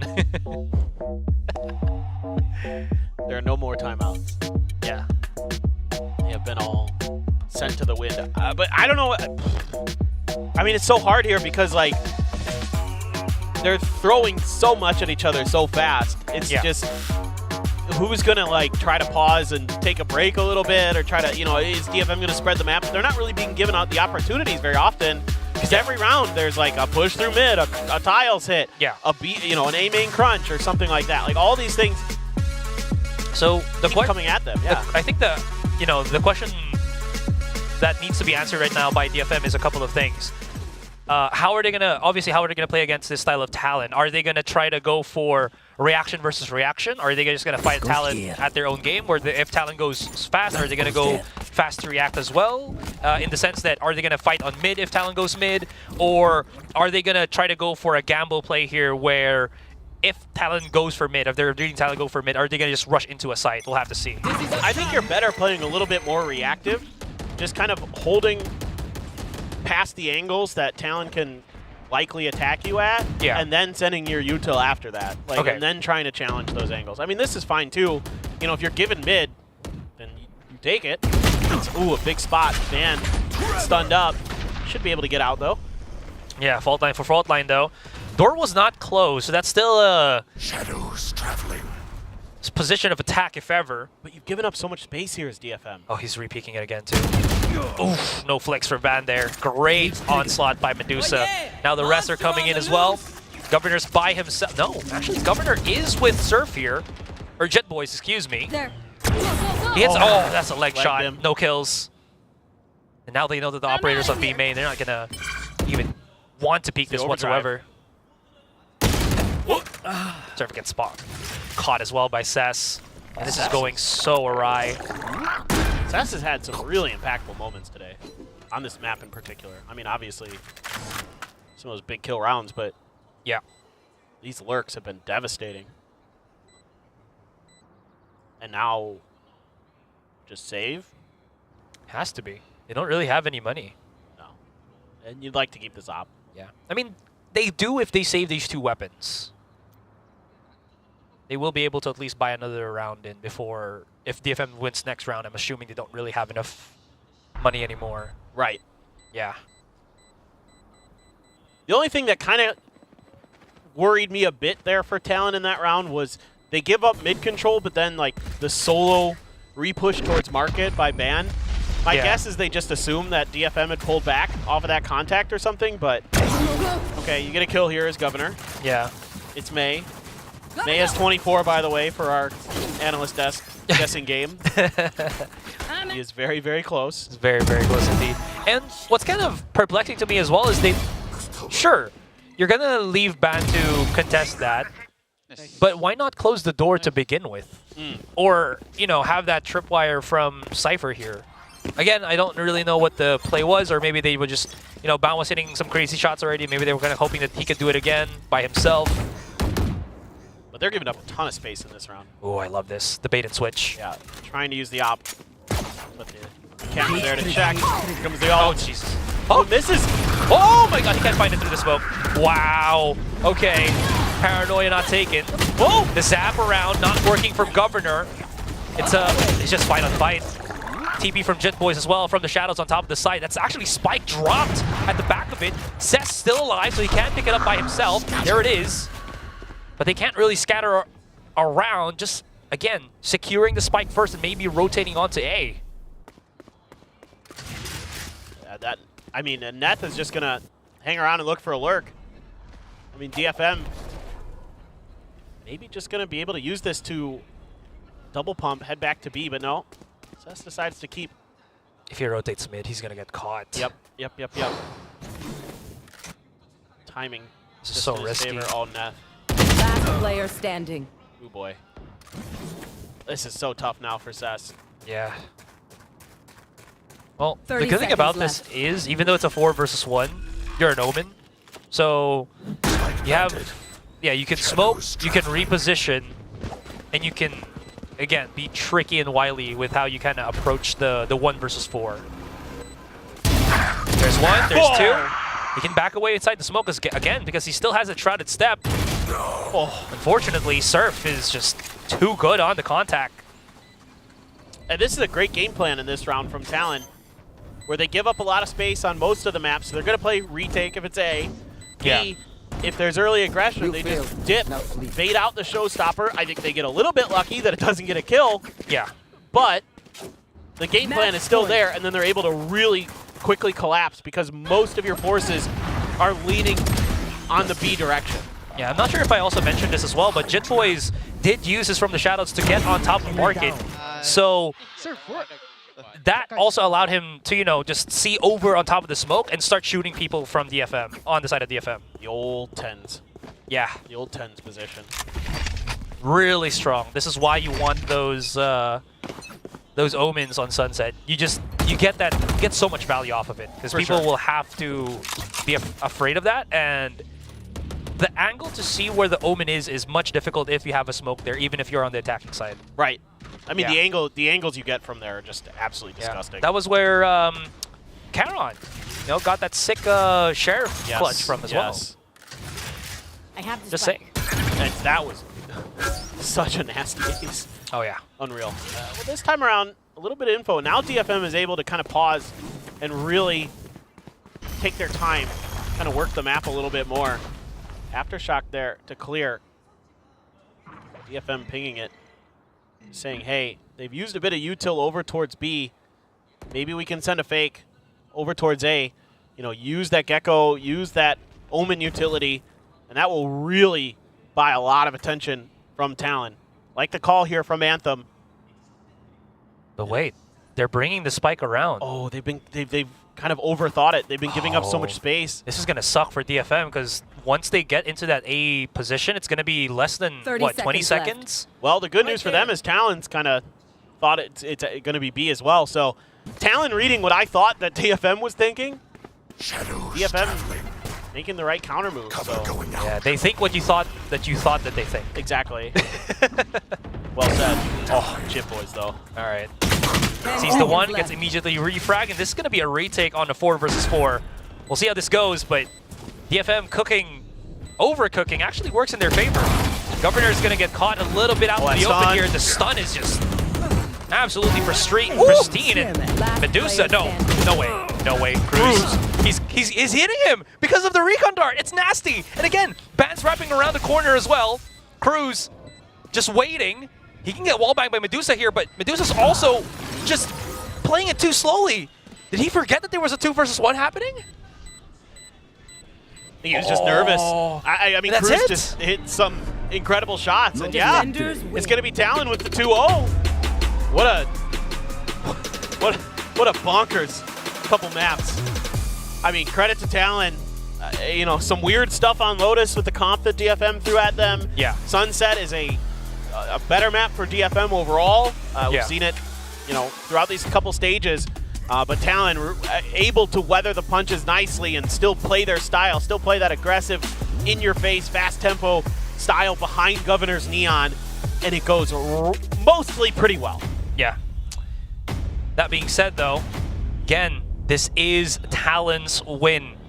And now they're in playoffs. Oh, yeah. I needed that confirmation. I actually was kind of bamboozled a little bit. 6 wins and you're in playoffs. 6 wins and you're in playoffs. So that's a big one for Talon here. DFM, still loving, again, the evolution of this team, I will say. Sure, they have lost this series, but it was a close one to begin with, even though it's 2.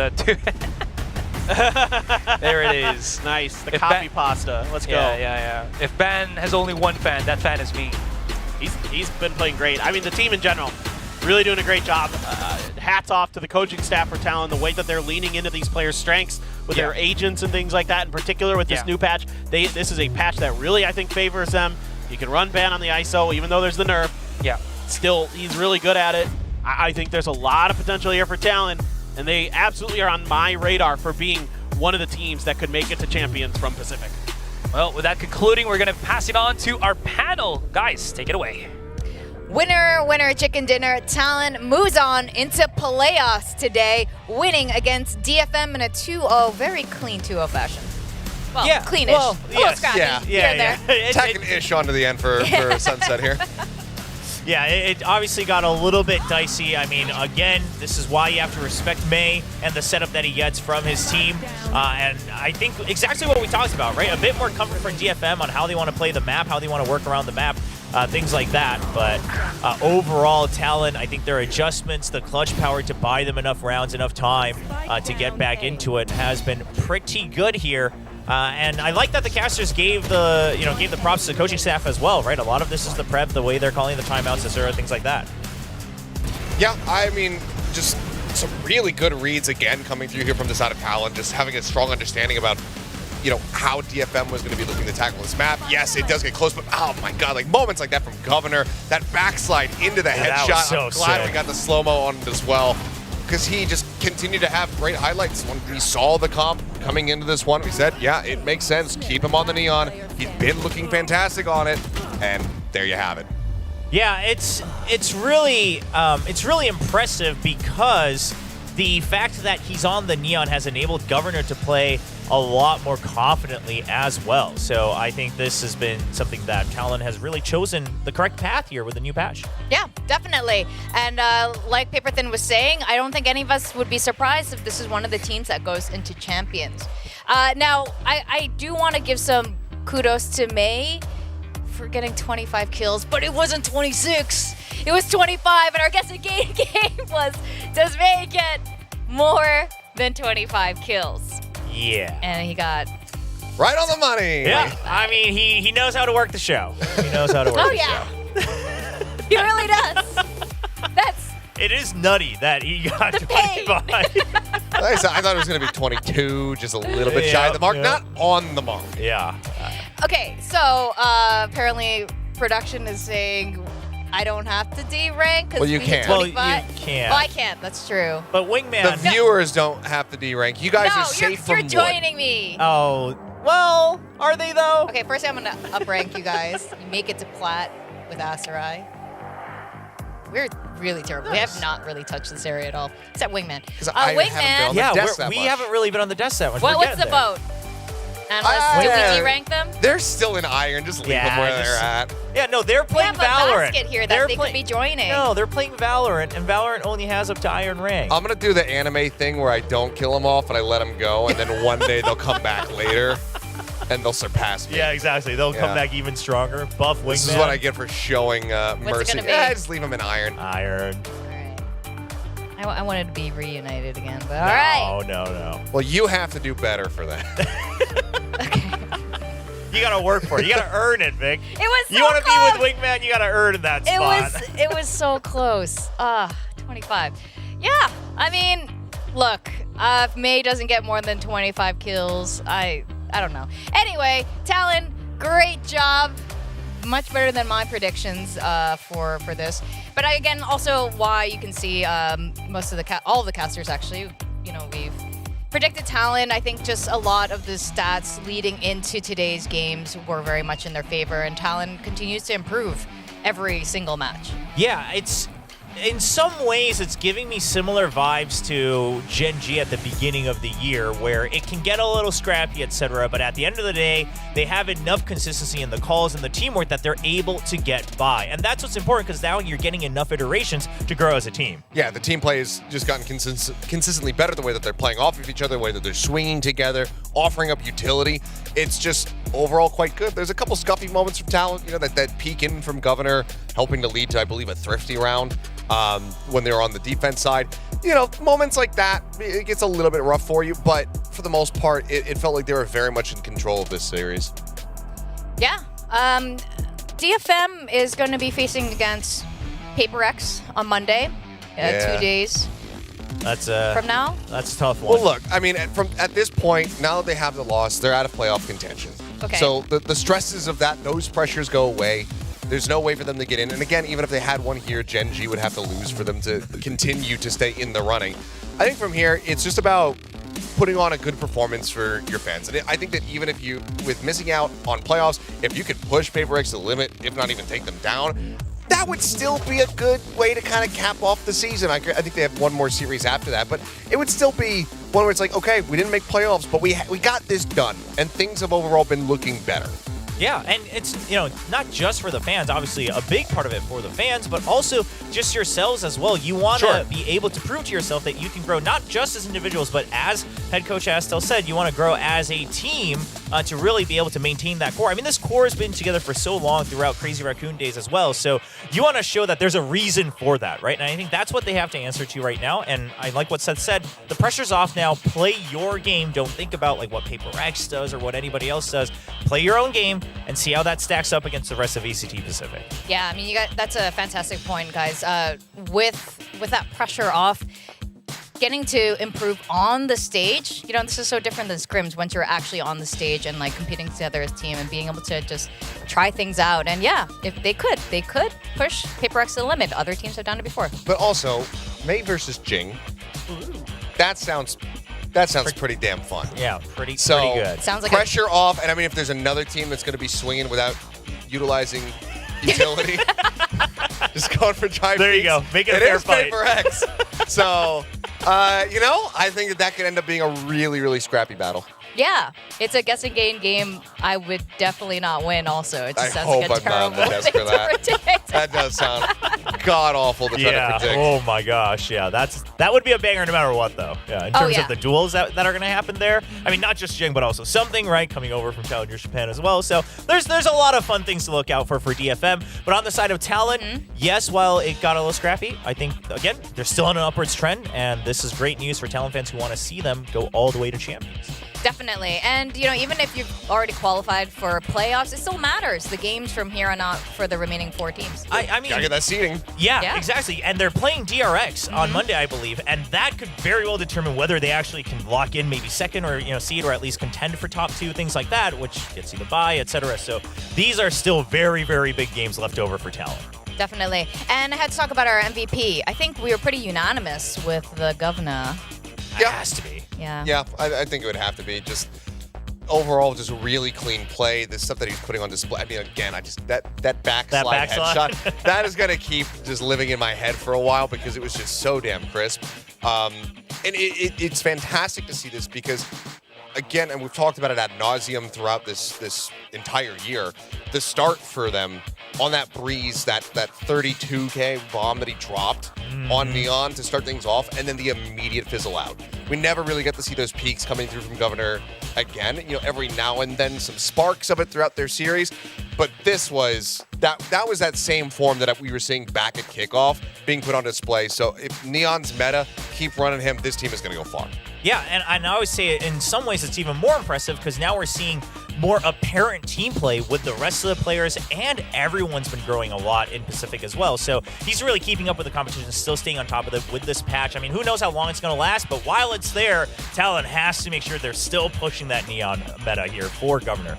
Definitely. I mean, Frost did it since, I think, week 1. Like, very early on, interviews with us, he called it. He said that we have the best Neon here in Pacific, possibly in the world. And you know what? I think he might be right. Let's go to the stage for the interview with their victorious team today, Talon Esports. Thank you, guys. And I'm now standing here with Governor Man himself. Now, congratulations, Governor, with this win. You guys are in the playoffs, so sigh of relief. Oh, wait, really? Yeah, that's what I heard. I don't even know that. Okay. But yeah. Yeah, no, it's a good feeling. I did know that we had, like, I knew, like, our chances were pretty high. But I think my biggest focus is just because we went to playoffs last stage. Yeah. We got obliterated. I guess my biggest hope is that we just perform in playoffs. Okay. Because getting in is not really enough for me anymore. Okay, so go further. Take a deeper run this time around. All right. Now, you guys went up against DFM. Mei is the superstar from the Japanese scene, always putting up numbers. What was it like going up against him? He was on the Neon today as well. Oh, that was definitely a surprise for me. I didn't expect him to go on the Neon. But like I said, like last week, you know, when people do play Neon, the Neon battles, it is definitely fun. I have a lot of respect for him though. Like I think he is insane. He was definitely like our biggest focal point going to the game, just to like counter him. You know, he was pretty much the basis of our little anti. But you know, I'm happy with how he played. Yeah, like when you're facing DFM, shutting down Mei should be your priority, and everything kind of unfolds from there. Let's talk about their comp on Lotus, though. It was pretty left field, I would say. Cypher, Deadlock, Neon. Thoughts? It was definitely a huge surprise, but you know, we put a lot of work in the server, and the Deadlock. It wasn't, you know, it was a surprise that they would play it, but you guys were ready for it. We weren't in like unfamiliar territory. I don't think they were ready for your sliding Neon Odin, though. So tell us about how much you enjoy playing this agent with different ammo. I think the sliding Odin is underrated for sure. Yeah. It's hopefully maybe I'm pioneering like a new meta or something, but the sliding Neon Odin is definitely underrated tech. Hopefully people start doing it more. All right, so it's like Fnatic using Odin on Lotus kind of a thing, but you're developing it more with Neon picking up the Odin itself. You can't predict who has Odin. Neon's coming at you. Oh, he has an Odin! Yoink it, everybody! And you guys are facing DRX next, and they're struggling a little bit with the changes that they've been running. Also, Coach Termi actually said they will be bringing in more changes when it comes to the duelists that they run or the role swaps that they will be bringing. So, do you feel like you guys are ready for that? Yeah, no, for sure. Even if they change comps, I think today was like a good example of like how you can change comps on us, but like our win condition isn't really like if you guys change stuff on us, it won't matter because I think we put in a lot of work. We play a lot of different comps. We want to play a lot against different styles, so I'm not too worried. I just hope that we can, you know, play it to the level I know we can play it, like we played today, and do the same versus DRX.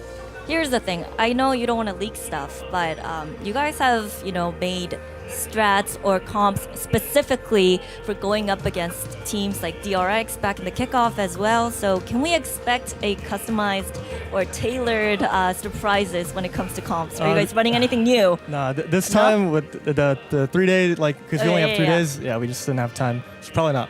Okay, so probably not, but there's still a chance. Maybe. Okay, I'll take that. But thank you, Governor, and good luck against DRX. Appreciate it. So I'm going to let you go now. Thank you. Thank you so much. And that was Governor, everybody. Now, we are going to head to a short break, but we do have 2 more teams fighting to keep their playoff chances alive. It's going to be ZETA Division taking on RRQ after this break.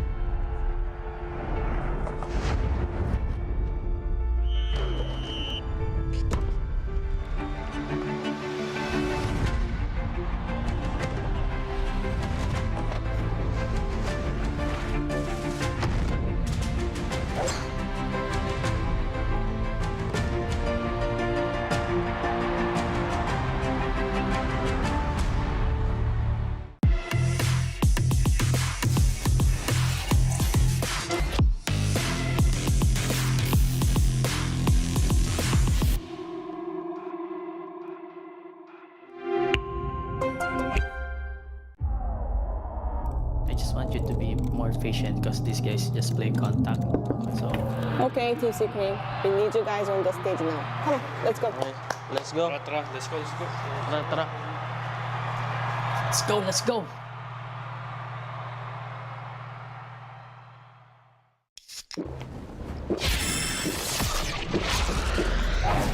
Red Bull gives you wings.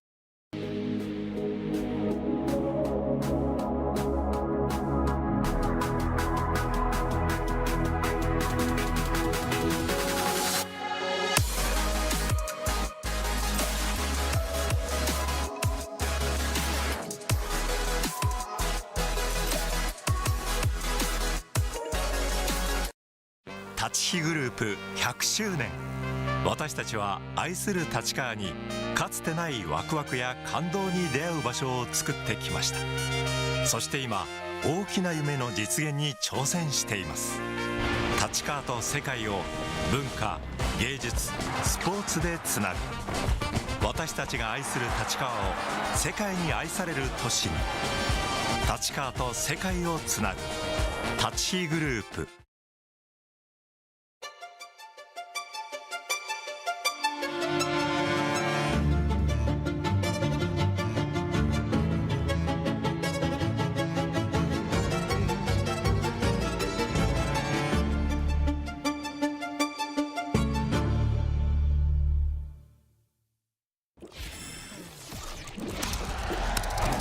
Red Bull gives you wings.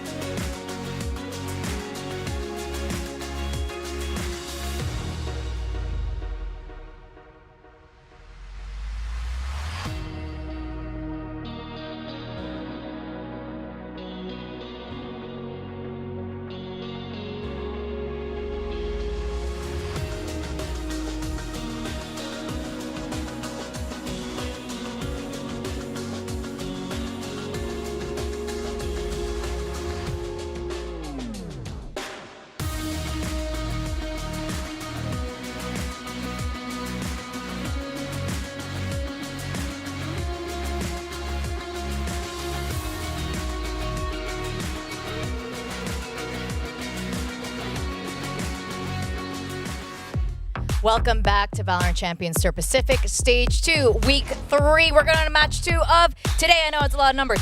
We got ZETA Division facing against RRQ today.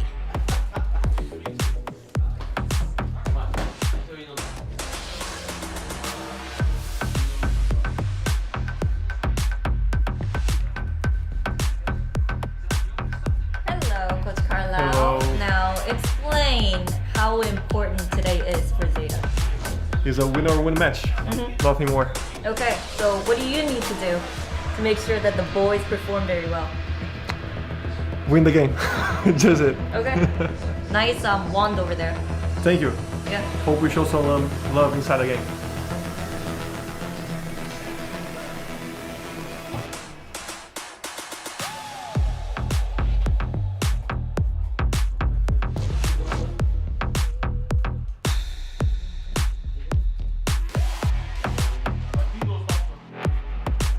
Standing here with Monyet and Jemkin. Now they're busy scrimming, but these guys were nice enough to take some time out for this interview. Now, Monyet, how are you feeling today? Jemkin, you know, you guys will make it into playoffs if you win this game. So how do you feel? Oh, hello. Hello. Well, how are you? I'm good. Okay. Now go scrim. Okay, thank you. Bye. Bye-bye. Did you hear what Jemkin said? I couldn't quite catch that. He's a solemn man. Very stoic. Yeah, man of few words. Yeah, all right. Well, this is going to be a little bit crazy. Last year, these two faced off. ZETA was the team to knock RRQ down to lowers. And LCQ, RRQ has never been able to beat them yet. Today could be the day. They knocked down Gen G, they knocked down DRX, and ZETA is probably looking at their weakest in the last 2 years. Yeah. Yeah, I would say so. I would say that ZETA is still trying to just even find the direction that they want to go on. But before that, I think even establish some really solid foundations so that they can build on something, because they've still looked very shaky even individually. So for RRQ, I mean, yeah, if you're an RRQ fan or if you're an RRQ player, this is the best timing for sure. No, it really is. And it feels like coming into this RRQ in a similar position of talent. Just get the victory, get in the playoffs, have that under your belt, be in a really comfortable position. And it feels like this is a match that they cannot screw up, that they can't throw away. Don't do this. Don't do this. It just seems like everything is really well poised. Oh, yeah. Oh, it's true. Are you okay, Will? No, I'm not okay because I agree, right? I was talking about this match during the week as well, and I just found myself saying very similar things, and in my head I'm just thinking, and this is exactly when things go wrong for everybody. It's okay. There's no shot coming into this game that Depp just sets a new land kill record while playing Deadlock or something like and that. We just go through several overtimes again. Then he just bodies everyone. That's never happened before. One-man warpaths his way to deny RRQ their playoff spot for a little bit longer. It just won't happen. It's never happened before. No, not at all. No. Yeah, you guys sound like you're not okay. Laz and Estrella here. The IGLs. Yeah. I mean, I think this is something that we were talking about backstage as well. We're really seeing the need for a capable fragging IGL, right? You don't have to be the top scorer, but you do have to hold your own in the current meta of Valorant in 2024. Yep. And I would say that Laz, obviously, we've held high hope. I think he's gotten maybe a bit weaker than before, but he's always proven that when the time comes, he'll be there. And Estrella, well, while he might not have as many pop-offs, I think he's been consistent enough in both his support and trades as well. Yeah, I would agree with that. I mean, he's also been going through a lot of swapping of roles and whatnot. Sure. You know, he's been playing a ton of different stuff. He's starting off the ignition and pulling off the smokes and whatnot. So there's been a lot of pivots for him to very much get used to, whereas Laz has widely just been keeping to the same stuff. So overall, I'd say that, you know, Estrella, pretty good performance overall, whereas Laz, I'm waiting for that big step up. I'm waiting for the pop-off from him, that performance that we saw from him and, you know, LCQ just being able to take over. Yeah. Now, RQ, yeah, last week we saw a 2-0 against DRX. We're going to go straight into map picks, and we got Carlisle and Ewok here. I'm wondering if we're going to be seeing Haven again. There was the one map that ZETA was. You know what still I don't good want on. to see? What? Icebox.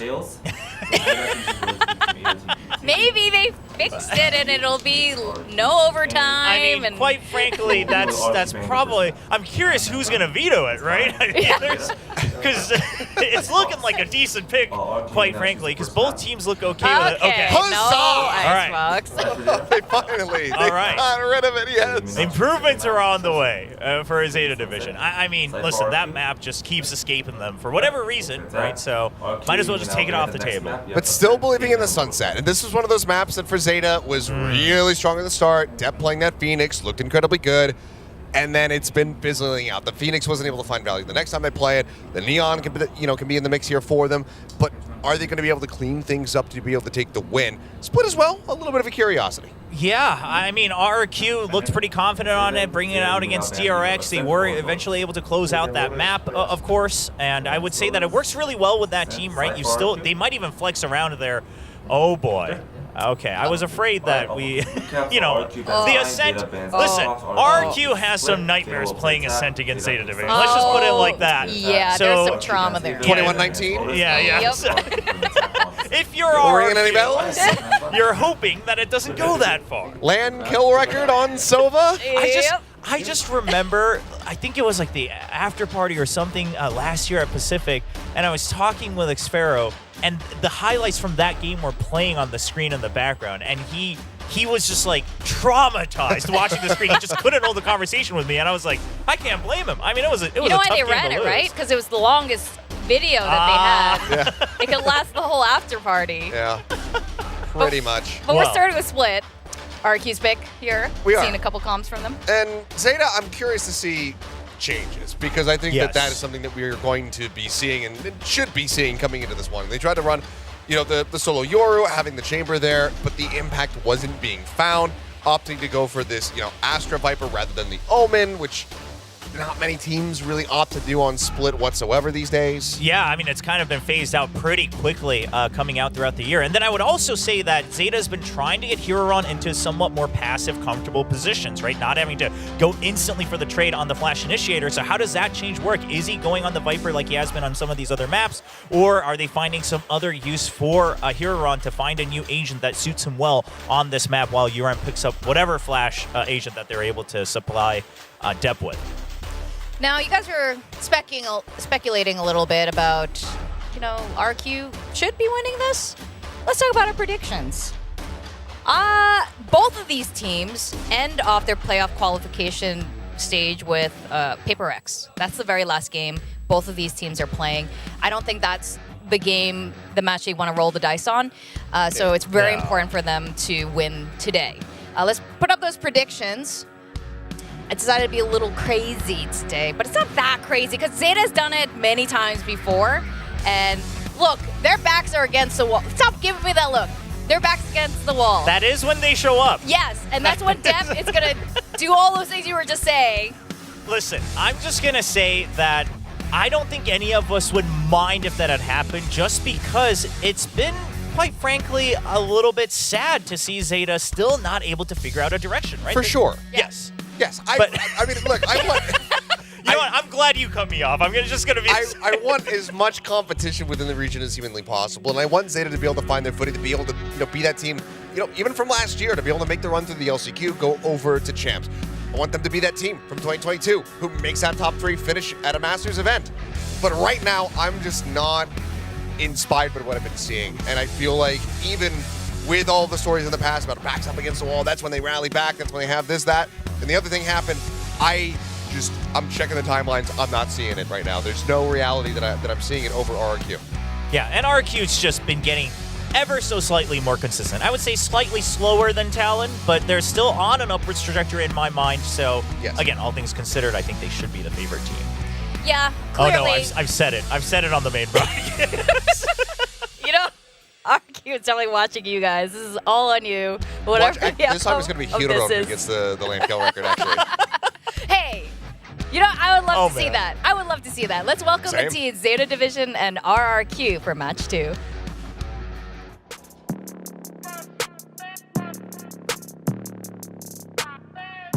Zeta Division.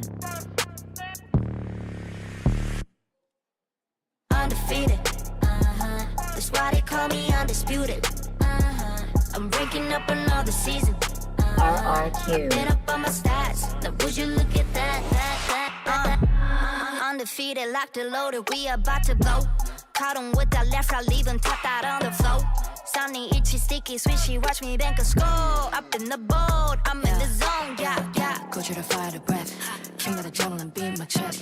Welcoming RRQ and Zeta Division. Zeta Division recently losing their #1 Japan placement, and I'm pretty sure they want to get it back. RRQ, on the other hand, getting more consistent, slowly climbing the ranks here in Pacific. Yeah, and obviously we were joking a little bit about lane kill records, etc. But win or lose, what I would love to see is Huron finding his footing, right? The guy looks so nervous when the pressure comes down on him, but he's had great games before. He's been playing in challenges last year as well in Japan.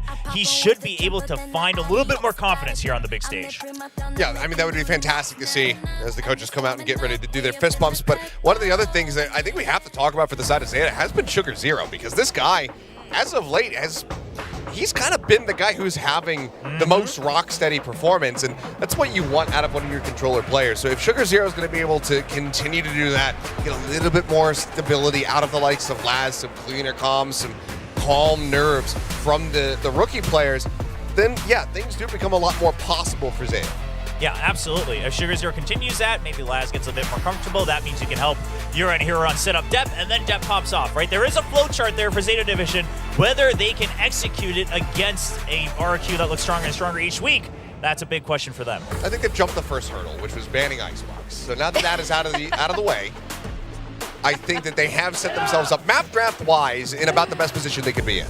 Yes, actually. That is very true. And RRQ, meanwhile, if they win today, they can be a little bit more comfortable going into that final game against Paper Rex because they will be secured for playoffs. With that, we are going to go into the second match up today. Over to our casters, Asarai and Paper Thin. Thank you so much for that one. And yes, last series of the day, RRQ versus ZETA Division. My name is Asarai. With me now is Paper Thin. Another banger of a match we're about to see. Heck yeah. I'm really excited about this. I mean, obviously a ton of pressure on ZETA Division like the desk has been talking about. Some on RRQ as well, though, to really show that they're in strong form, potentially going to the playoffs almost certainly at this point. It's very, very likely, but this would be, a huge win for them to pick up. They've been looking better and better, but my question for ZETA is like, what are you going to bring here today? We haven't seen Split in a while, and it is going to be a very different look than what we saw against Gen G the last time ZETA played Split, which was back in Stage 1, which had the Yoru and some other stuff. But really interesting to point out here is Hirodon on the Cypher. Yes. This is his more natural role compared to what he's been playing this year. He's been playing a lot of Initiators. His most played agent ever is Cypher, or not Cypher, Killjoy. Yeah. Cypher's is like third most played. Actually, his second most played agent is Reyna. Which is interesting as well. Yeah. But regardless, Cypher is more in his normal wheelhouse, so that sends Laz back over to Initiators, back over to Sky. Yeah. It's going to be quite interesting to see how this is going to look for ZETA Division. Again, haven't seen Split from them in a while. We saw RRQ against DRX. We saw Elmi Moore go absolutely nuclear. Yeah. He was the hydrogen bomb for them for sure. He had 4Ks, 33 kills, 32 kills? Yeah, it was like plus 21. Yeah, something like that. Bananas. Absolutely.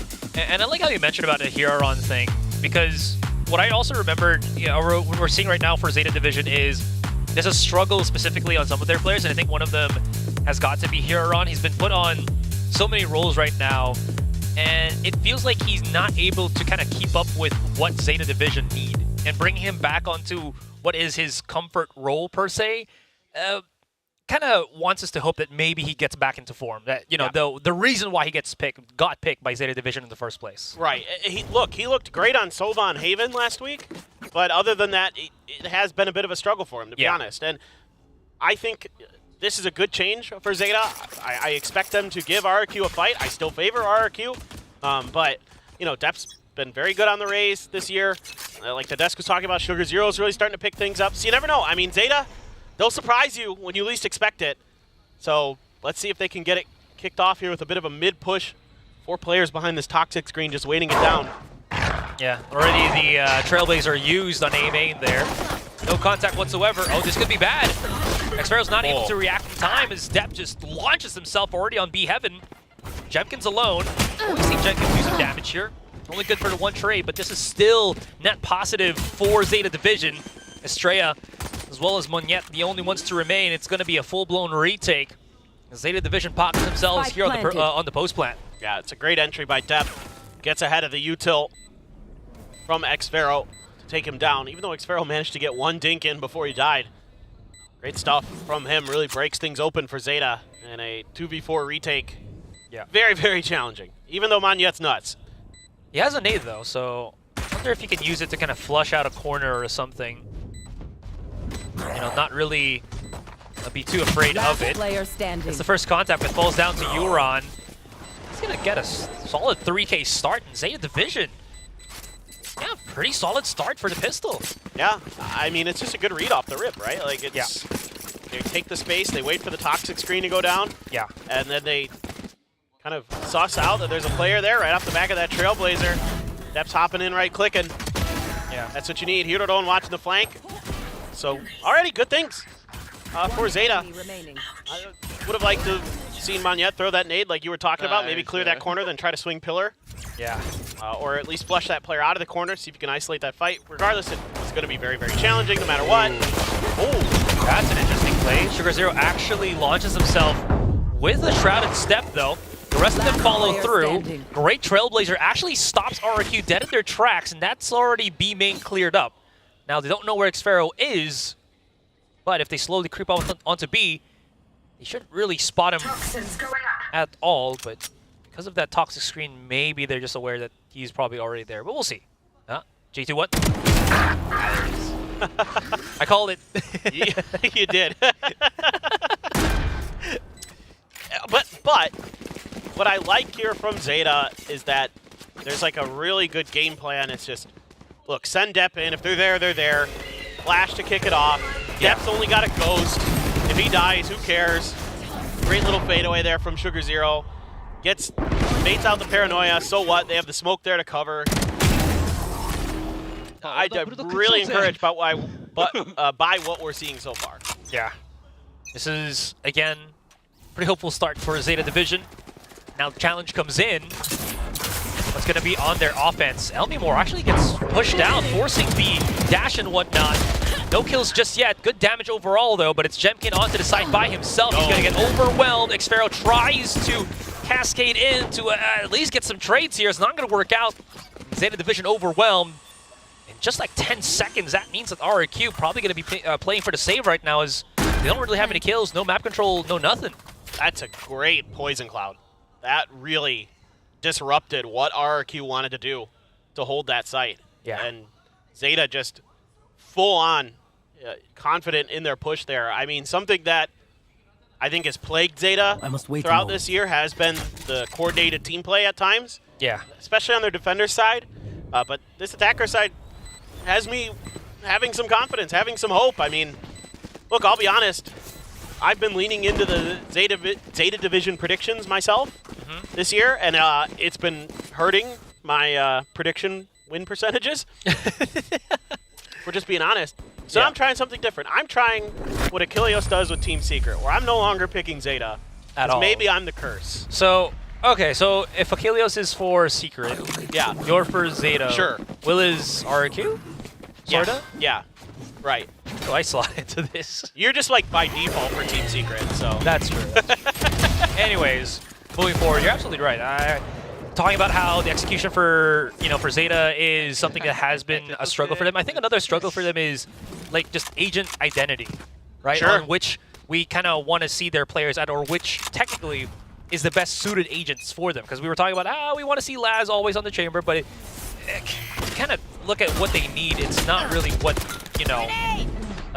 they don't really need to pick it because they don't need it. Yeah, well, Laz on the chamber last year worked because of who was playing what, right? Yeah. Like, it made more sense because you had a natural initiator in Crow. Yeah. This year, it's more difficult because if you look at the players that they bring in, the one weakness they had was initiator. That isn't somebody who they had a natural player at that role for. So that hurt them.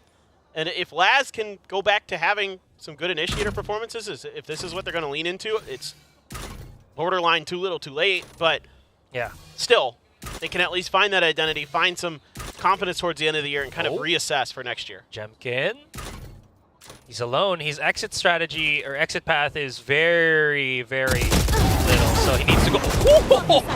Okay, that was the opponent's Cypher smoke, by the way. So he gets out of there with 2 kills, great straight transfer, and he's fine.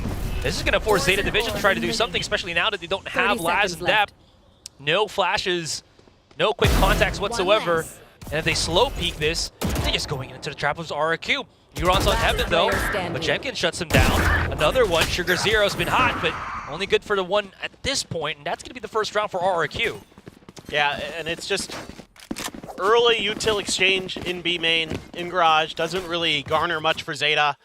Kind of forced to go over to the other side of the map. That allows Jemkin to take the space and can just hold that off angle, punish the heck out of ZETA.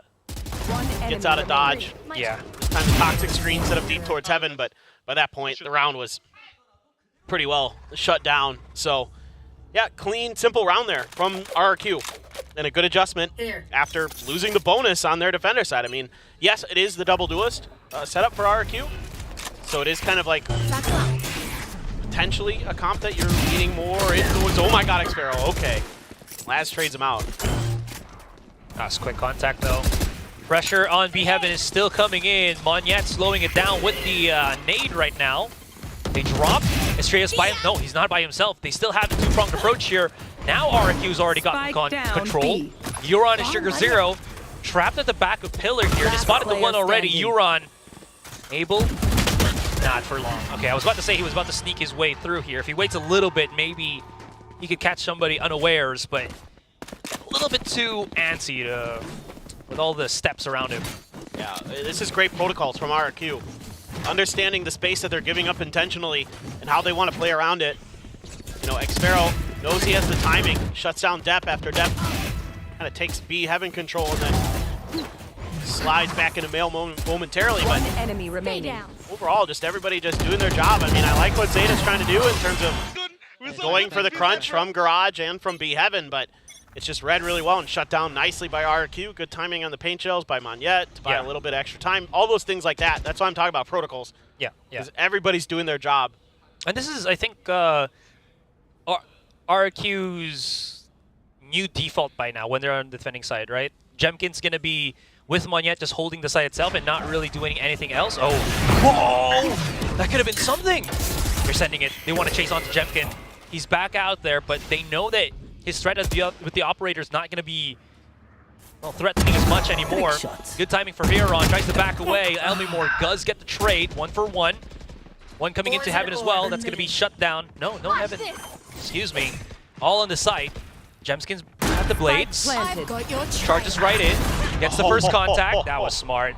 They didn't have to wait or block the cabbages. Player standing. Oh, Sugar Zero. One enemy remaining. Okay, hold on. 1 versus 1. Xfero sees it. Now he knows. Good contact, good hits. Through the wall and through the head, and that's going to be that. RRQ get themselves the round again. Yeah, it's so good about how RRQ like understands their timings. Jemkin there pops the blades and just enough ahead of those Seekers that they don't bother him in that situation. Elmimore is Elmimore. Yeah, he's so nasty in that mid area. I mean, Hiroto does a good job to get one, but then Depp's just stuck in that corner. And you can go behind the boxes. You know I don't lose that, bro. No, you do not. You are very good in those situations. That's perfect. Put that on a shirt. Yeah, you know I don't lose those. In his particular way of saying it, you know I don't lose that. I love it. It's such a strong, powerful message. In any case, we've equalized.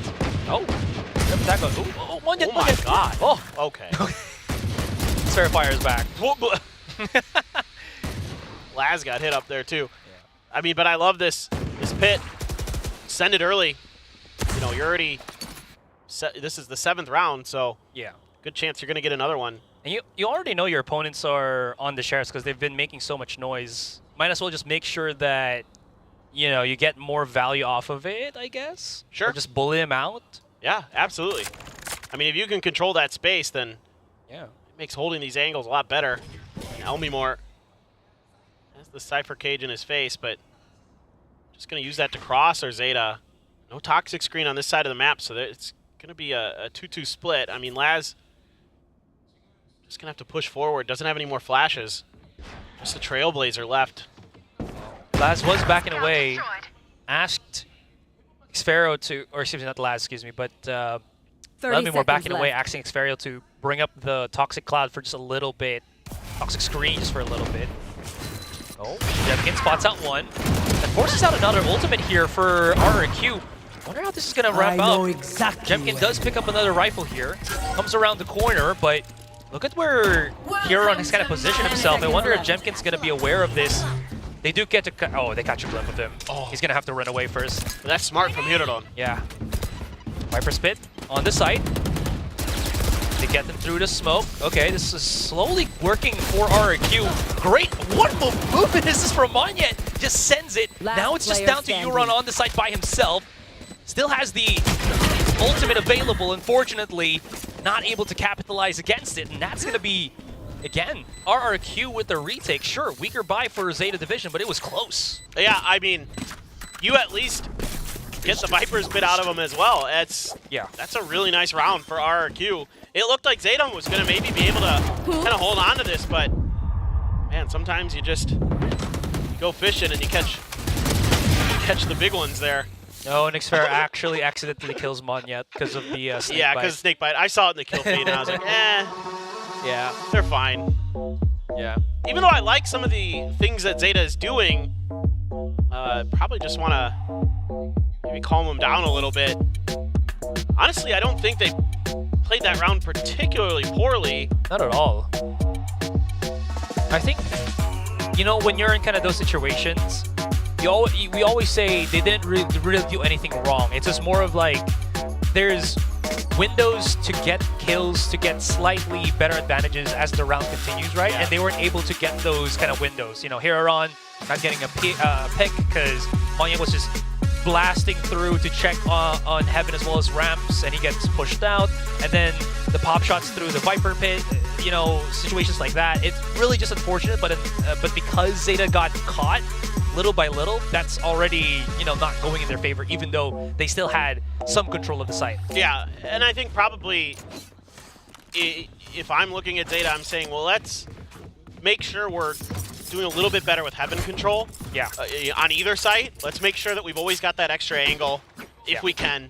You know, if we can scale into B with this toxic screen, if we can get the plant down there, then maybe we can just hold garage. That's fine. But especially on A, you know, like you're talking about little things, Depp diving in, he's in trouble. What a counter paranoia. Look, Depp's already trapped. He actually might be able to win the fight, though. How? 30 HP, flank around by Monyet. That was another smoke by Estrella to actually stop any kind of assistance from Zeta's side. That's Depp and Sugar Zero down just for Elbymore. And no push just yet for Zeta. Still, they do get the B side, but no spike planted just yet. Yeah.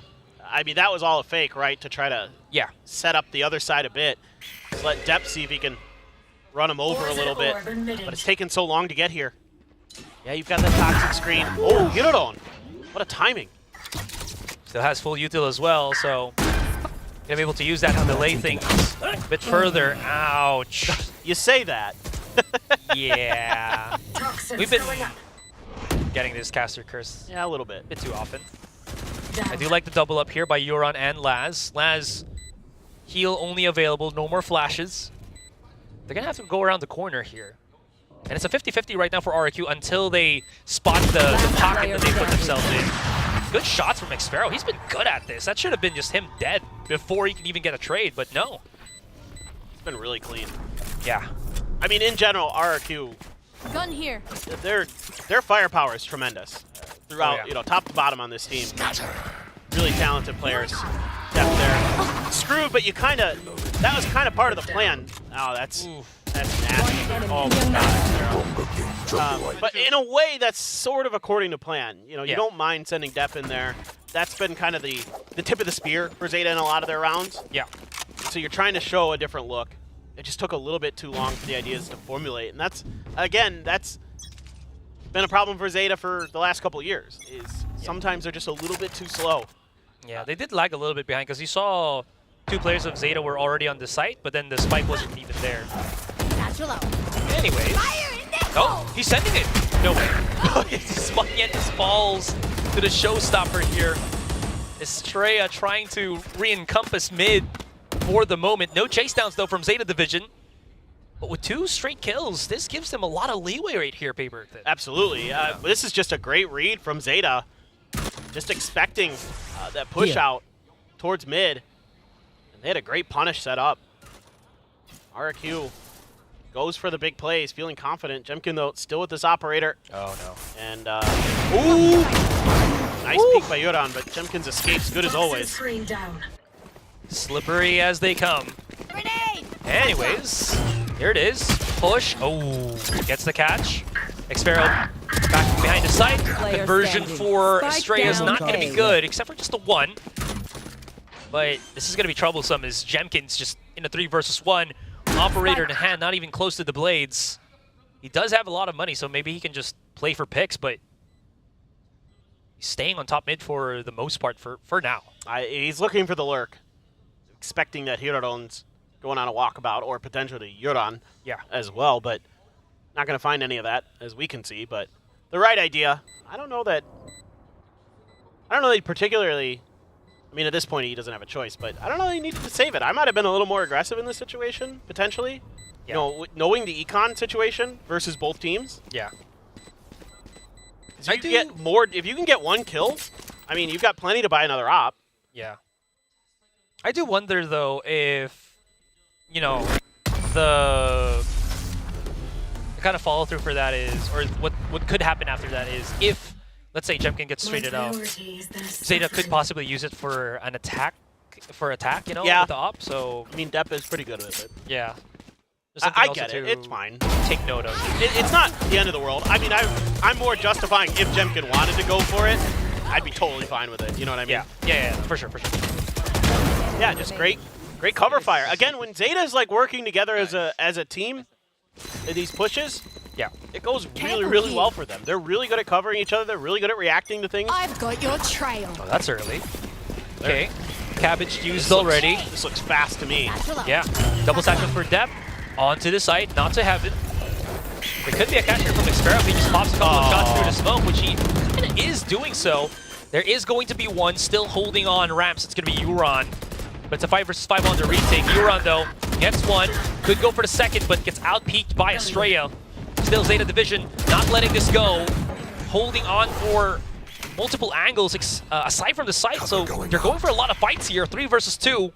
Numbers in favor of Zeta, and RRQ is going to have to start slowly breaking down these angles. It's going to be really tough. One enemy remaining. Dealt with. Yeah, Elmi Moore's not in a good spot. Still, a flank from Sugar Zero's about to come through, so if he exits out of A main, Jeez, he's not done for. Okay. No time, though. Slowly creeping in, but Laz shuts him off before he can even start to tap that spike. Yeah, this has been a really solid attacker side for Zeta. I mean, the rounds that seem to go the best for them are just the ones where they full commit to a hit right off the rip. I mean, and again, that's not the general Zeta Division style, right? Like they're a team that likes to spread the map. They're a team that likes to take their time. Usually. But today, you know, we're seeing that they're willing to change pace. They're willing to show some very different looks, and it's working a treat. And now the cash is starting to get pretty dwindled for RRQ. This is an operator, again, but only half armor for Jemkin to back it up. You do have the showstopper for Monyet, and look at him again there. Zeta's expecting some kind of push out. Maybe, you know, so many teams, when they have the showstopper, will just blast pack down mid, use that smoke to cover Monyet's position. That might give him a pick with this. We'll see. Ooh. That was very close, honestly. Now, Monyet's still hearing some commotion in mid, especially with the boombot being thrown out by Depp here. But is he just going to go for the hero play? He has no backup right now. Yeah. Well, he's kind of throwing it out himself. Elmi Moore, curious if he's going to go any deeper towards spawn. Yeah. But look at where Yoran got. I mean, this could be a pretty nice hit. Zeta's showing a slightly different look now. RRQ is aware of it, though. You can see the repositioning from them. 40 seconds left. There's still some options for RRQ here. They can start coming in A heaven to A site, or go the ropes route and go to B. 30 seconds what's left. the call? All right. This is going to be interesting, because now Elmi Moore is going to be holding this angle alongside Jemkin, and they're kind of out of time. Oh, Zeta cooked a little bit too long in the pot. He might actually fall down into this. 15 seconds. Can they stop it? Are they going to go the other direction? I don't know. This is very confusing between two teams. Xpero spots it out. One Now enemy here's remaining. well, plant on the spike, and Xtreya's the back of the site. A stab in the back of Sugar Zero, and RRQ takes the round away from ZETA.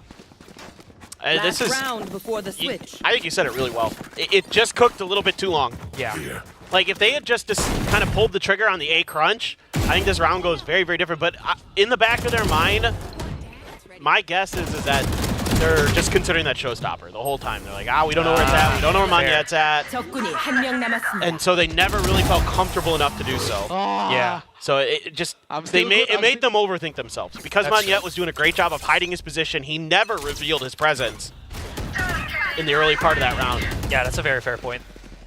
Did I hear that right? Yeah, Monyet actually used his showstopper already on mid, as you can see here, and Spike down. through the smoke.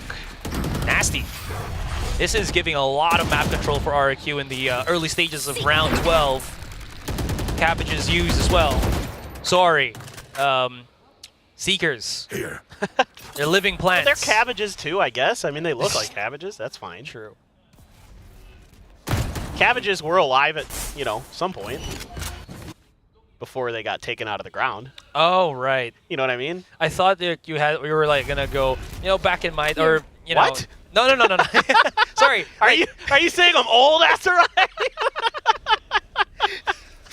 How dare you? You've been hanging out with Achilles too much. Okay. All right, back to the game. ZETA is now coming in. They somehow managed to get access on ropes here, so the pinch could still come through here for Sugar Zero, but I mean, RRQ has... Oh, no, wait, hold on. Yeah, that blows up in the face of Elmi Moore. Straight shot in. 30 seconds. Sparrow trying to hold. He's not getting any of these picks, and Dep single-handedly takes a site. This is great for ZETA Division. 3 versus 4. What shooting from ZETA? They were in, I think, disadvantageous positions in a couple of those fights, and they were able to just shoot their way out of it. Oh, my God. Oh, this is going to work out. I know. Aaron still has it having control. All down to Jemkin, but he falls. And ZETA Division somehow manages to pick it right back up. We're still equal here, Paper Thin. Look, it's a very solid half for ZETA. That last round, I mean, that was encouraging because Jordan had to adjust his aim with that Guardian to get that first kill out of ropes. Yeah. Dep got dinked while he was blast packing through A Heaven. Still gets the kill. And then repicked and still got the kill. Yeah. I mean, so for what it's worth, if they can kind of overcome disadvantageous situations like that, there's hope for ZETA for sure. I don't think you can fault RRQ too much in that round. I think they made some decent plays in terms of their overall game plan, but yeah.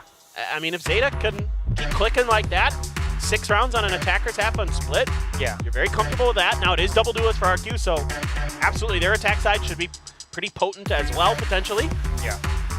I will say, though, the only thing that probably is the most risky part here is that ZETA's been playing like sub 25 seconds to execute on his site. And if they made any bit of mistake, and I can give one example already, that round where Elmimora was holding on B Heaven and they were unsure if they wanted to push B or A because, you're talking about the showstopper for Monyet. If that happened multiple times, that would have wrecked how ZETA was approaching this because they were playing every single round very close to the timer going to 0. Yeah, but it was either execute, perfectly off the rip or somehow scrape through at the end of the round. Yeah, fair enough. But one enemy remaining. What I will say again is what's encouraging for ZETA was that those executes look pretty damn clean. Oh, yeah. And that's a really good sign. To have those available to them to be able to just kind of go for those set plays every once in a while. Yeah. That's a huge, huge advantage to have in your back pocket. The teams have to be able to respect that because it really changes how they're going to play the map, how confident they're going to be going for those lurks, going for your back angles, and it gets in your opponent's heads. Yeah. Look at the positioning of both the raises here. Dep is going to be on ramps, so we are just going to be, taking a bit of a pause here. It's not a TP, not a teleport, it's technical pause. Chillin'. Can I TP out of this? Looks like it's Laz. But yeah, I was just mentioning as well that it looked like Depp and Laz had a kind of counter strat, possibly to a double satchel from Monyet. Okay, now we're coming back. Look at the positioning from them right now. They're both in heaven here, so Depp isn't going to throw his nades on A main. It's going to be possibly there for ramp. So I'm wondering how this kind of affects the offensive sequence of RRQ. Right there. Potentially, right? The concern is that there's 2 duelists. Oh, Hirodon though. Wait, what? Okay, that was Depp though he was looking at. Okay, fair enough. Jemkin does get the kill, Xpharaoh as well. They had 3 players there and immediately got knocked off the site. So it's going to be a retake for both Euron and Sugar Zero. Spike planted. The Trailblazer gets the spot on the Sugar Zero as well, so yeah, this is going to have to be some really impressive shooting with these classics. Pushes through the smoke. Great adaptation from Euron. And now they're slowly encroaching the site. Smoke again from Sugar Zero to get a bit closer on elbow here. But the contact's going to be very difficult. And yep, he jumps right into the trap, into the parlor of Elmimore. Yeah, I think, like, what ZETA wanted to do there was exactly what you're talking about. Yeah. However, there's 2 duelists on this team, so the other duelist just goes diving right in the site, and I think it just throws the whole game plan awry. Yeah, and then they're scrambling to try to recover. Yeah. And RRQ is like already, you know, it was good. Yeah. Just already pushed pretty deep, you know, and then all this pressure on Hirodon to come up huge as that anchor on the site. Yeah. To try to do something monstrous. And he does get 1, but by that point the round's going sideways really quickly for ZETA. And RRQ's already taken this site without any big repercussions. Quick little smoke though. No commitments just yet from RRQ. That at least does bait out a bit of utility on the side of ZETA Division, but yeah, I like the approach from RRQ. They're respecting that we have seen a bunch of statistics where teams can get those nasty thrifties. Oh yeah, especially on this map, right? Like, yeah, if you run into that gamble stack, you are going to have to fight your way tooth and nail to get through it sometimes. Yeah. There's so many great angles that you can hold with those classics, but ZETA's actually sending 2 players over to A, maybe? No, they're rethinking it. Yeah. There's no... Okay, they have the cam over on A, so they have a little bit of info, and they can maintain their gamble stack because of that. So yeah. I like the setup for ZETA, for what it's worth. That camera does go over the wall as well. Jemkin's full flashed. He's not looking underneath him. Now he does. Conversion. Oh, they're actually just jumping through, and this is actually going the wayside. My God, not like this. I told you. Xpharaoh's by himself. Spots on the 1. There's still time. Laz does not get the flash. Xpharaoh can get closer and closer. Doesn't have the weapon, but that came close to blowing up in the face of RRQ. Yep. Ooh. Just a very simple but effective idea from ZETA, right? Yeah. Put all 5 of your players on one side. Yeah, that's pretty typical of Nico. Camera on the other side. Yeah. You know what's going on. So, really effective. Yeah, I think the biggest thing that screwed them over, if we can see it on the post plan, or on the replay, excuse me, is this. Jemkin as well as Monyet jumping up, which kind of ruined the accuracy of their shots, so they had to wait like even half a second, and that was enough for, you know, ZETA Division to pop, pop, pop shots with the classics. Exactly. By the way, Monyet only has 3 kills right now. That's pretty shocking. Been struggling a little bit on the raise. Gonna need to find some more value, but obviously after a not so effective anti-eco round, just a Spectre, a hero rifle into Elmimore's hands, some of the variety of pistols being bought. I wouldn't mind seeing him on a judge. He's been using it a few times. Yeah. Especially with how much he's been jumping around like this. It's always pretty strong on this map. Yeah, perfect combination. They're really taking their time. But ZETA's field pretty far back, other than A. I mean, this is, if there is any open space on this map right now for RRQ, it would be A heaven, but they're just trying to fake some noise over towards that side and re-aggress. Ooh. I mean, Xpharaoh, that's not a ton of info for ZETA, so they're able to just kind of keep their 3-man stack, their strong side, planted. This Heaven still taken control by Euron here. Quick little dash in from Jemkin. That's not going to sway them at all. Great flash, great conversion for Elmimore here. And this is the map where he went absolutely ballistic. Can he do it again? Oh, that came close. He was about to make him. What? Pop shots is great. 15 shots, or 15 seconds, excuse me. Do they have time to plant the spike? They haven't even picked it up yet, though. So they challenge against Depp here. Pistol out, buying in as much time as possible. Depp comes in and hits the Chrome Dome on Xparrow. 1 round for Zeta Division. Still, though, a lot of damage done by RRQ. With Zeta having to buy down, this could be pretty favorable for them. So able to kind of turn the tables with their weaker buy. You're on good crossfire with Laz to hold that push. And it kind of starts to crumble a little bit, and Estrella hits absolutely god-tier ghost shots from Garage. Yeah. Just disgusting. That put any offensive ultimates in play for this round. Looks like that's going to be no for a few more kills. You're going to need 2, yeah. Yeah. Just to get the Blade Storm or the From the Shadows, but neither of those are like, well, I mean, the From the Shadows can be good on this map, but yeah. On this round, you're not going to really most likely pop the Blades. I mean, it is Jemkin, so you never know. But Laz a couple away from Seekers. Could see that come through. Guardian had to be bought down by Yoran. And a bit of a push towards mid. It's the same kind of setup for RRQ. Last time it was a fake into ropes with their noise, and then a pivot towards B. Let's see if they can identify that A had been the weak side.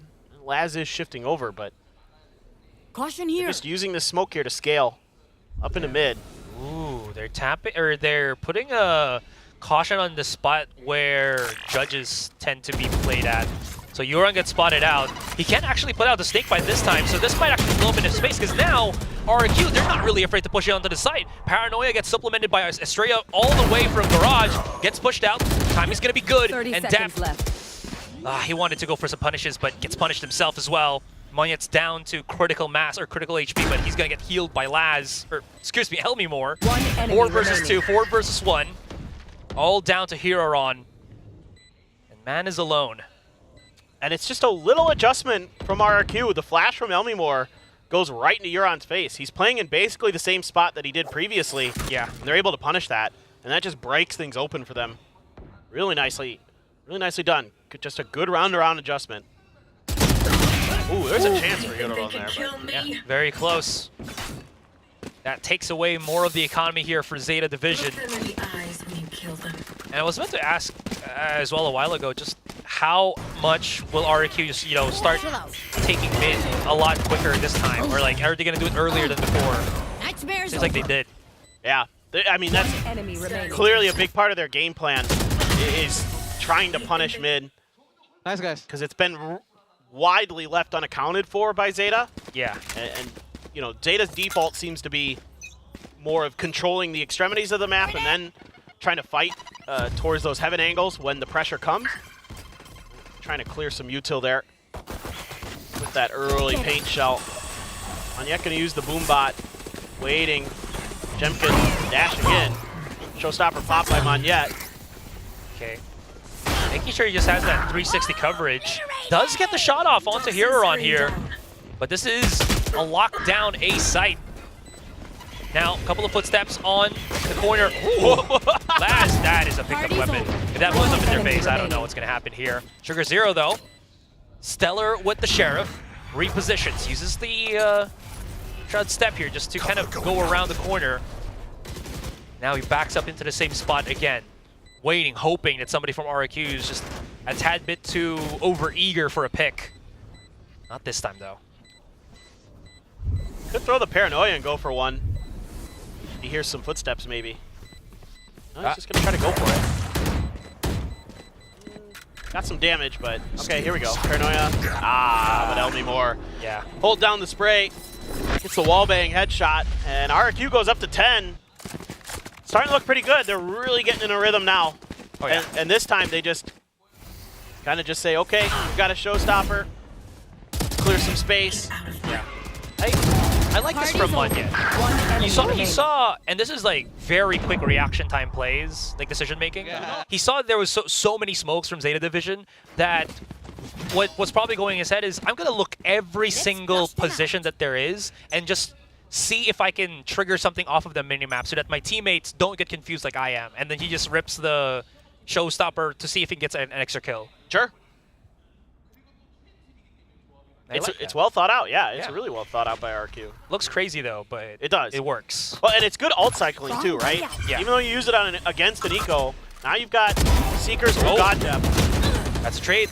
1 for 2. Seekers to slow them down on B main. That's a really strong peek from Depp.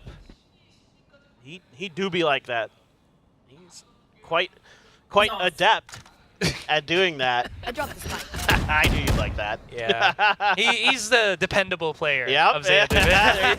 Oh no. Oh, no. We suck. Let's go RRQ. That's going to be the push from them. Seeker is out as well. That's going to give them some free space to at least plant the spike in. But this re-attack from Monyet, fearless on the B side, knowing that, again, there's still a couple of players there. But you know what?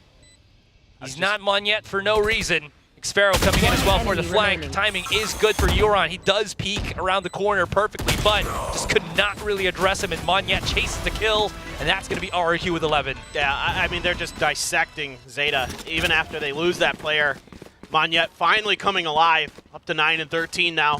When they needed him most. Yeah. You know, the start of this round, really good. Depp and Lads just swing out for that trade, and they get value out of it. But Monyet holding that angle, and then Xfero coming in through the late lurk. You're not expecting it, but still can't win the battle. And RRQ is winning the war. So that's going to force the timeout from Zeta. And they are trying to dig deep. I mean, this is RRQ's map pick.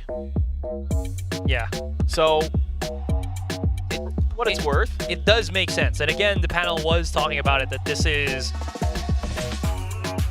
one of those kind of maps that we haven't really seen too much from Zeta as well, right? And we were kind of considering as well what the adjustments were, agent selection, all of that good stuff. And it seems like they're still kind of figuring things out in a way. Yeah, I think for me, the thing that I find worrisome is their lack of mid control, and then even when they are trying to play for the extremities of the map, long A, long B, those kind of things. Yeah. It's not going well. Yeah. And that's the real concern. Is it okay if you're going to seed mid, if that's all part of the game plan, fine, but you got to be winning on the other areas of the map, and they're not. And there doesn't seem to be great protocols for these quick hits that RRQ with this double duelist comp. Oh, Depp has to get out of there. Yeah. He 100% wanted to go for that quick flick, if possible, on Monyet. Not going to be happening this time. They pocket themselves in, 3 players of Zeta Division on that A site. Rest of RRQ just right on top, and he's kind of trapped there, cannot escape. That's unfortunate. Jemkin comes in, makes a little bit of noise, sure, pops himself first, and Estrella holding on Heaven actually gets the pick onto Euron here. And this is just falling harder and harder for Zeta Division. Here are on Sheriff. Well, the law in these parts is RRQ for the moment, and we have ourselves a map point right now for RRQ. Match point. Yeah, I mean, this time, you know, Depp just tries to get a little bit spicy, but he had the showstopper there too. I was kind of wondering if he was going to let it rip, but just never felt comfortable, or maybe just wanted to save it for the buy round. Yeah. I mean, the problem with that, of course, is that, you know, now you got to string 5 in a row just to get to overtime. Yeah. You do have a lot of ults, so, you know, there's a good chance they can take this round, but RRQ so far has just been really on point on this attack side. You know, this double duelist comp is really throwing Zeta for a loop. Here there it is. It's too late. Oh no. Yeah, he wasn't able to double satchel anywhere, so they're so far. And he's chasing this too. Whoa! Xfero got a bit too close. So the risk pays off. He gets healed by Laz as well, and that's going to be a 4 versus 5 as the round continues. A bit of an Icarus moment for Xfero there. Got a little too close to the sun. And, the child of God. Yeah, exactly. Yeah. Don't want to mess with Death. Oh, Elmore? Nope. Ooh. That ain't gonna work either. Yeah. Tried to play tricky. Those can blow up in your face. So RRQ, not really many options left here. Cypher ultimate used as well. Monyet just blasting in through the side, so he should be able to plant the spike here. Nades or anything? Looks like that's gonna be a no. Jemkin. Spike planted. peeks, dies. And this is not looking too hot for RRQ. Monyet tries to frantically get some safer positions if he could. And Estrella here, no paranoia to assist, so it's all about the shoots. Can they convert these kills is going to be the big question, as now Zeta's already on the site. One more kill, he's going to have the showstopper. This is going to be very crucial if he can, but Laz denies him that. 3K for him, and Zeta Division holds on. Yeah, so it's kind of RRQ trying a little bit of different things. You know, obviously dying to the showstopper, not ideal. Elmi Moore tries the pop flash in the mid, didn't go great. Jemkin, you know, jumps up to the top of the rafters. Laz was just waiting with open arms for the peek corner. Yeah. Okay. So, you know, it do be like that sometimes. And good news is, like you mentioned, you've got a showstopper available. Got some good options. And RRQ's going to take a timeout to think about it. I'm not super surprised right now because I think definitely Ewok saw some things he didn't like in that round. I think some of those individual plays just not probably what he's wanting to see for the rest of this map. Yeah, fair enough. Fair as well, though. That was risks taken by Depth. Sure. And then a super just scrappy round that follows through for Zeta here. But you're right. Maybe there's also something, you know, a change up here on strats aside from, you know, what Ewok did not like. I want to see also maybe, I don't know, maybe some aggression with that showstopper as we were mentioning now that's available. For sure. We'll see. This is a great time as a coach to come in and say, we've got this execute for the showstopper that we've practiced, that we've drilled. Yeah. Let's, you know, do whatever that is. And whether it's a set play off the rip or if it's like spread the map a little bit and then kind of bait them into the trap, whatever. Ooh. But like this is where you kind of dig into like your, you know, your A tier, your S tier kind of strat book. Yeah, Zeta though, they also have some trips for some high flyers. Very much do like that, but the nade though, he's gonna get both. Just one. Okay, that's he was gonna get trapped by this. Monyet now just straight up onto heaven. Love to see it. No kills whatsoever. So I think this is going to be just retake for retake with the Viper Spit right in the face of Zeta. And it gives you the space, even though that doesn't connect with anything. I also like the way Jemkin used his smokes to cover the push into heaven. Yeah. Oh, I didn't even see that. Yeah. He was using his smokes to cover Monyet. I really like that. Yeah. Estrella could be in a pretty precarious position here. Okay. No way he escapes this. No way he even gets 3K. Whoa! Estrella! Oh! When I say no way, you find one. Dude is cooking. 2 versus 5. Around the corner. Well, that's going to be Euron done for. Heroron only good for 1, and RRQ claim first map. Yeah. I mean, I will say, I thought the attacker side for Zeta was pretty good. Yeah. But this defender side was pretty lackluster, and RRQ found a lot of success, a lot of weakness. You know, early on exploiting mid, and then after that, able to punish the extremities of the map very nicely. Anyways, we're just going to pass it on to the panel. Guys, take it away. Thank you, casters. Yep, RRQ just plucked away Zeta's map pick just like that. And I wouldn't say inch closer, like move very much closer towards playoffs qualification. Yeah, I mean, I think RRQ, obviously a little bit weaker than you'd expect on the beginning, you know, on the defensive side. Maybe credit to Zeta looking a bit more decisive than in the past, but as soon as it flipped over, RRQ shoring up some of the mistakes they were making against DRX, and then also just identifying the weakness, like the caster said, right from the get-go, and Zeta just could not catch up to that pace. No, they really couldn't. I mean, especially in the last bit, that second half, Monyet really starting to come online. Casters are touching on it. He had a bit of a rocky start to that map. I mean, we get to the halfway point, I think he only had 2 kills. Yeah. And then he really started clicking heads. So once that started up, it looked like it was pretty much donezo. Yeah, I also want to point out, even for a player like Elmi Moore, he had a rough start in the very, first couple of rounds, and I got a little scared because he was a player that if he had a slow start, he had a slow start all last year, right? It would take the full first map for him to get warmed up, but all of them started to get right back into the zone when they needed to, which is a good sign for RRQ fans. Oh, 100%. I mean, by the time we got to the first half, yeah, RRQ fans over here. I was pointing at you. Yep. Yeah, first half, very much looked like it could go either way, but you're right. I think they just figured a lot of things out in that second half, solved a lot of things that weren't quite going right, especially with Elmi Moore and Manya. Yeah, I mean, they're running double duelists, so, you know, you anticipate that you're going to be able to find more impact, have some better set plays for yourself when you do shift over onto that attack, and that was very much put on display here from the side of RRQ. Jempkin, I'd say overall, really good performance from him on that Jet.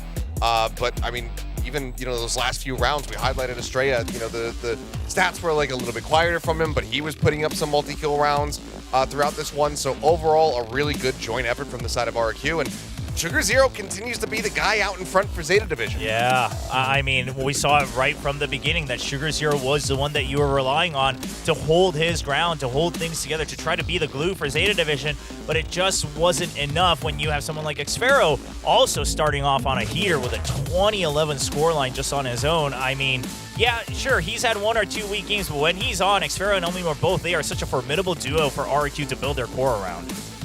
We had a mini role swap on Zeta. It's not their first time. Well, it's not Hero Run's first time on a Sentinel. How are you guys feeling about that now? Laz on the Sky, for example. You know, overall, I think it looks fine, but it feels like it's not enough. You know, obviously it wasn't. They lost the map, so I don't know. I think I need to see it iterated on more to see if this is something that's going to just end up working out long term from the team. But the problem is that there is no more long term right now, at least for this year, for this season. There's a long term that you can prepare for if you're starting to look forward to, you know, the likes of 2025, off-season tournaments, that kind of thing. But as far as getting everything together to be able to win out this series, try to have that hope of making some kind of run into the playoffs, the time is not on your side.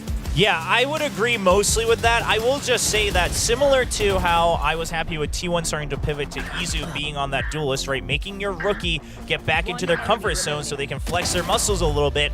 I'm happy that they're experimenting with that on Zeta Division, right? Get Hiron back to a comfortable position, a comfortable agent. However, we've seen Laz try to take the bullet for the team last year as well, just swapping around roles, you know, playing things like the Sova, all the other initiators. But this is one of the weaker positions that we've seen Laz in. He's just not able to pop off. He's still focusing on the IGLing. And I wonder if it's now just become a battle of pick your poison here for Zeta Division, which would be very unfortunate. But as Achilleo said, we won't have the time to find out, which is, I think, the most unfortunate portion. Yeah, I mean, we've seen him play Sky in the past, but it hasn't been that many reps, you know, 23 games, something to that effect for Laz coming out with his pick. So he's decently enough versed with it, but when you're trying to swap back into that role and you're IGLing at the same time, there's going to be those shortcomings. Well, one thing's for sure, I can appreciate DFM as well, now Zeta, that they are trying new things and they're not just, you know, constantly walking that same route that wasn't working for them previously. We are going into Sunset now. Okay, so RRQ has banned Sunset a lot. Zeta, like you guys said, kind of had a good start when they first showed the Phoenix with Depp on the Phoenix, and then it didn't really work so much anymore after that. Yeah, they try to stick with it for a while too, as we can see in the beginning of the year, but hasn't been going well. Now they've shifted over to what seems to be the ongoing trend, which is keeping that breach on there as a staple, and then you work around that. Obviously, the Raze and Neon somewhat interchangeable depending on your team style. And I feel like this might be a case of Zeta feeling that their calling is just a bit more comfy on this map, understanding the rotations, the timings. But we'll see, because there's not much tape to study from RRQ side. No, I mean, they've only played it the one time, and I think that, this could just end up being a mirror matchup if both teams decide to go with these compositions. But also, RRQ could make the pivot where they have Jemkin continuing to run the Gecko, much like we were seeing from him on Icebox, and then you bring out that Monyet Neon, which we only got to see a little bit of, but it looked like it was cooking. Yes. I mean, that would be an absolute curveball to Zeta as well, because you finally got to see it. You're like, okay, whew, at least we got some tape on it. We feel comfy picking it, and then they change their comp again in the matter of 1 week. I don't know how Zeta Division would handle that. I hope they are able to handle it, and I hope they can see the trends of what is going on with all the teams shaking things up. But I also want to talk about the two other duelists, because that's part of our guessing game. Depp or Jemkin, who's going to get more multi-kills. Look here. A reminder of our ranks right now. You guys are now Platinum. Ooh, so it's I more am wood rank. like actual multi-kills, right? Or iron. Yeah, so any 2Ks, 3Ks, they all count as plus. one each, right? Because it's not the actual total kills from the multi-kill. Viewers it's how have many gone with multi-kills. Yeah, viewers have gone with Jemkin. So, like by a lot. By 70% yeah. viewers are picking Jemkin. You can pick Ty. Ty is an option. Ty, with the Ty, you get to double up. Again? But you don't double down? I don't think you double down. Okay. Yeah. All right. I don't know. I've always kind of been at wood rank, so I don't remember. Double up and double down? Double down, okay. Oh, man, our They should make producer a just new told rank me. Wait, for hold me. on. I would That- be like that- dirt right now. That really changes my mind, because I was pretty hard set on Ty. So the thing that's making me hesitate a little bit, and I mean, he can still frag out while playing it, but I did just mention the potential swap for Jemkin to go to the Gecko, and then have Monyet leading the charge as the Neon. Oh. So if he's playing not as aggressive, does he get fewer multi-kill rounds than Does he get more multi-kills, maybe? Because he's going in for trades.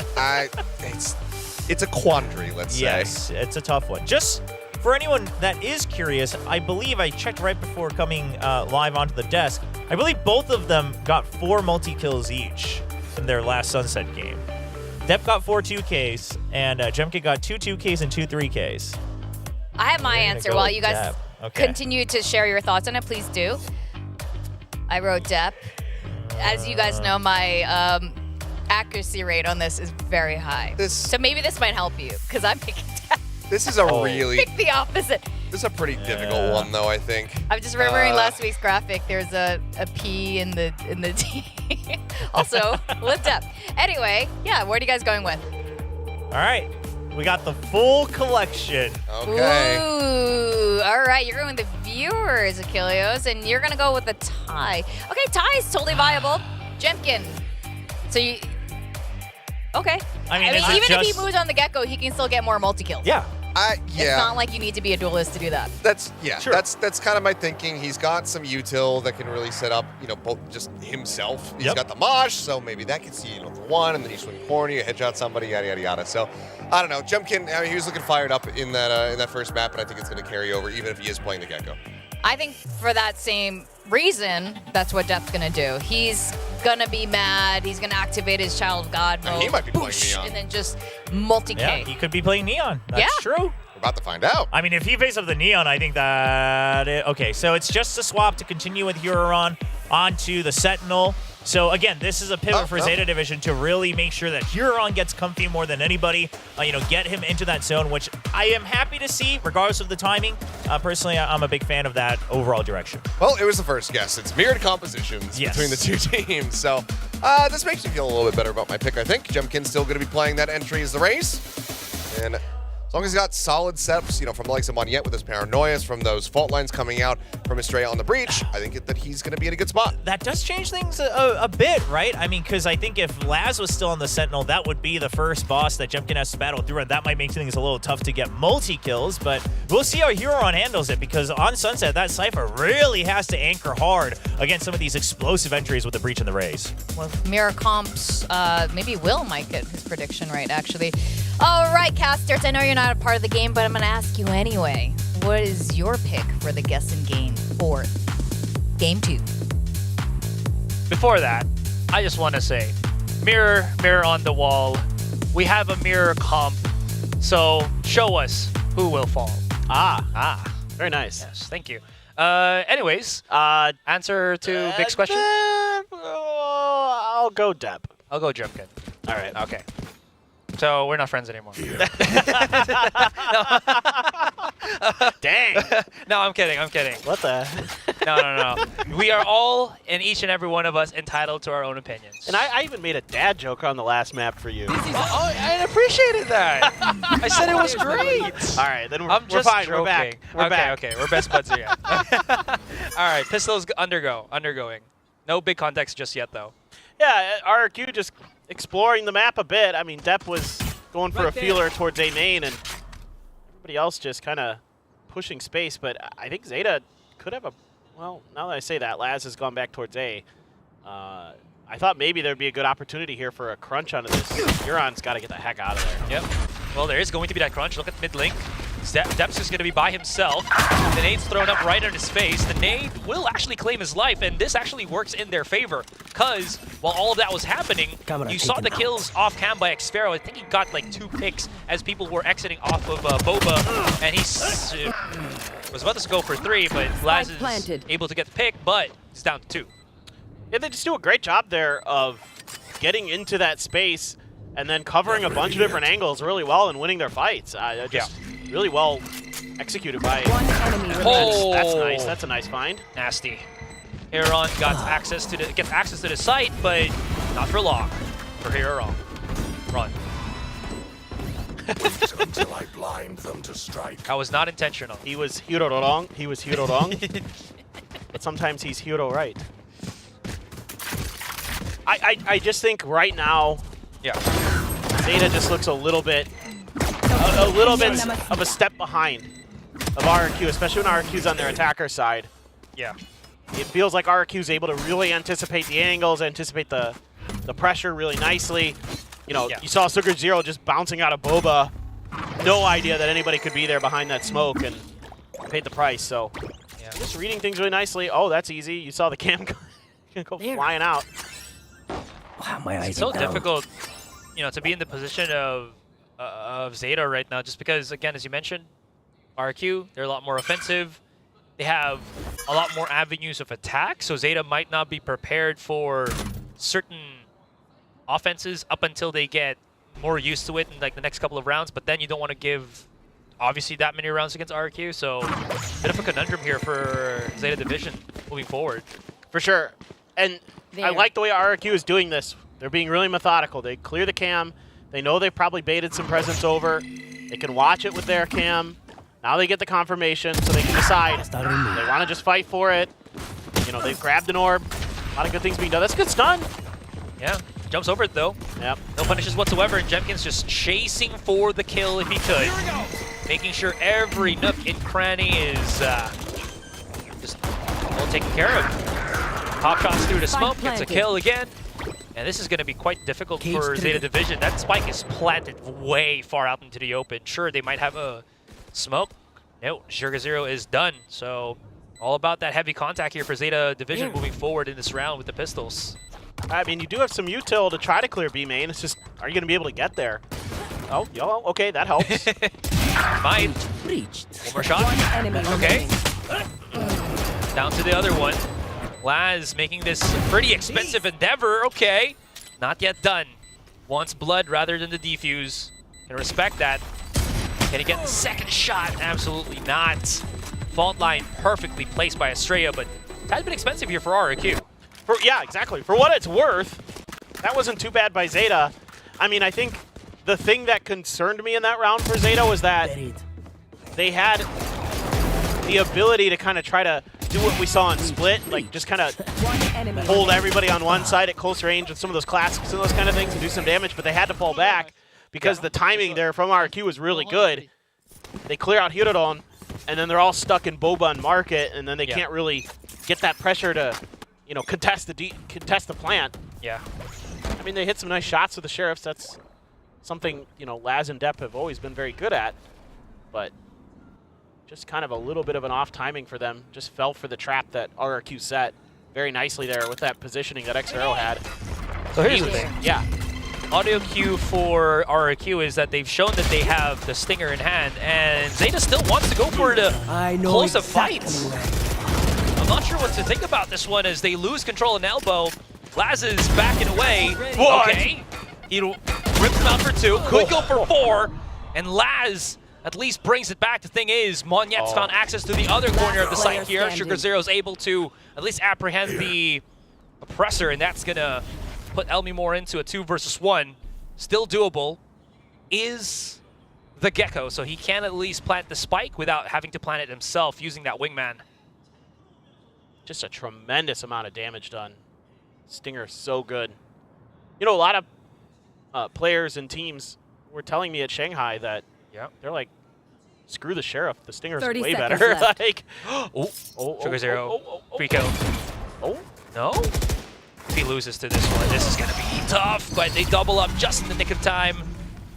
That is going to be ZETA Division, able to win the round through the heroics of Laz. Yeah, I mean, thank God for him. The doubles, really nice. But this stun, even with the stun, the rate of fire on the Stinger is so high. Unbelievable from Laz, though. Yeah. Yeah, he's got a smile. There's still some energy here for Zeta. Still feeling confident. Laz got his thrash. One away from the showstopper for Depp. Elmi Moore also has his thrash. And X-Pharaoh with 5 kills already. Kind of matching a strong performance that he had just the previous go on Sunset for them against DRX. So see what they can do. It had to buy down to a Spectre because of the money for X-Pharaoh, but plenty of damage done in that bonus. They can convert this round. They can continue some decent momentum for RRQ, but for now, being given up a lot of space towards the A site. No one at the site, though. Jemkin goes in for the up above angle, but it gets immediately shut down by Heron. And still, he's able to get 2 and get away. That's sick. Absolutely stellar. Now, X-Pharaoh making noise that he's somewhere on the flank here while Elmimore comes in for the crunch. It's going to be big, but jeez. Yeah, Sugar Zero's just far too on point here. X-Pharaoh's on the big lurk. Spots out the 1. Spectre making it a little bit difficult for him to get any follow-up on the kills here, though. Can he pick up the weapon before he falls down is going to be a question. That's going to be a straight big no. That's going to put Zeta Division toe-to-toe with RRQ. Yeah, it's great recovery. I mean, some nasty shots. Hirodon just so ready for that swing out from Jemkin. I mean, there's no ambiguity to what Jemkin did there. It was very obvious because he sees it and just perfectly placed. Sees those bullets coming out and just goes for it. Yeah. And then that shot from Sugar Zero was good until he got caught from behind, but that's okay. Yeah. Already an early timeout for RRQ, so yeah. I kind of wonder if maybe you just want to simplify things a little bit. I mean, they're getting really deep into Zeta like territory, like they're pushing mid, pushing spawn. Yeah, it worked on the pistol, but yeah, since then it hasn't been quite as effective. Actually, was that the bonus round for RRQ, technically? Because X-Pharaoh was on the Spectre. No, he just had 0 credits. So he had 0 credits, and after the bonus. They bought a bit into the bonus. Yeah. That's probably also a reason as to how it kind of doesn't get that big value, because RRQ was under-equipped with weapons, plus they were kind of wanting to go for the quick punishes from the flank, but then that didn't really phase Zeta, so yeah, they're getting a little bit too antsy with all of the multiple angles of attack that they've kind of been, you know, doing. Right, and I think it's a consequence of their success with it on the pistol round, where they think they can get away with some of that. Yeah. And, you know, maybe they can, but Zeta's just winning those trades, so yeah, it's kind of starting to swing the other way. And now Depp does have the showstopper. One away from it, though, is Jemkin. So who knows? You know, if you get a couple kills here as RRQ, you might send these ults. Yeah. I mean, Jemkin does have a stinger again, so he can... He would want to play for the closer angles. Here you go. Flash comes in. Great movement from Jemkin, but doesn't really want to push through far forward because of the tripwire. Ooh, what a shot from Manya. It actually gets the pick on the Sugar Zero. That's a big one. 2 for the price of 1, though, here right now for RRQ. Able to pick up some of the weapons here, as you can see with Manya. They're still equipped. Depp coming in. He does not realize where X-Pharaoh pocketed himself off. Thought that maybe he just ran away. Absolutely not. He held his angle. He wanted to be a bait, a first contact for his team, and even a finalizer for this round as they get the round back against Zeta Division. Oh my. What a round from RRQ. Just so explosive. See this again from Jemkin's angle. That flash was great from Australia. Yeah. It forced Hirodon to turn. That's what I was thinking about. I'm like, man, Hirodon got really screwed in that back spot there. He was, had a tough position to be in. Yeah, now they've got some big ults to toy with. And I like that. They kept it simple that time, right? Just your standard sort of execute. Use that cyber cage to allow Jemkin to scale into sight. Same old Dizzy from Elmi Moore every round. Just always checking. I mean, that is something you have to be aware of. We see this all the time with Zeta, where Depp or somebody comes into mid. I mean, a lot of times Depp goes for like a tiles crunch, something like that, but cover going out. I think that's good awareness from RRQ to just be diligent about it. To avoid those trap wires too. Mosh slows it up. So no one's on the B site. No one's going to be able to feed off of the first tripwire. I'm not sure if the second one will get anything. It does get spotted though, so that's going to get broken. All right, so this is just going to be a full-on retake here for Zeta Division. Depp, I was about to say it, did buy the operator as well. Right there. Let's see how this fares out. Right there. Slowly creeping up into Boba. Everybody from RRQ is just playing on B main. They have everything they need. Aftershock still available. They have Thrash as well. Good pop shot damage from Monyet here is still going to be on top of the site. Sure. Monster on the There it is. Thrash activated. Trade for trade first. No more flanks coming in from Market, but no time as well for Zeta to start defusing that spike. They just were a little bit too late thinking about what was around the site. Again, just no time. And it's kind of a massive gamble for Zeta in the beginning of this round. Just leaving Hirodon on his own on B site. They had a 4-man stack basically over towards A. Yeah. And it just got punished. I mean, RRQ just chooses correctly. You know, it's like, you ever seen Indiana Jones and Which the one? Temple of Doom? Oh, yeah.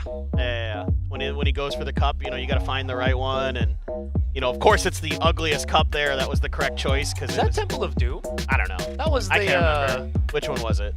That was the, Raiders of the Lost Ark? Yeah, Raiders of the Lost Ark. I Okay. think. Temple of Doom was the Kalima. Oh, you're right.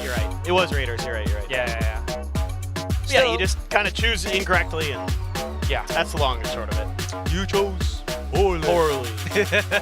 See, everybody knows the meme, but Yeah. do they know where it comes from? You know, back in my day, we had Indiana Jones over, I don't know who to compare him to, Nathan Drake? Yeah. That's probably the most apt one. That's a good one. Yeah. Okay, anyways, that was the first time out for Zeta Division. I actually thought it was the second one, but the first one was, technically the first one that was done here was RRQ. Yeah. In any case, you're absolutely right. It feels like, I think you put it out there, the gamble stacking for Zeta Division, because they've been, again, you know, wanting to fight against this uber aggression from RRQ, so they want to just use the numbers, especially again when Depp here has the not the showstopper, but the operator. Oh, apparently it was Last Crusade. Last I Crusade. just got corrected. Well, see, I was like, there's 3 of them, and I don't know which one it was, or the old ones. So you got incorrect twice. I got incorrect once because I thought it was. I mean, I can't remember. Raiders of the Lost Guardians is the one with the Lost Ark. Sure. It's already there in the It's the one with title. Sean Connery. That's Yes. Pushing now into the shot. Flash out. No one's actually going in. Okay, no double satchels. They actually go for the slow approach. Wonder why this is it. In any case, though, Spike's gonna get denied the plan as the wingman comes in. Sugar Zero around the corner here really wants to go for the spike. Not gonna happen. And they play around the corner. Is Monyet gonna be able to escape? Yes, he does. The clutches of that nade not really gonna take him out, especially with the Shroud Step bringing him back. Now repositioning on top of the site. He loves these high ground positions, and he's not done. Wants to go for that contact already. It makes a lot of sense. Wingman gets the, no stun on the depth, so he might be able to convert a kill here. And they're kind of going a little bit too far forward into this fight. 2 versus 1. Around the corner we go, but LD Moore holds his own. Zeta Division just cannot catch a break. I mean, I like the idea here. I think the timeout was called to say, well, first of all, they changed up their default a little bit. Yeah. They had Sugar Zero and Yoran on B site, but they were much faster to react to this. Yeah. They were much faster to get players over to try to counter this. It's just Monyet went absolutely crazy. Hit some disgustingly good shots. Nice. Yeah. And just really broke things open. Dude, I thought I wonder if he was going to say, dude, I thought I had more health when I was going to push out of that Sogi at like 6 HP. That's a fair point. Could be. Depp. Woo. Okay, so just a bit of an altercation here on A main. They do know that at least Zeta is putting a lot of manpower just to kind of hold off that A main position, but Camera not spotting anything except for just Depp with the jiggle peek. Monyet now slowly encroaching up onto mid. Does have some support from his teammates down to lower mid. And now RRQ, they're just going for that slow rotate back to B. Well, Zeta's really trying to get into mid. Seeing if they can do some damage. Ooh, Monyet's here though. Well, this could get a catch. Yep. Does he know Depp's also there? Well, he doesn't. That Dep's going to be able to get the pick, but not the weapon itself. You can already see Xpharaoh wanting to go for that punish. He's not going to find it, but again, 30 seconds, can always rotate to the other side. And you even got to invest in Neural Theft to make sure that that's clear. And oh, So much Xpharaoh. information. Yeah. Oh, for one. Cannot stop that wingman from getting the plant off. Okay, counter Neural Theft as well. That gets some information in. Deft's coming closer. Gets the one on Tristrea. Nasty flick. 2 versus 3. Flash out from Elmimore. The pop shots. Deft with the showstopper delivers the package. Gets the kill. Can he get the ace? Oh, Jemkin! No. Gets the Colat. Nade to delay. Doesn't really have to go for the peak, but he does. Full confidence, full assault. Jemkin with the counter and the 3K. Yeah, I mean, ZETA really trying to throw some curveballs at RRQ, and it almost works. I mean, they're able to get their own neural theft. You know, they're able to set up depth then for this push using the neural theft into the fault line. And he almost gets the ace, and then it's Jemkin, the counter duelist, who just says, no, we're not going to have any of that. We're going to get our 6th round. And ZETA able to get into a bye, but oh man, that one felt like it was going to be a thrifty and they'd be right back in this map. Yeah. So close, but just snatched away from them. You know, the best Russian player, Zap Zap. You say that. I still maybe lean towards something, but I don't know. It's definitely debatable. Definitely debatable. Definitely debatable. I'm just here to stoke the fires. Yeah, of that's the, fine. Yeah. Of the Twitch chat. Make chat angry. That's all right, roar. All right, moving forward. RRQ, lots of presence on elbow here. Depp pushing up, actually gets the catch off here, and it's trade for trade. Laz and the rest just really wanted to take this fight. Okay, dust settles, and it's a 3 versus 2. Spike's gonna get dropped down. Spike planted. Euron as well as Sugar Zero coming around the corner here. Sugar Zero opting to use his ultimate just to get closer to his teammate. Elmimore, no one's on the high ground. Now they've spotted it. Catches the one, goes for the conversion. 1 versus 1. Now this is tricky. Euron does not know where Monyet is. Oh, well now he does. Ouch. Man, that was fast. Hey, Monyet has really hit another gear on this map. He was a little lackluster on split. Ooh. But now he's picking it up. I mean, ZETA challenges in a situation where they have bad numbers. Yeah. And I mean, Laz, I get it. He's probably feeling confident after that 3K he had in a similar position. Ooh. But oh my goodness, an early second timeout from ZETA. Yeah, you already know really things are early. bad. Oh boy. Things are not going their way. No. I mean, they're just challenging positions that aren't favorable to them in that round, right? Yeah. And that's probably what you're talking about here. It's like, look, you can't go for those massive, 3Ks every time. You're just against a team, especially a team like RRQ, you're not going to win those more often than not. Those are low percentage plays. Yeah, that's fair. I will say though, when we saw that and I saw the peak from Depp, it looked like it was possible because he caught the flash coming out from the breach, and then he was trying to go for the convert. But you're absolutely right. The quickness of the refrag from RRQ is able to keep them on top of those kind of aggressive contact plays from ZETA. And look, I get it. We've all been there in those moments. It looks so juicy. There's so many players. They're in a narrow hallway. I get it. But, I mean, for what it's worth, RRQ's been really crisp, especially in those clutches. Yeah. That's been huge. Looking at the kills as well, it's not too far off, honestly. No. Yeah, even though it's 2-7. They've been close rounds. Yeah. I mean, RRQ's had to, win some big 1v1s. And now you have a showstopper for Jemkin to make matters worse. Elmimore with another thrash. He's already thinking about it. And Euron does have his ult, but they were hoping that they'd come through A main so he could send it. Instead, you're going to have to play retake most likely. No need to go for the showstopper here. Hey. Okay, Zero could be in a pretty tricky spot, but he's put himself. Oh, he goes for 2 and 3. They try to chase him, but he's the one that's actually in the lead. My goodness. Jemkin goes in for a prolonged spray, but it's going to be fine. How does Xfero survive these rounds? He just outplays him. I mean, even though he gets stunned up there, you know, ZETA does a lot of good things, or he doesn't get stunned, he just barely dodges it. Yeah. He uses that cyber cage brilliantly to maneuver around them. There. Nasty. Alaz got a headshot there, too. Yes, sir. Yes, sir. Such long range. Is that an Indo thing? Is that here? I don't know, I say it all the time. Yes, sir? Like in Yeah. that? My friends and I say it a lot back home in America, so. Okay. It's an American thing. Yeah. Okay. It's an every person thing. I think so. I think it's just like kind of bled its way into the English language across the world. It's probably some movie thing. TV. Now, RRQ about 5 rounds away. They could even, you know, bled themselves across the playoffs. Yep. Yes, exactly. In a good way. Yes. It's a win and they're in. Use a crash, set up death. Escape. Yeah. Spike down A. Right, fault line used here.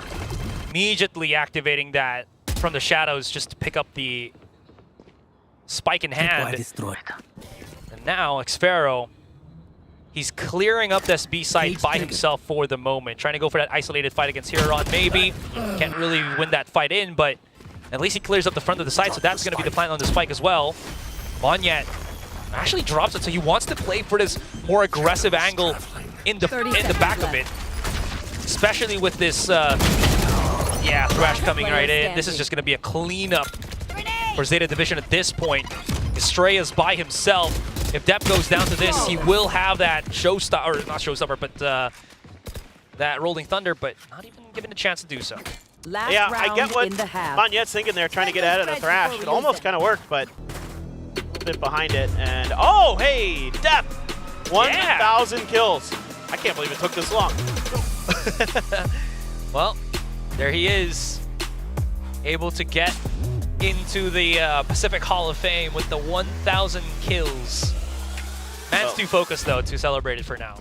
Yeah, I mean, he put up a lot of those in one map one time, so like he's been absolutely incredible to watch. I know it's not going ZETA's way right now, but the man's absolutely cracked out of his mind.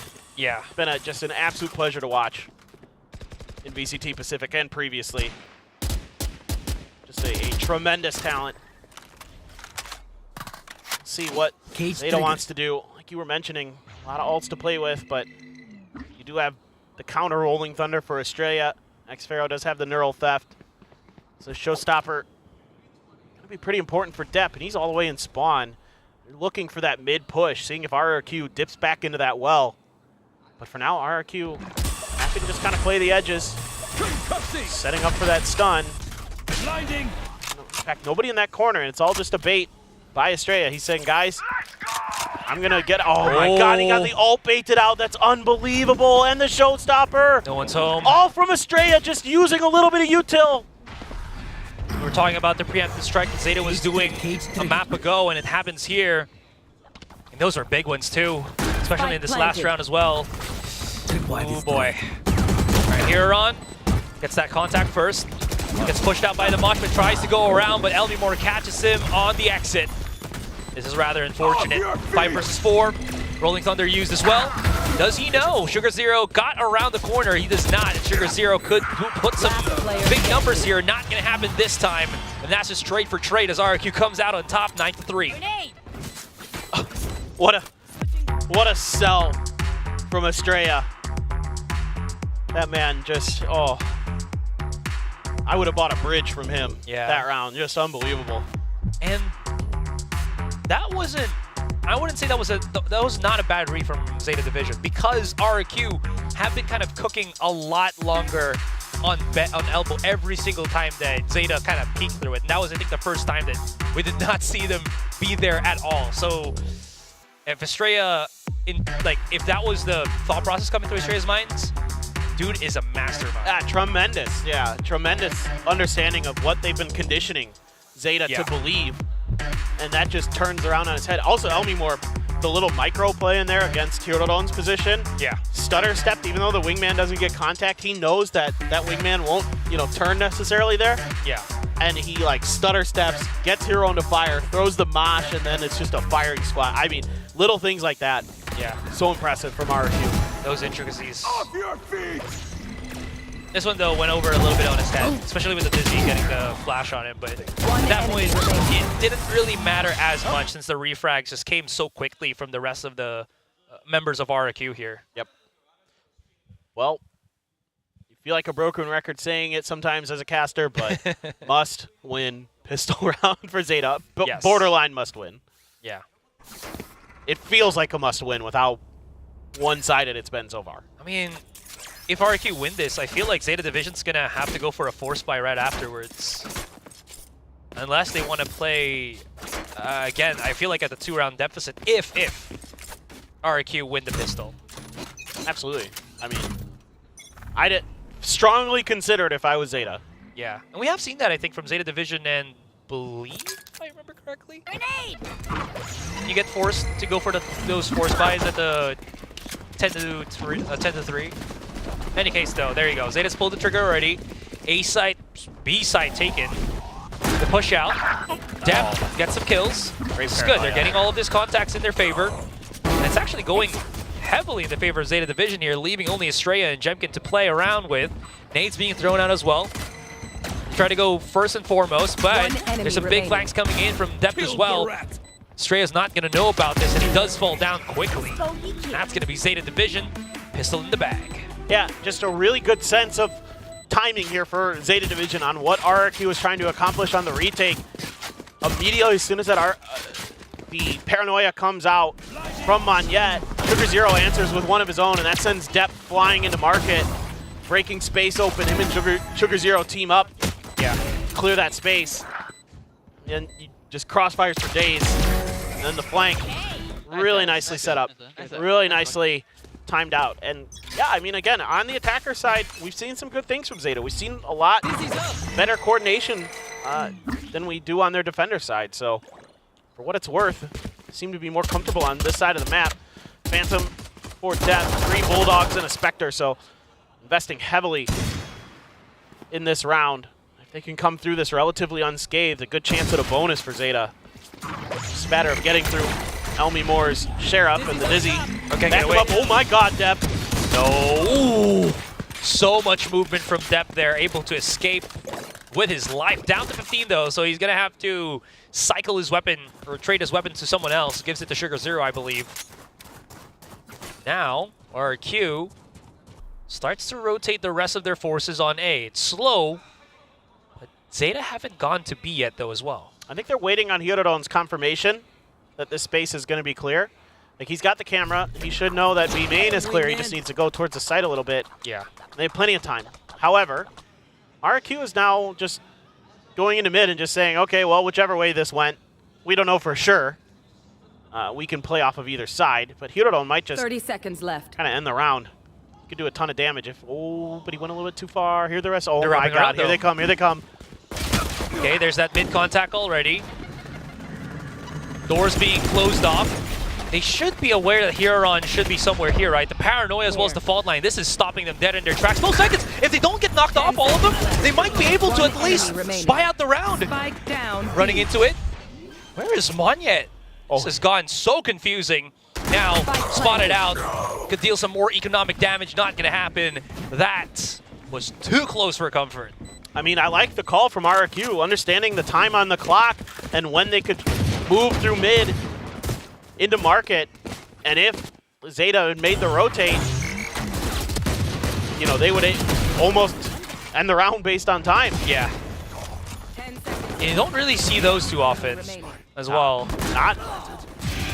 Not when you're on an eco. Yeah. Just barely. I mean, just in the nick of time they get that plant down. Yeah, but it's Hirodon kind of gaining all that space that almost sends that round awry. Yeah. For ZETA. Dep's going in quickly into the site right Oh, now. and paranoia. Oh, that flash is perfect. What a send by ZETA Division. Catches RRQ just unawares. They thought that they had time time is not in their hands, and that's going to be, yep, RRQ just giving this round up already. Yep. Nothing left to do. That's bonus confirmed for ZETA. I mean, just explosive starts, great flashes, round over. Just dust your hands off and say, okay, we did it. Grab those heat packs and keep your hands warmed up for the next round. That's the ZETA that I'm liking today. Yeah. These executes are so good. They absolutely are. This is probably the reason why we're seeing Laz on that initiator right now, though, right? Because, again, they're wanting someone that, from what it seems to me, you know, understands how Depp is without probably Depp saying anything. He sends it, and then Laz is just like, I know what's up. I'll time it for you, man. Just do your thing. Brilliant. It was really good. Yeah, I think you're right. I mean, I think for sure. Obviously, Hirodon generally has played Sentinels most of his career previous to this year. Yeah. So probably makes a little bit of sense. Laz, we know, has played Initiators. He did it quite often last year until they kind of realized that, you know, he's kind of cracked at Chamber. He could do that. Now, and it gives him, as the IGL as well, the ability to kind of make his own calls, I think, a little bit more comfortably, it seems like. He can say, okay, we're going to set up and we're going to do this here now. Yeah. So at least on the attacker side today, it has looked better. Yeah. Defender side is still wanting for ZETA. Yeah, 100%. But again, they are inching closer and closer right now. 6-9 at this point. And this is honestly still pretty early for both teams, but both teams have used both of their 2 timeouts already. Yeah, that's crazy. I mean, it's 6-9, and there's still a lot more of this map to play potentially. Yeah. Depp 17-9 right now. Jemkin though 16-11. No idea where the multi-kills are at. I feel like it's Depp slightly on the lead. You might be right. I'm not sure, but yeah. Anywho, I mean, they're both playing really well. Both had some impressive moments. So for RRQ, you are going to leave the cam over on the other side, but the Cypher is going to be pushing a main. No trap wires placed just yet. Oh wait, there's one in mid in the smoke. I see it now. Yeah. ZETA's trying to clear it, but or maybe not clear it, just there's a player there just trying to spam him down. But yeah, really spreading the map here, RRQ, just really trying to box ZETA in. It's interesting to see that RRQ's allowed, you know, Market to be kind of exposed in this way, but they are rotating Monyet just to see if, you know, it really is that kind of exposed. Jemkin now backing away. He is severely low just from the nades. Well, a lot of utility exchanged on both sides. Not really sure who came out in favor because both paranoias are used. Oh, tell me more. Oh, it's already this close. They pushed up. You want to go for these fights. Xfero cooking a little bit, waiting for that contact, and it's Xfero and Elmimore. 2 of the best players from Indonesia. Now Elmimore coming around the corner, not going to spot out Laz unawares, and Laz could go big. If you can find Xfero here, that's already the A site taken. It's going to be the 2 versus 4, though. 20 seconds. It's now or never, and might not be never at this point, as they haven't really encroached on this B site, and Estrella, he's pocketed himself so well on this corner as well. Lets in 1, and he gets the 2. Just couldn't really read that position. I mean, even how could you? Oh yeah, it's just so hard in the heat of the moment. I mean, that whole round was just like players tucked into spots that other players weren't expecting. Yeah. And RRQ mostly came out ahead of it because of how deep they got early.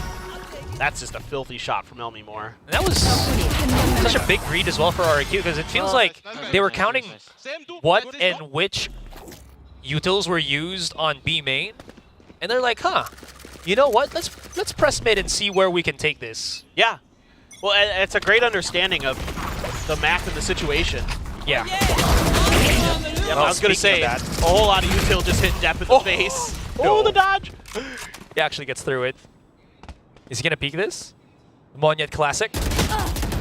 Well, could fall down, but they will not. Look at the pinch coming in, the perfect sandwich as they get trade for trade. Dust settles, 2 versus 3. Sugar Zero has the ultimate, but should not abandon Heron at this point unless it gets a little bit too dicey and he gets traded out. 3 versus 2. But no other contact found, so they're just going to leave Yoran, or excuse me, Estrella there. As Sugar Zero and Hirodon inching their way in. Everybody just waiting from RRQ for this plant, and then they can kind of figure it out. Just the fault line, paint shells to work with, 1 blast pack for Jemkin. He's already really beat up. So it's just going to come down to some gunplay here on the side of RRQ. Maybe a good fault line. See how this works out. Hirodon's going to set up the cam. Is he going to push this smoke? This is aggressive. Oh, well, works out. Does get the pick quite early. Gets the smoke as well. Knows that Jemkin sent himself on top. Drops down. Now they know he also has dropped down. Look at this wraparound from Heron. I don't think RRQ is going to realize this. And Sugar Zero's still on elbow. They're looking at his position. He gets caught off. 1 versus 1. And Heron, what a nasty shot for the 4K. And that's going to be an amazing clutch from the ZETA player. Oh, what a play from the youngster. Absolutely brilliant understanding. Holding the crossfire angle to get the first kill. And there's a ton of work to do at the end of this round, but gets that neural theft. Immediately pops it, throws a cage to make his escape, and then makes the most of it. The ZETA fans in Tokyo, give a round of applause. Well-deserved round of applause, because that was not easy. Oh, yeah. And he made it look good. Definitely not. Quick TP here from Monyet on mid. Oh, boy. That's going to be Depp catching him off. Jemkin as well does get the trade quite quickly. And this is a very early press as well from RRQ. Getting the 1-for-1, though. But you're happy to take that as the attackers, because it opens up the map a bit more, typically. Yeah. So, you know, Depp, again, does like to get aggressive sometimes. And this time around, they tried to kind of counterplay him with Monyet getting aggressive and trade each other. But a lot of space being taken towards A main. No real lean on that, though, from RRQ. All that, look at all that Cypher utility. So deep towards market. The camera right above the door, I suspect. For RRQ.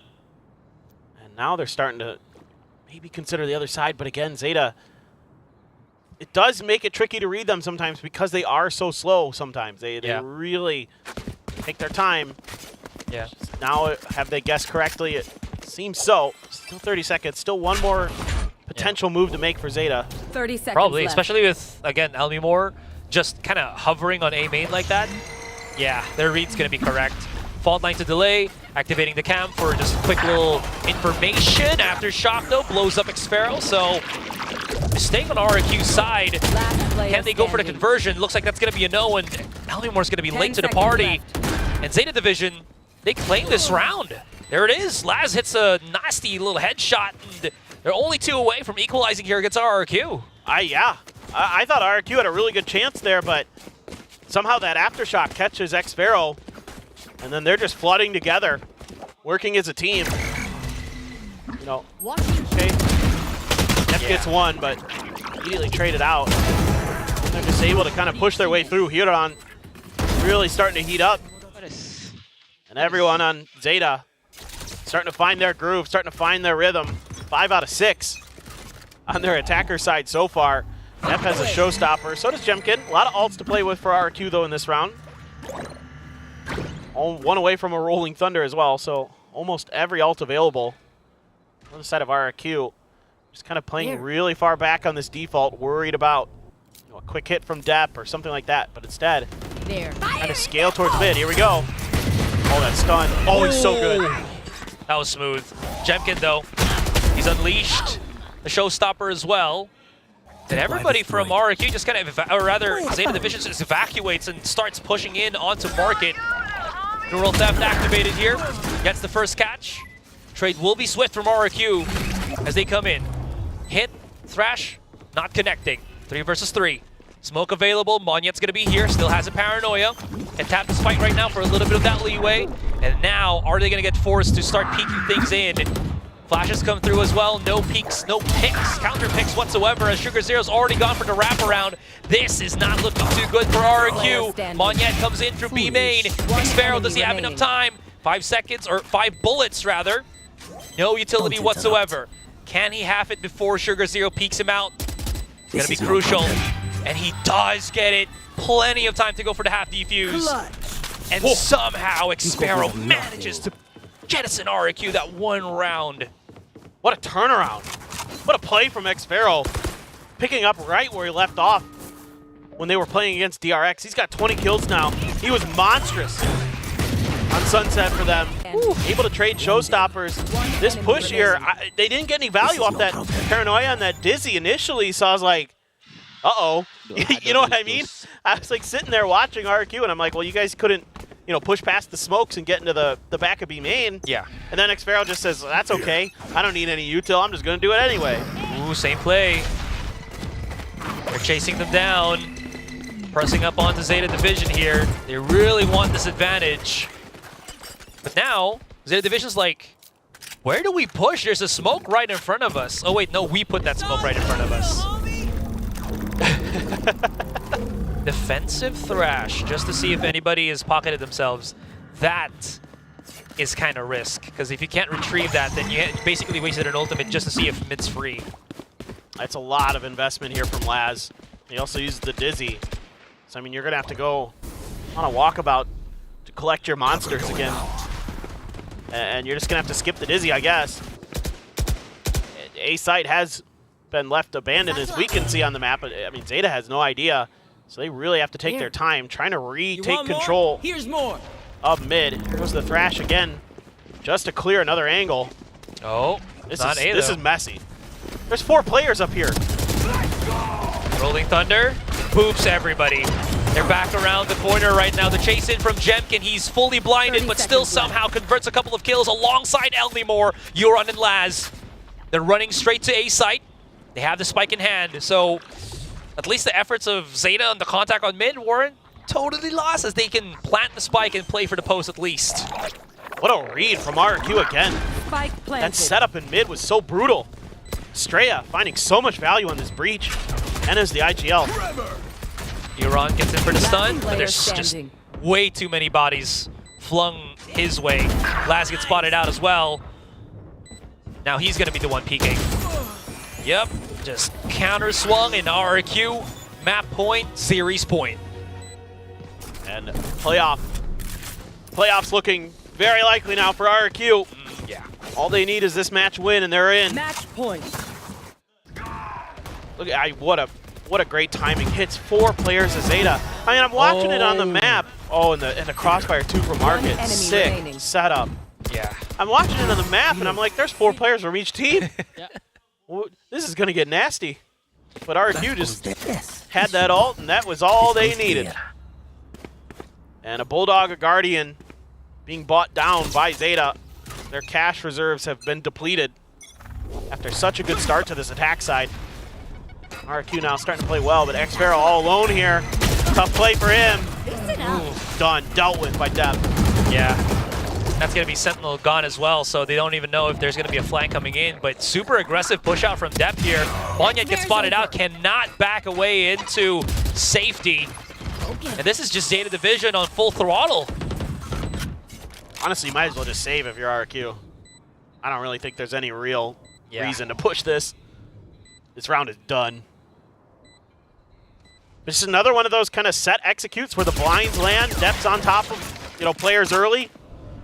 They win the fight towards mid-top.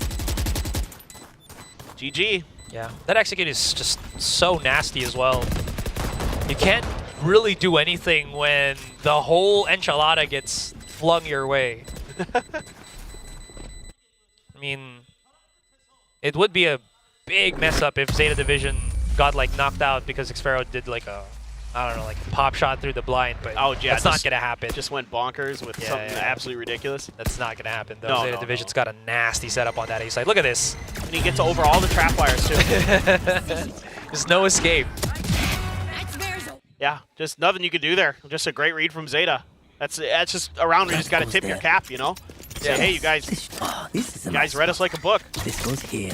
Good job. Well, now you got to win 3 more just to get to overtime, so good luck. Xpharaoh with a Neural Theft. Neural Theft for Hirodon as well. Still the Guardian, though, for Hirodon.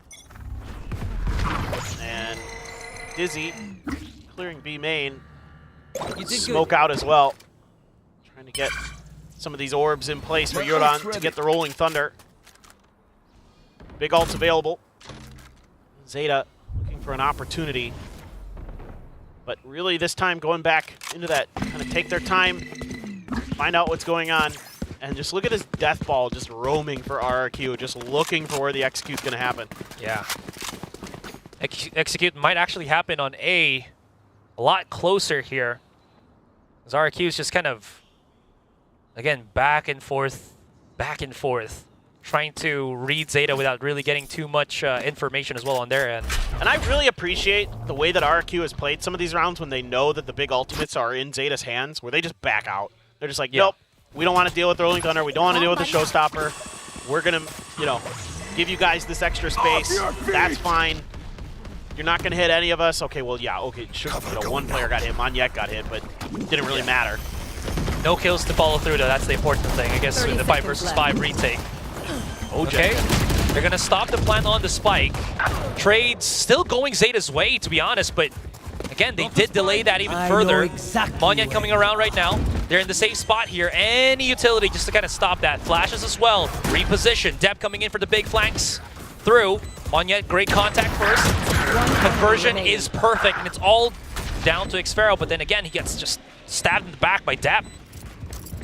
Yeah, even with the space being given up, I mean, Jemkin there just goes on a mission to try to buy a little extra time. I mean, trying to use the clock against their opponents, but Hirodon's really quick to deal with him. All that util right in the face of this execute. So even though that Rolling Thunder doesn't hit anybody on RRQ, it still gives all that extra space for ZETA to get to the site, and then their coordination with their util, really, really good. Yeah. This is getting more difficult for RRQ, and I think they're about to lose money as well. Or I think they kind of already lost, but they're half buying, and then they're probably going to be assured of a janky full buy in the next round. Yeah. No way. No! What was that? What a setup! Oh, no. Couldn't even escape, so that's going to be the activation. Okay, Neural Theft.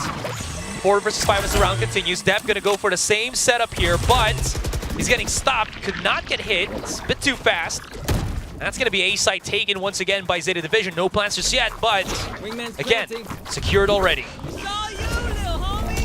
Homie comes out. Homie not able to get the kicks, the picks here. Only to tag on to Monyet, but again, RRQ is just using the numbers to their advantage, but the weapons not really going their way. Coming a little bit slower into the site itself. Nade being thrown by Jemkin, but ZETA Division's already out of there. They're just wrapping around. I don't think they know about this. Jemkin falls down. Xpharaoh knows about the flank. Sugar Zero around the corner here. The reposition. And it's a 2 versus 1 for Monyet. Difficult is the situation. Oh, no way. No! Conversion for Monyet! And he has time! What? What is that? Defenders win. What a way to end that. I am stunned. What a play from Monyet. I mean, just pops out of the smoke and picks up 2. Absolutely ridiculous. Oh my god! I mean, what do you do against that? That's just Monyet being Monyet. Good use on the smoke, though. Did force them to try to push him out because they didn't want to go for those pop shots. They wanted to make sure, but that's where Monyet found his opening, to say at the least. Yeah, doubt. that Killjoy, open mouth. That was you. Jaw dropping, that's me. Oh my god, I was about to say some words of affirmation in a very good light for Monyet here.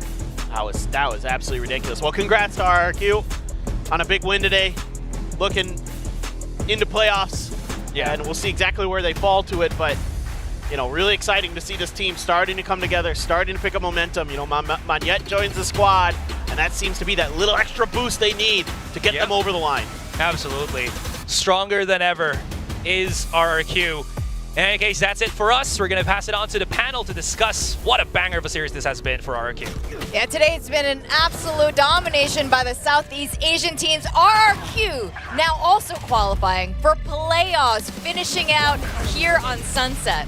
Yeah, I mean, let's talk about the result first. Like you said, Victoria, I mean, claiming their spot into the playoffs, something that they weren't able to do earlier in the year. Obviously, a rough bracket, even back at kickoff, something that a lot of RRQ fans have been waiting to see the fruition of. And I think the players look just so much more relaxed now, knowing that they've broken that barrier and they can start to grow in their own style. Yeah, I think this is a big hurdle for them to have been able to leap over here, to be able to just go ahead and get that playoff qualification. Still, plenty to be concerned about, plenty of things to tighten up in this game. I mean, we saw, you know, Coach Ewok having to call some very early timeouts throughout this series because he was worried. He was seeing some of the wobbliness that was coming through. He was trying to course correct and, you know, got them back on track. But then things started going off the rails again, so, you know, it was a bit rough at times. But overall, a good showing here from RRQ. Great team effort. Xfero in particular, absolutely astounding performance across both maps from him, where we have seen similarly some, you know, very soft starts for him in series. Yes, I think that's another important part is that, again, it always seemed that Xfero and Omimore, they would either both start slow and then sometimes have just breakout games. But Xfero seems to be getting even more and more comfortable in this lurking role, in that sentinel role. I do want to give a shout out to Huron, right? In this, just in that one clutch alone, we're already seeing him just get more comfortable than he was before. Because even in clutches that he's won, he looks nervous. So ZETA, it seems like maybe this is a direction they want to build on. But again, the conclusion is that there's just not enough time for them to iterate on it. So we'll see what they stick with in the future. Yeah, it was moments like these that really just kind of broke their backs in the end. You know, just these huge ones. I mean, it ends on this clutch here from the side of Magnet. It's rough, you know, and this is a big hero play for the side of Magnet, but something that is also categorically avoidable for ZETA Division. Now, let's talk about that, though, on the side of RRQ. They've been missing this special kind of clutch essence, right, from any of their players in terms of consistency, even last year. Like, they would have great games as a team, but they just couldn't clutch enough 1vx's. But this year, we're starting to see Elmimore, Xfero, Magnet now really pull those stats up. And, hey, sometimes you just need some great clutches, right, or a couple aces to get through over the finish line. Yeah, I mean, this is, I think, very promising, again, for both of the SEA teams playing today, going into playoffs, looking in like this. This is great to see because, you know, it's going to be tough roads ahead for all the teams in playoffs. You know, unfortunate for ZETA Division, but I like what you said about Huron. Huron, we needed him to step up, and we saw improvements there on his side.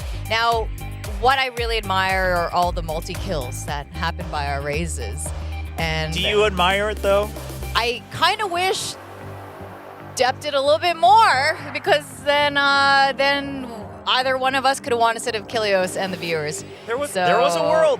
I mean, it's 5-6. It was 5-6. Depp got 5, guys. It was really close. Listen, guess and game aside, I think something that we did notice ZETA try to do is they try to get a bit more aggressive overall as a team, like going for deeper post plans, trying to get flanks, trying to be one step ahead of their opponents. But once again, the conclusion was that they were oftentimes still too slow on the decisions that they made. The execution of it was still just, even in that last round, right? I mean, Depp's flank around takes a very long time, and then they have to start to play more cautious. So this is something that hopefully ZETA can work upon on the future. Yeah, I mean, too many times the clock is getting run down. You know, this is classic ZETA, things that we had criticized in the past, where they're just narrowly being able to get those plants off. Things like that really need to be tightened up here, as well as just some of the blind util usage. I mean, how many times did we see just, you know, things like a Rolling Thunder being invested, sent across, not really using any other information to scout how many people are on a site. That in and of itself can be okay, and it did lead to some round victories for the side of ZETA Division, but it felt like it was just far too frequently being done. Yep, you guys summed it up pretty nicely, and I think the fate of ZETA in general would have been different if they a little bit faster. All right, Kilios. Congratulations, viewers. You're in bronze now. Oh, man. I knew she was going to No. That's fine. No, I'm right where I need to be. No. Yep. He gets the 2x. I got it. Oh, I forgot about the 2x demotion. How the mighty hath fallen. All right. At least something great has happened as a result of this. I forgot about that. It really just does not incentivize entertainment. I just want to say this whole rule, it's a little silly, I think. But you know, the way that you have to think about this punishing. board, you have to think about it like your portrait of Dorian Gray. and the worse that this is, the better your rank will be in the actual game. Okay. This absorbs all of the bad juju, all of the bad I'll go home. matches. I'll retweet the picture of May. You know, I'll say that. thank you, Mr. May. I'll say thank you, Mr. Governor. And then I'll look at this picture. I'll hang it on my wall. There you go. I'll take Lock it. in Neon and forget how to slide. I am slated for success at Wood Rank then. All right, here we go with the scoreline. ZETA did come really close near the end.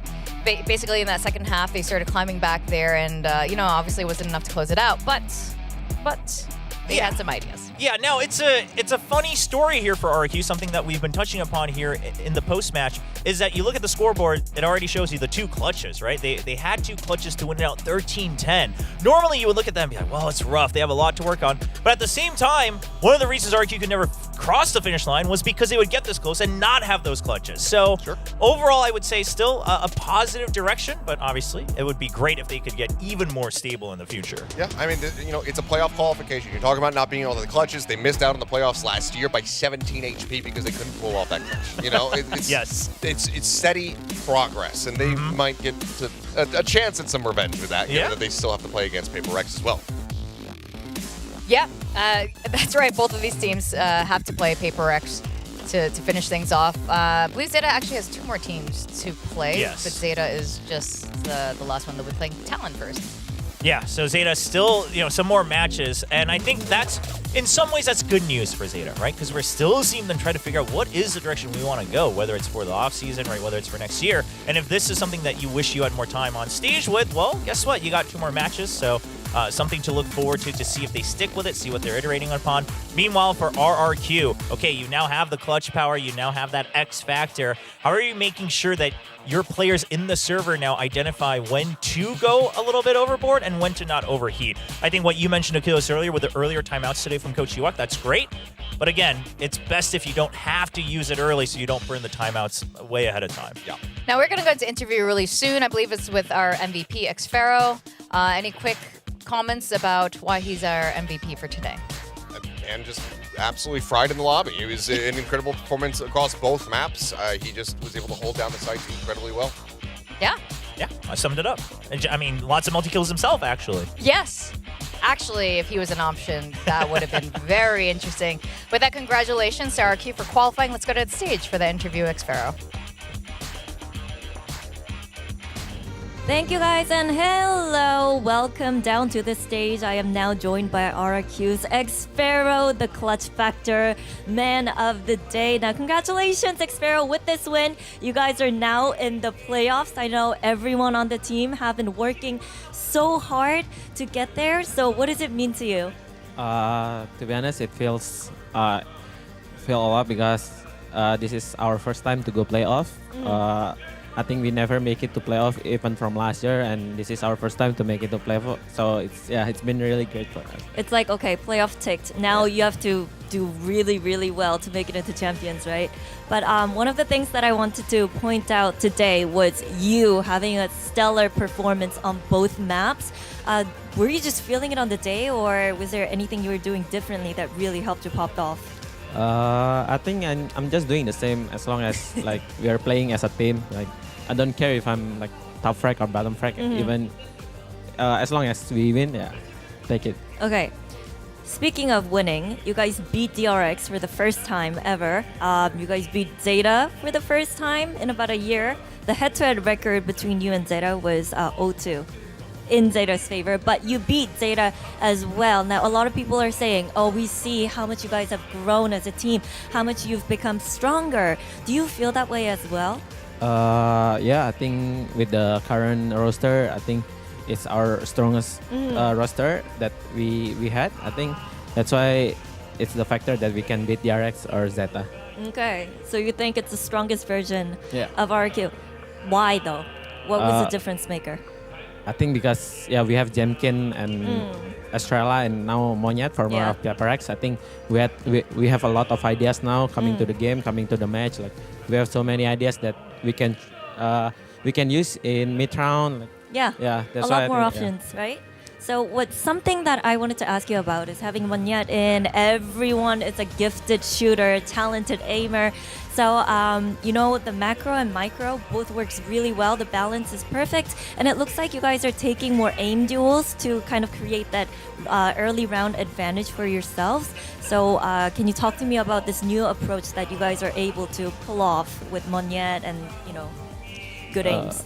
I think since Monyet joining our team, like we have a lot of like aggro strats that maybe he used when he was in Pepper X. Maybe like that's why we play a lot of aggro now. Okay. That's why like we try to have more aggro and more passive. Like we don't stay passive now. Yeah. That's something that he brought to the table with him when he joined the team. Now, speaking of Monyet and Paper X, that would be your next opponent. So what's that going to look like? Just W Gaming versus aggro W Gaming? Honestly, I'm quite excited to play against them since we also always lost against them. But now we have the former player of Pepper X, which is Monyet. Yeah, that's why I'm quite excited for the next match. Definitely have a momentum going on. Let's see if you can keep that up, beating Paper X for the first time this time around. So good luck to you in that matchup, and thank you for the interview. Thank you. And that was Xpero, everyone, with the post-match interview. We're going to wrap it up today right here, but catch us tomorrow because we have a lot more matches coming up, starting with GE taking on T1. We'll see you soon.